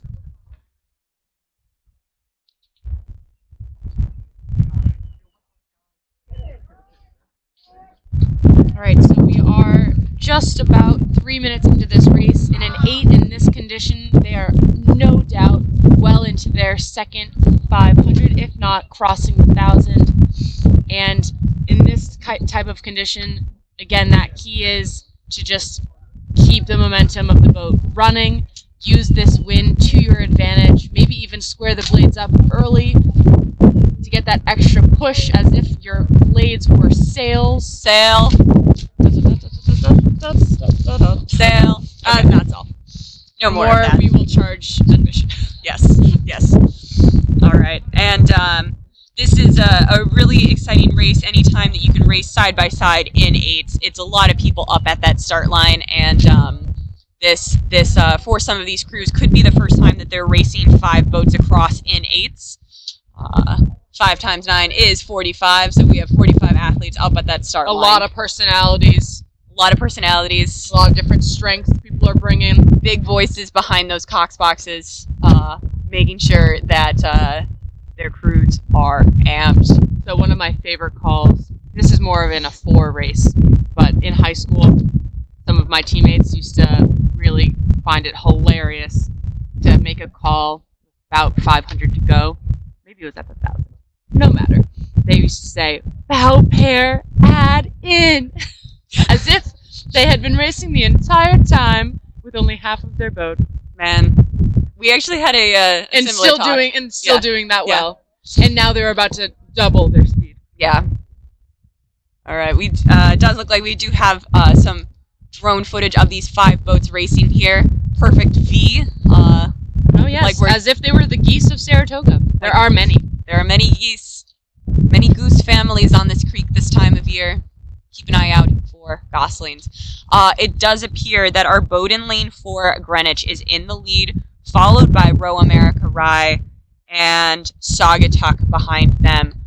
Open water there for Greenwich, and with a little bit of just bow to stern between Row America Rye and Saugatuck. When they start to come into our vision here from the finish line platform, we have view as they enter in the last 250 meters. Again, the wind is really, really making these crews fly down the course. The water gets worse as you come down. So really the key here is to step and move potently together, but also keep it clean as you go so that you do not catch any boat stopping or boat slowing diggers or crabs where the blade gets sucked under and you jolt the momentum of the boat to slow down, and instead just keep tapping it along. All right, but it does appear to be Greenwich making their way into the final 100 meters of this race. Really impressive effort here from that crew. Open water on the next crew from, is it from Saugatuck? No, from Row America Rye. Row America Rye. Very clean catches from this Greenwich 8 here. Row America Rye, followed by Saugatuck. Saugatuck making a last-minute charge. I don't know if it'll be large enough to make up this gap. Yeah, they are rating high quite there in this final sprint, trying to close that gap there. But it will be Greenwich, followed by Row America Rye, followed by Saugatuck. Now we have CRI and battling here with this Row America Rye B boat. I think it will be CRI just by maybe 2 seats, just a couple of seconds. Yep, quite a bit of overlap though. A tight race from those 2 8s.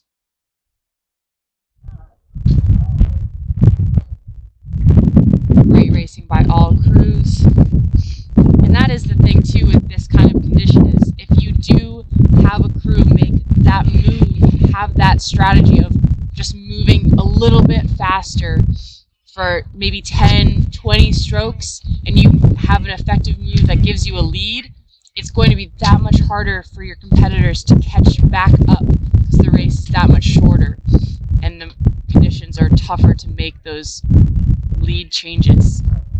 Right, and with an 8, you're moving fast, but it's hard to change the momentum of that 8. So, whereas if you're racing in a single, it's all on you to decide when it is that you make that move. But when you're in an 8, that boat speed is so much more set, and it's so much harder to get that sudden surge. It's more a product of the whole race there. 4 seat decides to go a little bit harder, you can barely feel it in the other seats in the crew. So it really is up to both the coxswain and the crew in general when they go over their race plan before going down the course to decide when they're going to have these moments of unity, of focus, and of just a little bit extra push to try to make these strategic moves against their competitors.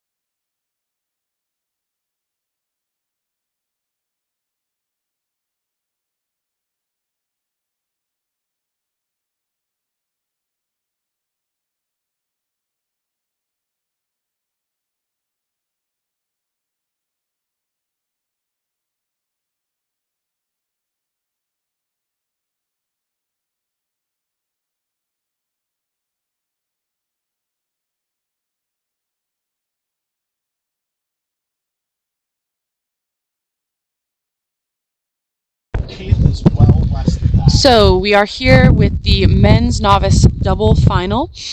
We have a 6-boat race of 6 novice doubles. In lane 1, we have Norwalk River. In lane 2, Albany. Lane 3, Maritime. Lane 4, Row America Rye. Lane 5, Oak Neck Academy. In lane 6, Greater Lawrence. Again, the bow numbers go from east to west. So lane 1 is closest to the Lees Park shore, or the eastern shore, and the lane 6 will be closest to the Saratoga Boathouse side, or the western shore. Currently we have still a pretty stiff tailwind. Seems to be a direct tail, so no cross. And the boats should be tearing down the course. They are about halfway through their race.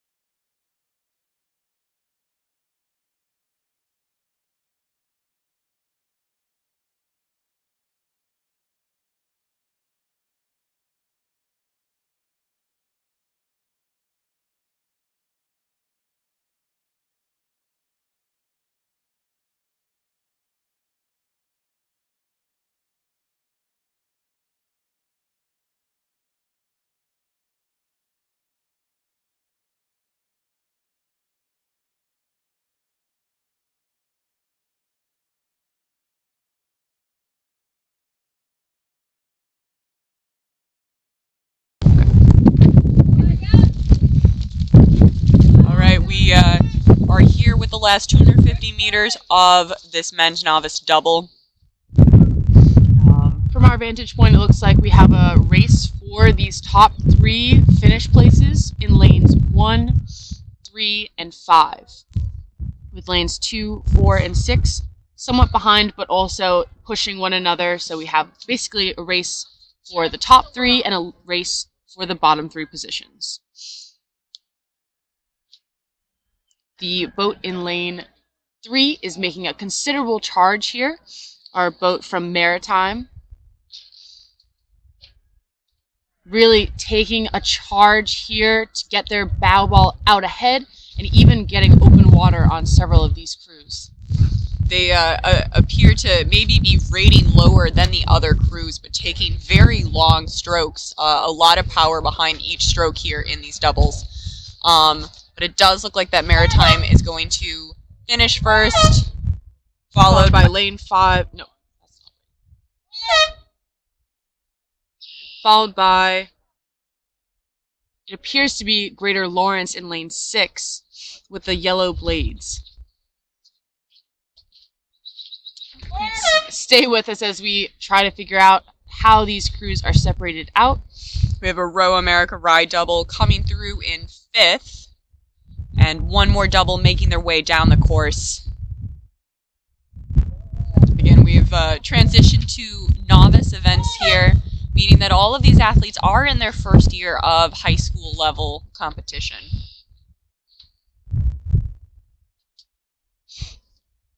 Normally when we have this kind of separation from last straggling crew, it's either something has happened to shake the crew, or sometimes it's actually a piece of equipment has come either loose or something's gone awry with the equipment, making it so that they cannot race at full pressure without actually doing damage to the boat.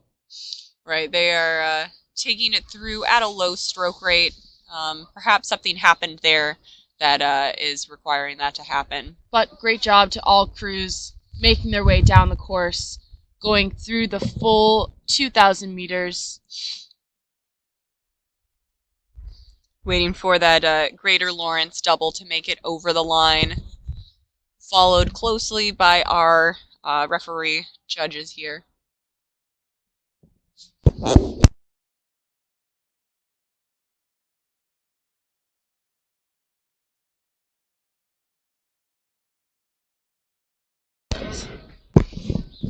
So we do have some times for that novice doubles race, just to confirm the crews and their lanes as they finish. So in first place, we do have the Maritime crew at 7:45.3.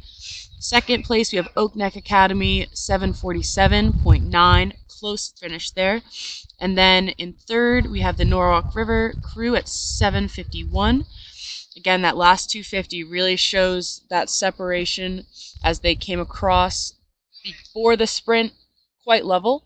And then our bottom three finishers, we have Albany at 8:04, Row America Rye at 8:22, and Greater Lawrence at 9:39.0.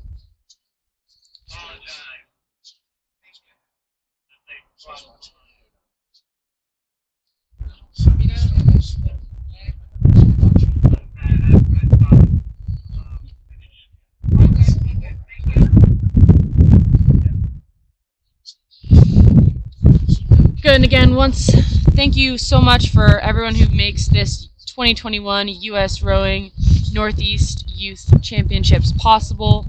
From our leadership at the top, we have Amanda Krause, the CEO of U.S. Rowing. We have our CDO of Susan. Sorry, Susan Smith there, Amanda Cross and Susan Smith at the top And there then our for U.S. Rowing. senior events managers, we have James Rawson and Sarah McAuliffe. And then from the SRA side, it takes a village. At the top, we have Chris Chase, our director of junior rowing and regatta organizer, Eric Catalano, the executive director of Saratoga Rowing, Catherine and Scotty, our main full-time staff for Saratoga Rowing, and of course, our U.S. Rowing judge referees, countless volunteers, and all first responders who are on site today to make everything possible. U.S. Rowing efforts then extending beyond just running regattas and being the governing body of our sport, doing coaching, education, programming, as well as diversity, equity, and inclusion events, trying to broaden the reach of our sport to make sure that we can bring the sport of rowing to as many people as possible all over the country.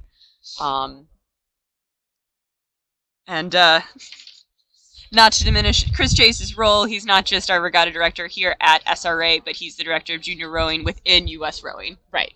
Yes. Working 2 places.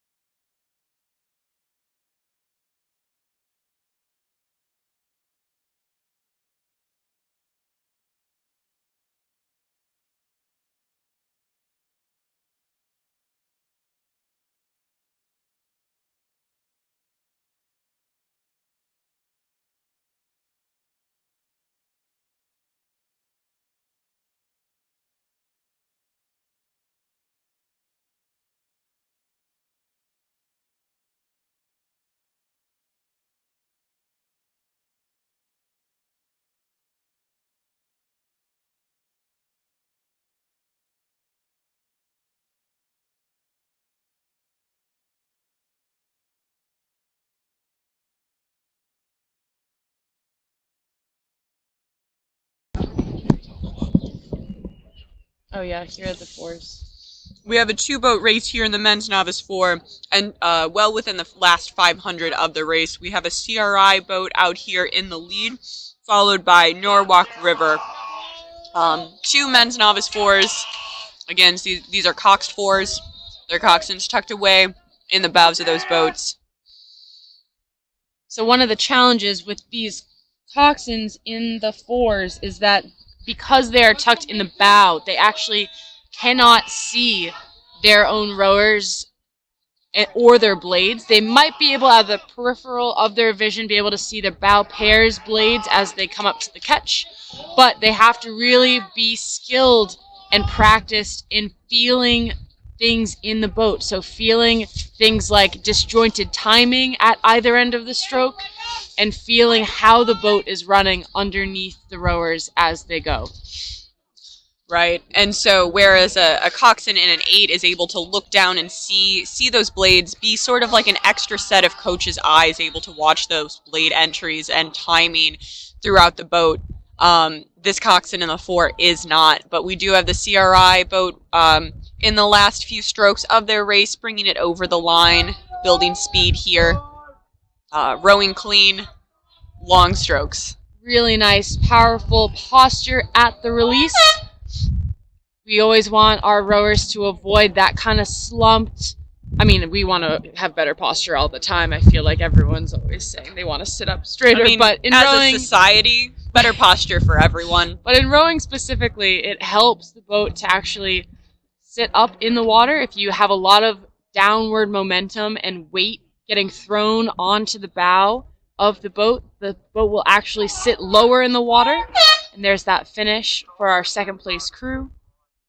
But the boat will actually sit lower in the water and create more drag on the hull, and the vertical motion of your slump will actually slow your boat down. That posture that we saw from that CRI crew sitting up tall at the finish, really nice indicator that their boat is running smooth around that end of the drive sequence. All right, what do we have next? We have the men's novice 8 coming up next. We can see that race has started. We have an exciting 6-boat race, 6 boats across in this men's novice 8. Again, this might be the greatest number of athletes that any of these competitors have seen at a start line, with 6 8s all the way across. Good, and kudos to all these novice coxswains with that start, that they basically at the start you have to get locked onto one of those stake boats, so you have to row up in between these platforms and then back it back kind of so that your stern is held by a stake boat holder. So we have these volunteers, most of them from the Saratoga rowing high school group from the girls side, who raced this morning, but they're holding on to those boats before they can start, just to make sure that everyone starts level. And then when that starting marshal says attention, go, the stake boat holder lets go of the boat and they're off full press, all gas, no brakes. No brakes. Absolutely none. Coming up, be able to see them shortly. So again, we have the men's novice 8 final coming down the course. According to on here now, we have about 2.5 minutes to 3 minutes into this race. They should be crossing that first 500-meter buoy. These are probably some pretty young athletes, possibly freshmen or other underclassmen here in their first year of high school racing.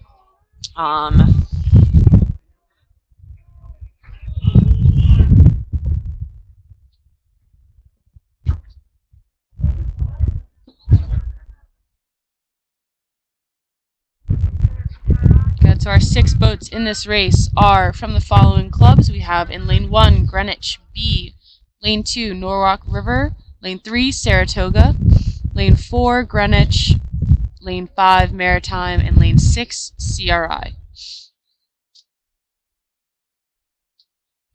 So two Greenwich 8s here in this event. 16 novices. That's impressive to have that kind of depth. Props to them.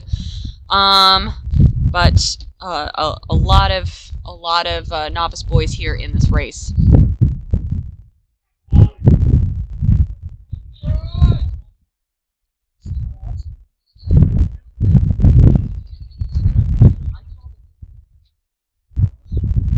So we're just under 4 minutes here into this race. These boats should be entering the third 500 of the race, where they're going to be going through quite a bit of pain. Going to take quite a bit of focus to stay on it, but it will ensure that the fitter crew will come out on top.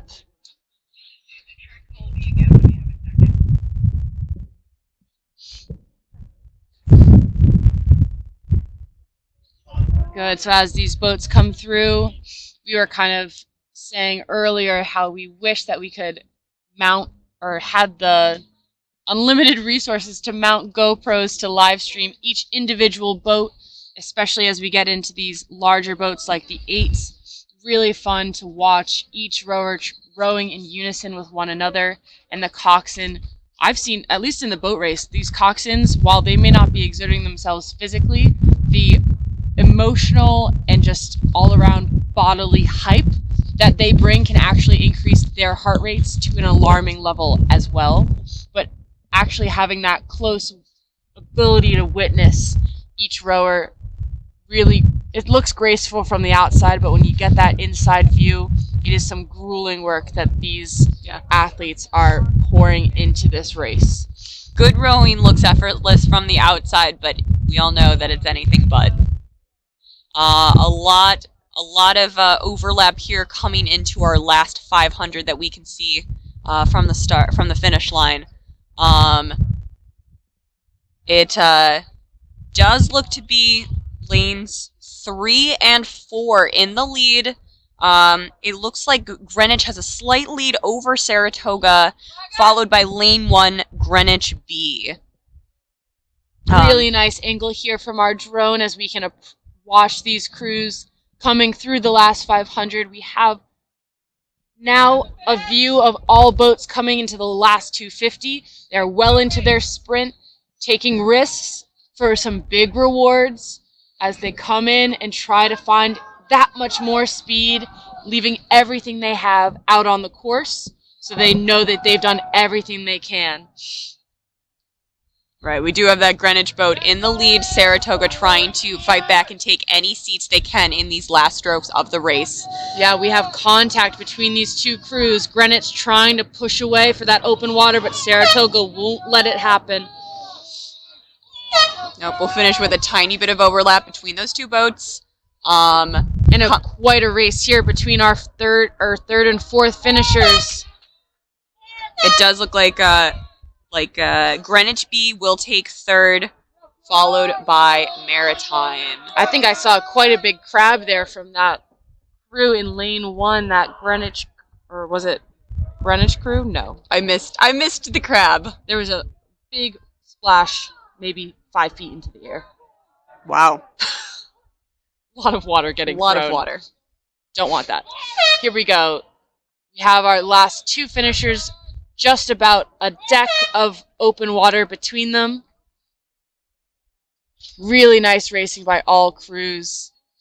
That was Norwalk River in 5th and CRI in 6th. Again, just about a deck of open water between those two.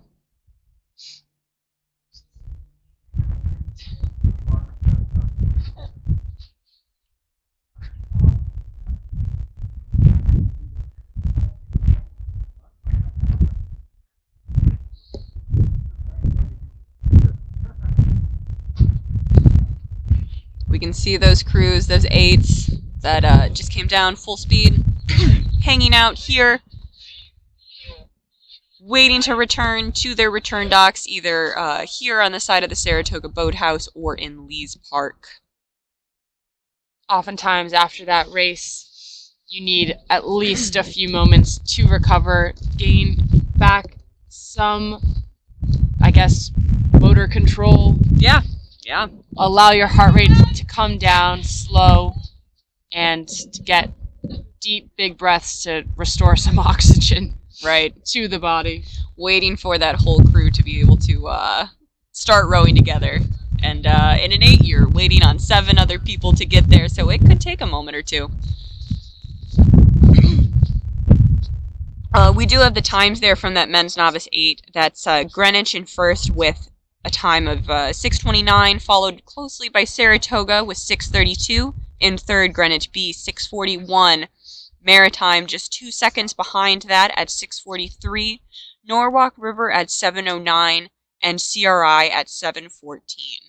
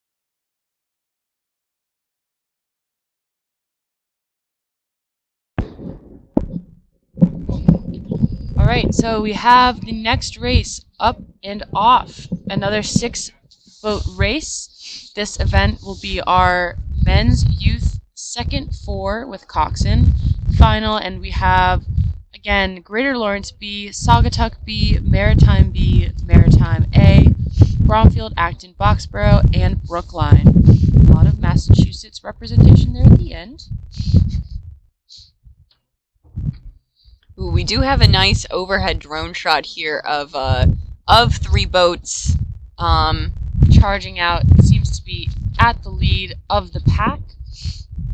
Again, in this tail condition, these kinds of moves and spacing are crucial as the race is shorter and there's less time to literally respond to other boats' advances as they come down the course. Right, we do have a boat out in the lead with at least 1 boat length of open, but these other 2 boats appear to be neck and neck here. We can start to see the rest of the field and figure out exactly who we're looking at. We'll get those names to you shortly.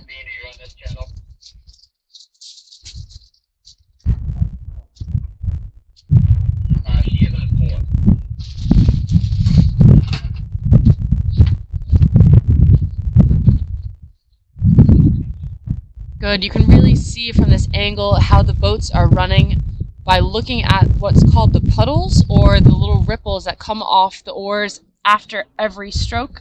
When a boat is running really, really well, you can actually see that the puddles fall far off the stern of the boat before they take another stroke. This is called clearing your puddles, and when a crew is able to do this, yes, in a 4, but especially in the 8, you know that that boat is really getting a lot of power per stroke or distance per stroke.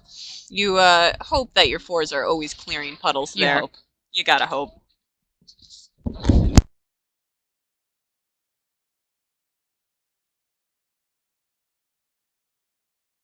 Okay. Yeah. No.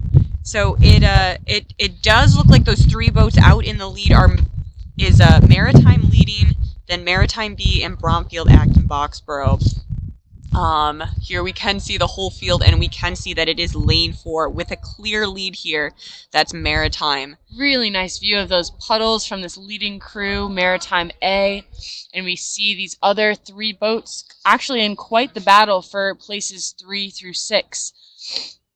But again, the race is on for second place between Maritime B and Bromfield as they come through to the last 250 meters. This is where the results will take their shape as the crews empty the tank and give everything they have before they cross that finish line. Right, and so those second and third place crews have been pretty even for a long time now, really battling it out side by side. Who wants it more? Who wants it more? That's what it's going to come Who down can to. keep it the cleanest and keep that momentum running without letting the boat fracture or fall apart in the high-stress environment of the sprint. It does look like lane 3 has a slight advantage here. Lane 3 are Maritime B crew coming through. And you know that Maritime A, while they want to win, they also want their teammates to do well, willing both crews to take that first, second place. We have Maritime crossing the line right here. Very clean, high rate, good strokes here from this Really Maritime nice crew. power application of that winning crew. And it's bow ball to bow ball. We'll have to refer to a photo finish, I'm sure, for that last race between Maritime B and Bromfield. Yeah, it was completely indistinguishable here from our vantage point. So we'll rely on the timing officials to give us a final reading on that one. Brookline, we can distinguish, will take that fourth place position. They had a very strong last 500 to separate themselves from the field. And in fifth and sixth, it will be lanes. It'll be Saugatuck followed by Greater Lawrence. Nice. Nice. Really good fight from all crews.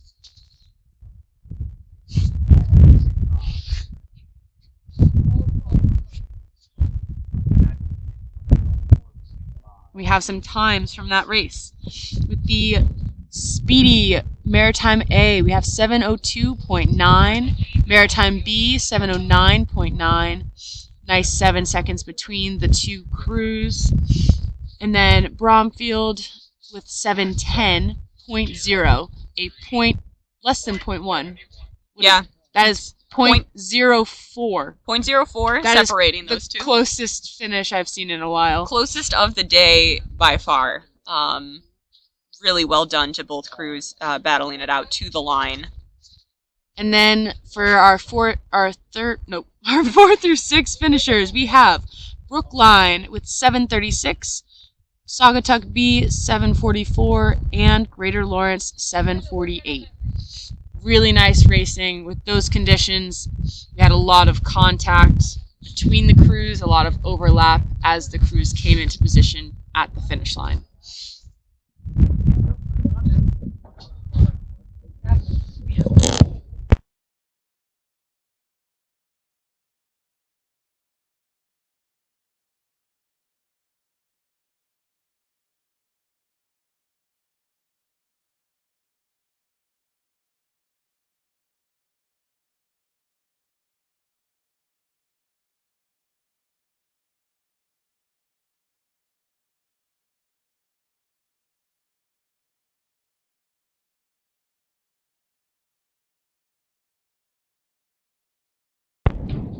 There's Zach Goodman walked over here. Oh, yeah.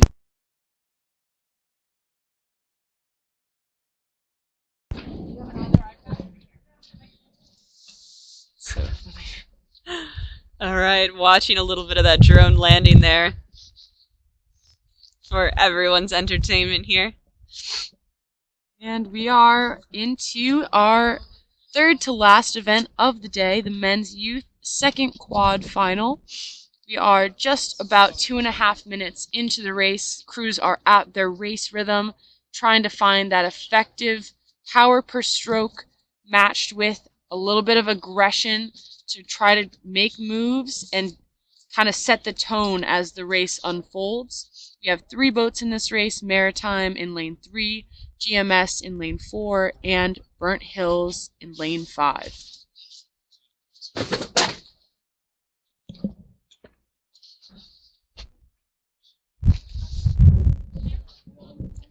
So it seems the wind actually has died down a little bit. It's definitely still that tailwind direction, that north wind, creating a little bit of free speed for our competitors as they come down the course. But it is much calmer here at the finish than it was in the last hour or so.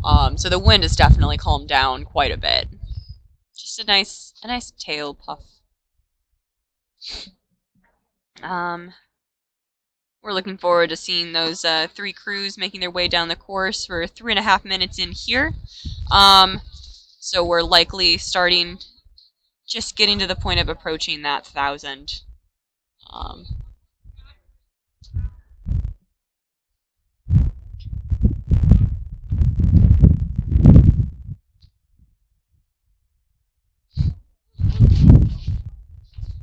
Again, it's always exciting to see these fast boats moving when we get up to the quads and the 8s. A lot of oars, a lot of movement, A lot of mayhem. a lot of mayhem. Good mayhem, if you do it right. The good kind.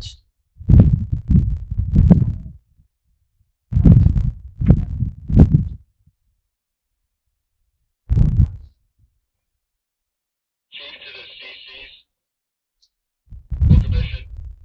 You can return if you want.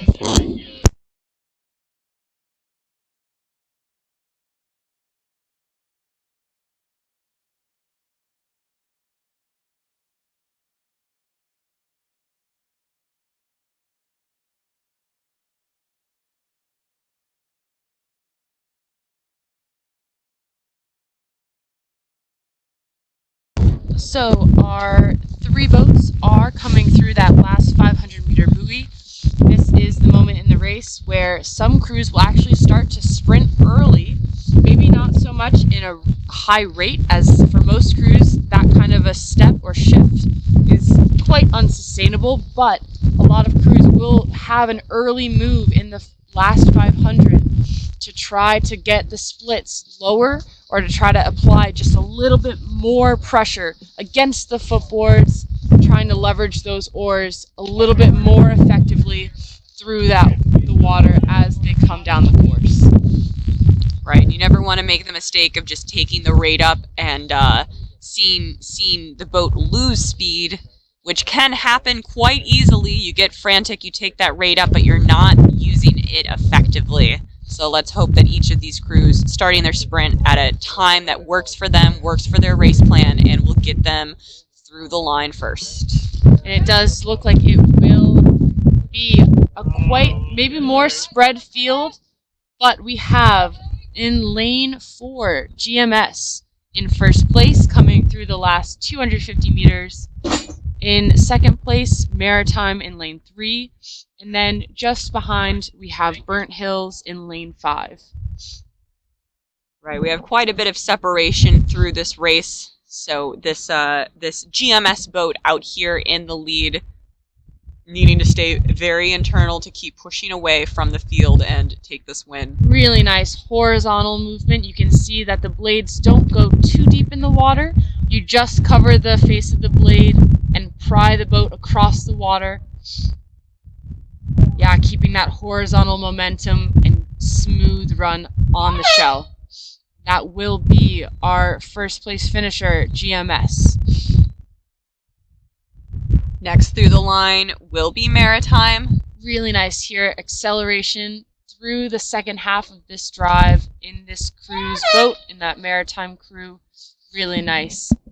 finish acceleration as you get momentum on the blade. Always great to see that clean finish or follow through.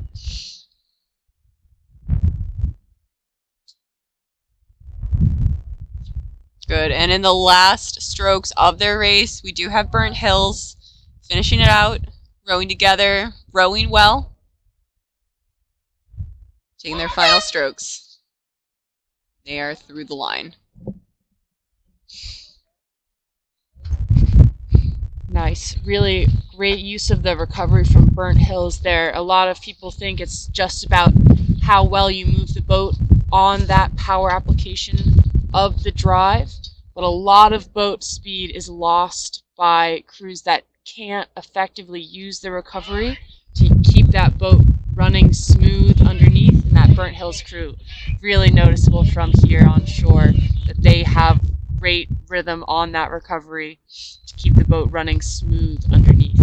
Right, because the boat is moving the fastest during the point of the recovery because you've just finished that drive. So if you can stay out of the way of the boat and just let it run, it's going to be the most efficient way to row. We have some times here from that second quad final. Again, in first, GMS was 6:44. In second, Maritime at 7 minutes flat. And then Burnt Hills in third at 7:29. Great job, all crews. Good job, all crews. Good, and we see our referees and officials heading back up to the start line. We have 2 more races to go. Our second to last race is the men's youth second 8 final. So that race is just starting and getting off the line now. They should be kind of coming through their starting 500 shortly as they kind of come from the dead stop at the start line, building up speed and trying to use that adrenaline, some might say free speed, that you have at the start, and then shifting into something that's more sustainable in your race-based rhythm. Right. And this is the 2v8s from some really big programs coming down here, so there should be a lot of boat speed coming up in this event. The 5 boats that are competing here will be pretty exciting to watch here as they race.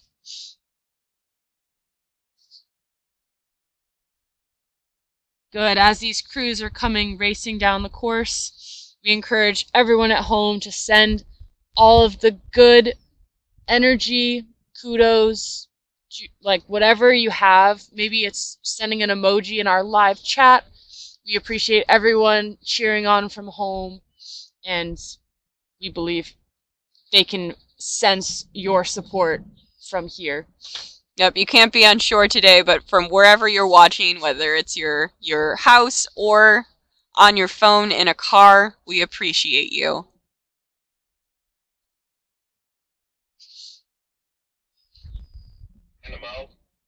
Mara and I were joking earlier. We said it's kind of like watching a Mario Kart game where you have each boat in a different quadrant, and you can send like a big star to the crew you want to get that extra boost and get that invincibility mode. Or if you want to take the negative approach, which we strongly discourage, you can also potentially, I guess, if we're going with this analogy, send a blue or red shell. Yeah. Or I guess the octopus might be the better one. If we follow this to its logical conclusion, you can do detrimental things as well. But we want to keep it positive. Let's stick it to the gold stars and the... Are they the mushrooms? Mushrooms? Yes. Toadstool? Something like that. All right. We can just barely see the crews from this drone footage up there in the second 500 of this race.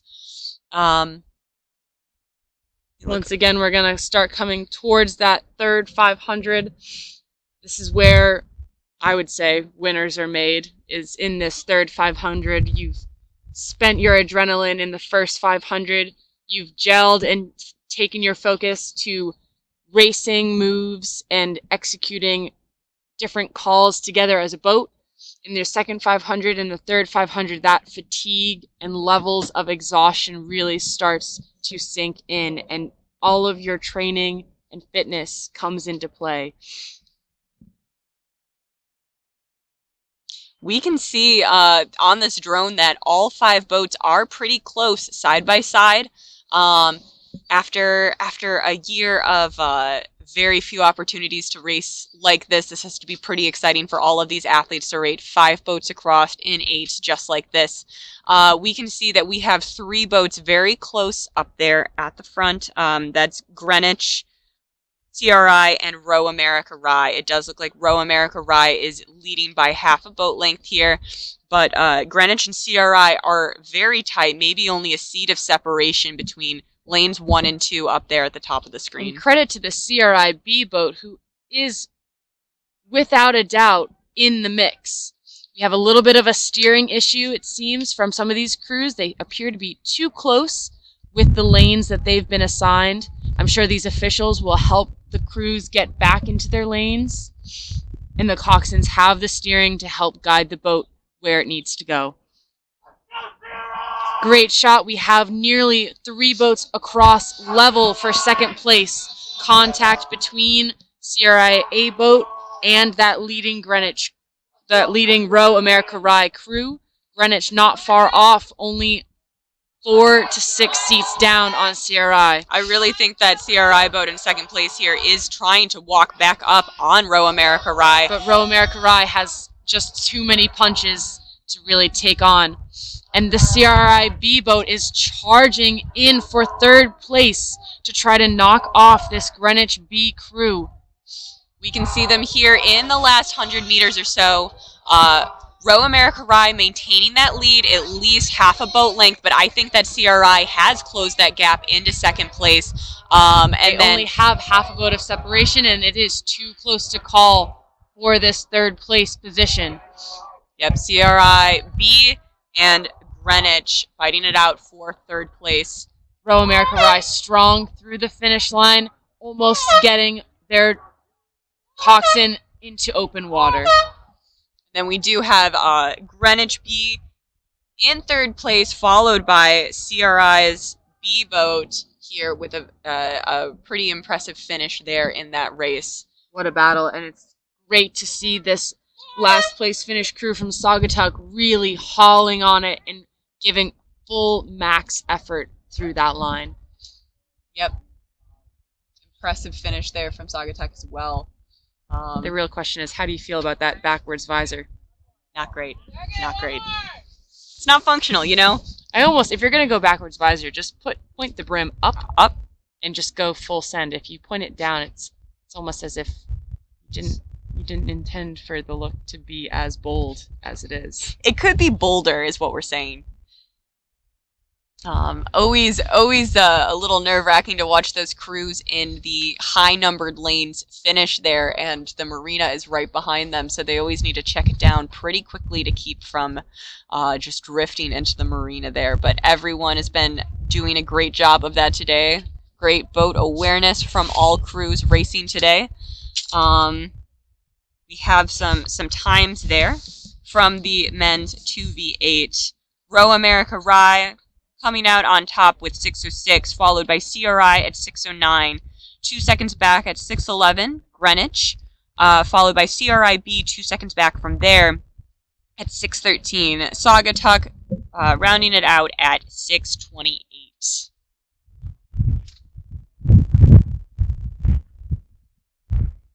We're coming up on our last race of the day, which is the men's 3v8 final. We'll have 3 boats in that race, 2 8s from CRI and an 8 from Greenwich. Time is flying. How is it already 3:30? How is it 3:30? Wow, what a day it has been. We've seen it all. We've seen flat conditions. We've seen light headwinds. We've seen light tailwinds. We've seen aggressive tailwinds. Yeah, and we've almost gotten poured on, but somehow it missed us down here at the finish line. We avoided it here.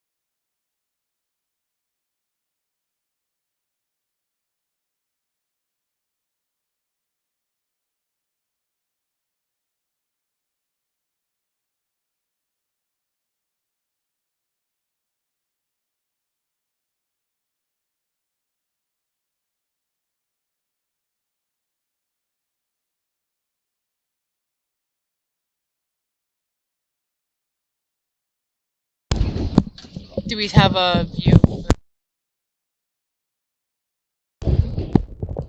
All right, we'll be coming back to you shortly with footage of that men's 3v8 final, our 3-boat race coming down the course here. They're over the 1K here, into that painful third 500, pushing through. It's quite a confidence boost if you can not only survive the third 500, but somehow thrive in that space, in that pain cave. We have 3 boats in this race, 2 CRI boats and 1 boat from Greenwich.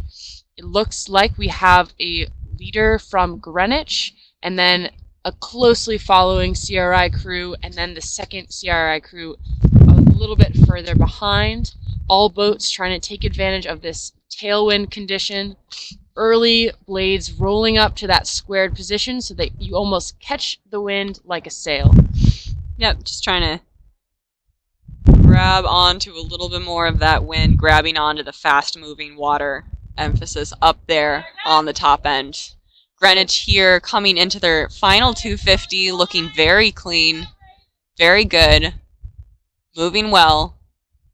Really nice when you can see all bodies moving in unison, trying to match up our power application so that we move the boat as one unit and not just as 8 individuals.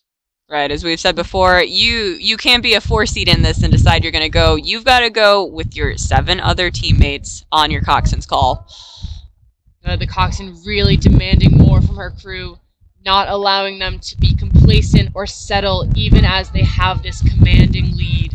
Yep. They want more from their athletes. Good, continuing to take inches away from CRI. Greenwich coming through the line first. This could be a situation where they're trying to be competitive with the Greenwich boat that raced in the 2v8. Each of these guys potentially trying to fight for a seat in another boat. Trying to show that coach that they want an opportunity, they want to earn an opportunity to get up in that next level crew. Right. CRI A coming in here. Nice, really powerful application as they come through these last few strokes, keeping the quality high even as that fatigue level rises. Good, in our final CRI boat, finishing it out, last race of the day. Last boat crossing the line for this day of A finals for the men's racing this afternoon. And that will conclude our 2021 U.S. Rowing Northeast Youth Championships. Again, thank you to everyone who makes this event possible and all that you do for the sport of rowing at large. We want to thank Amanda Kraus, U.S. Rowing CEO. We want to thank Chris Chase, the Director of Junior Rowing and Regatta Organizer. Susan Smith, the CDO. James Rawson and Sarah McAuliffe, our Senior Events Managers. Eric Catalano, the Executive Director of SRA. Catherine and Scotty of SRA. U.S. Rowing Judge Referees. Countless volunteers that help us with launch driving, stake boat holding, and finish timing. And the first responders ready to keep everyone safe and have the most fair and fun racing experience possible. And one final shout out to the everyone who donated to make this live stream possible, making this drone footage possible. Got these beautiful drone shots here, able to see our athletes race down this course, more so than we ever would have been able to see from the shoreline. So thank you to everyone who stepped in and made that possible this weekend. I'm Hannah. And I'm Mare. Over and out. Thank you Over and out. guys. Thank you guys for tuning in.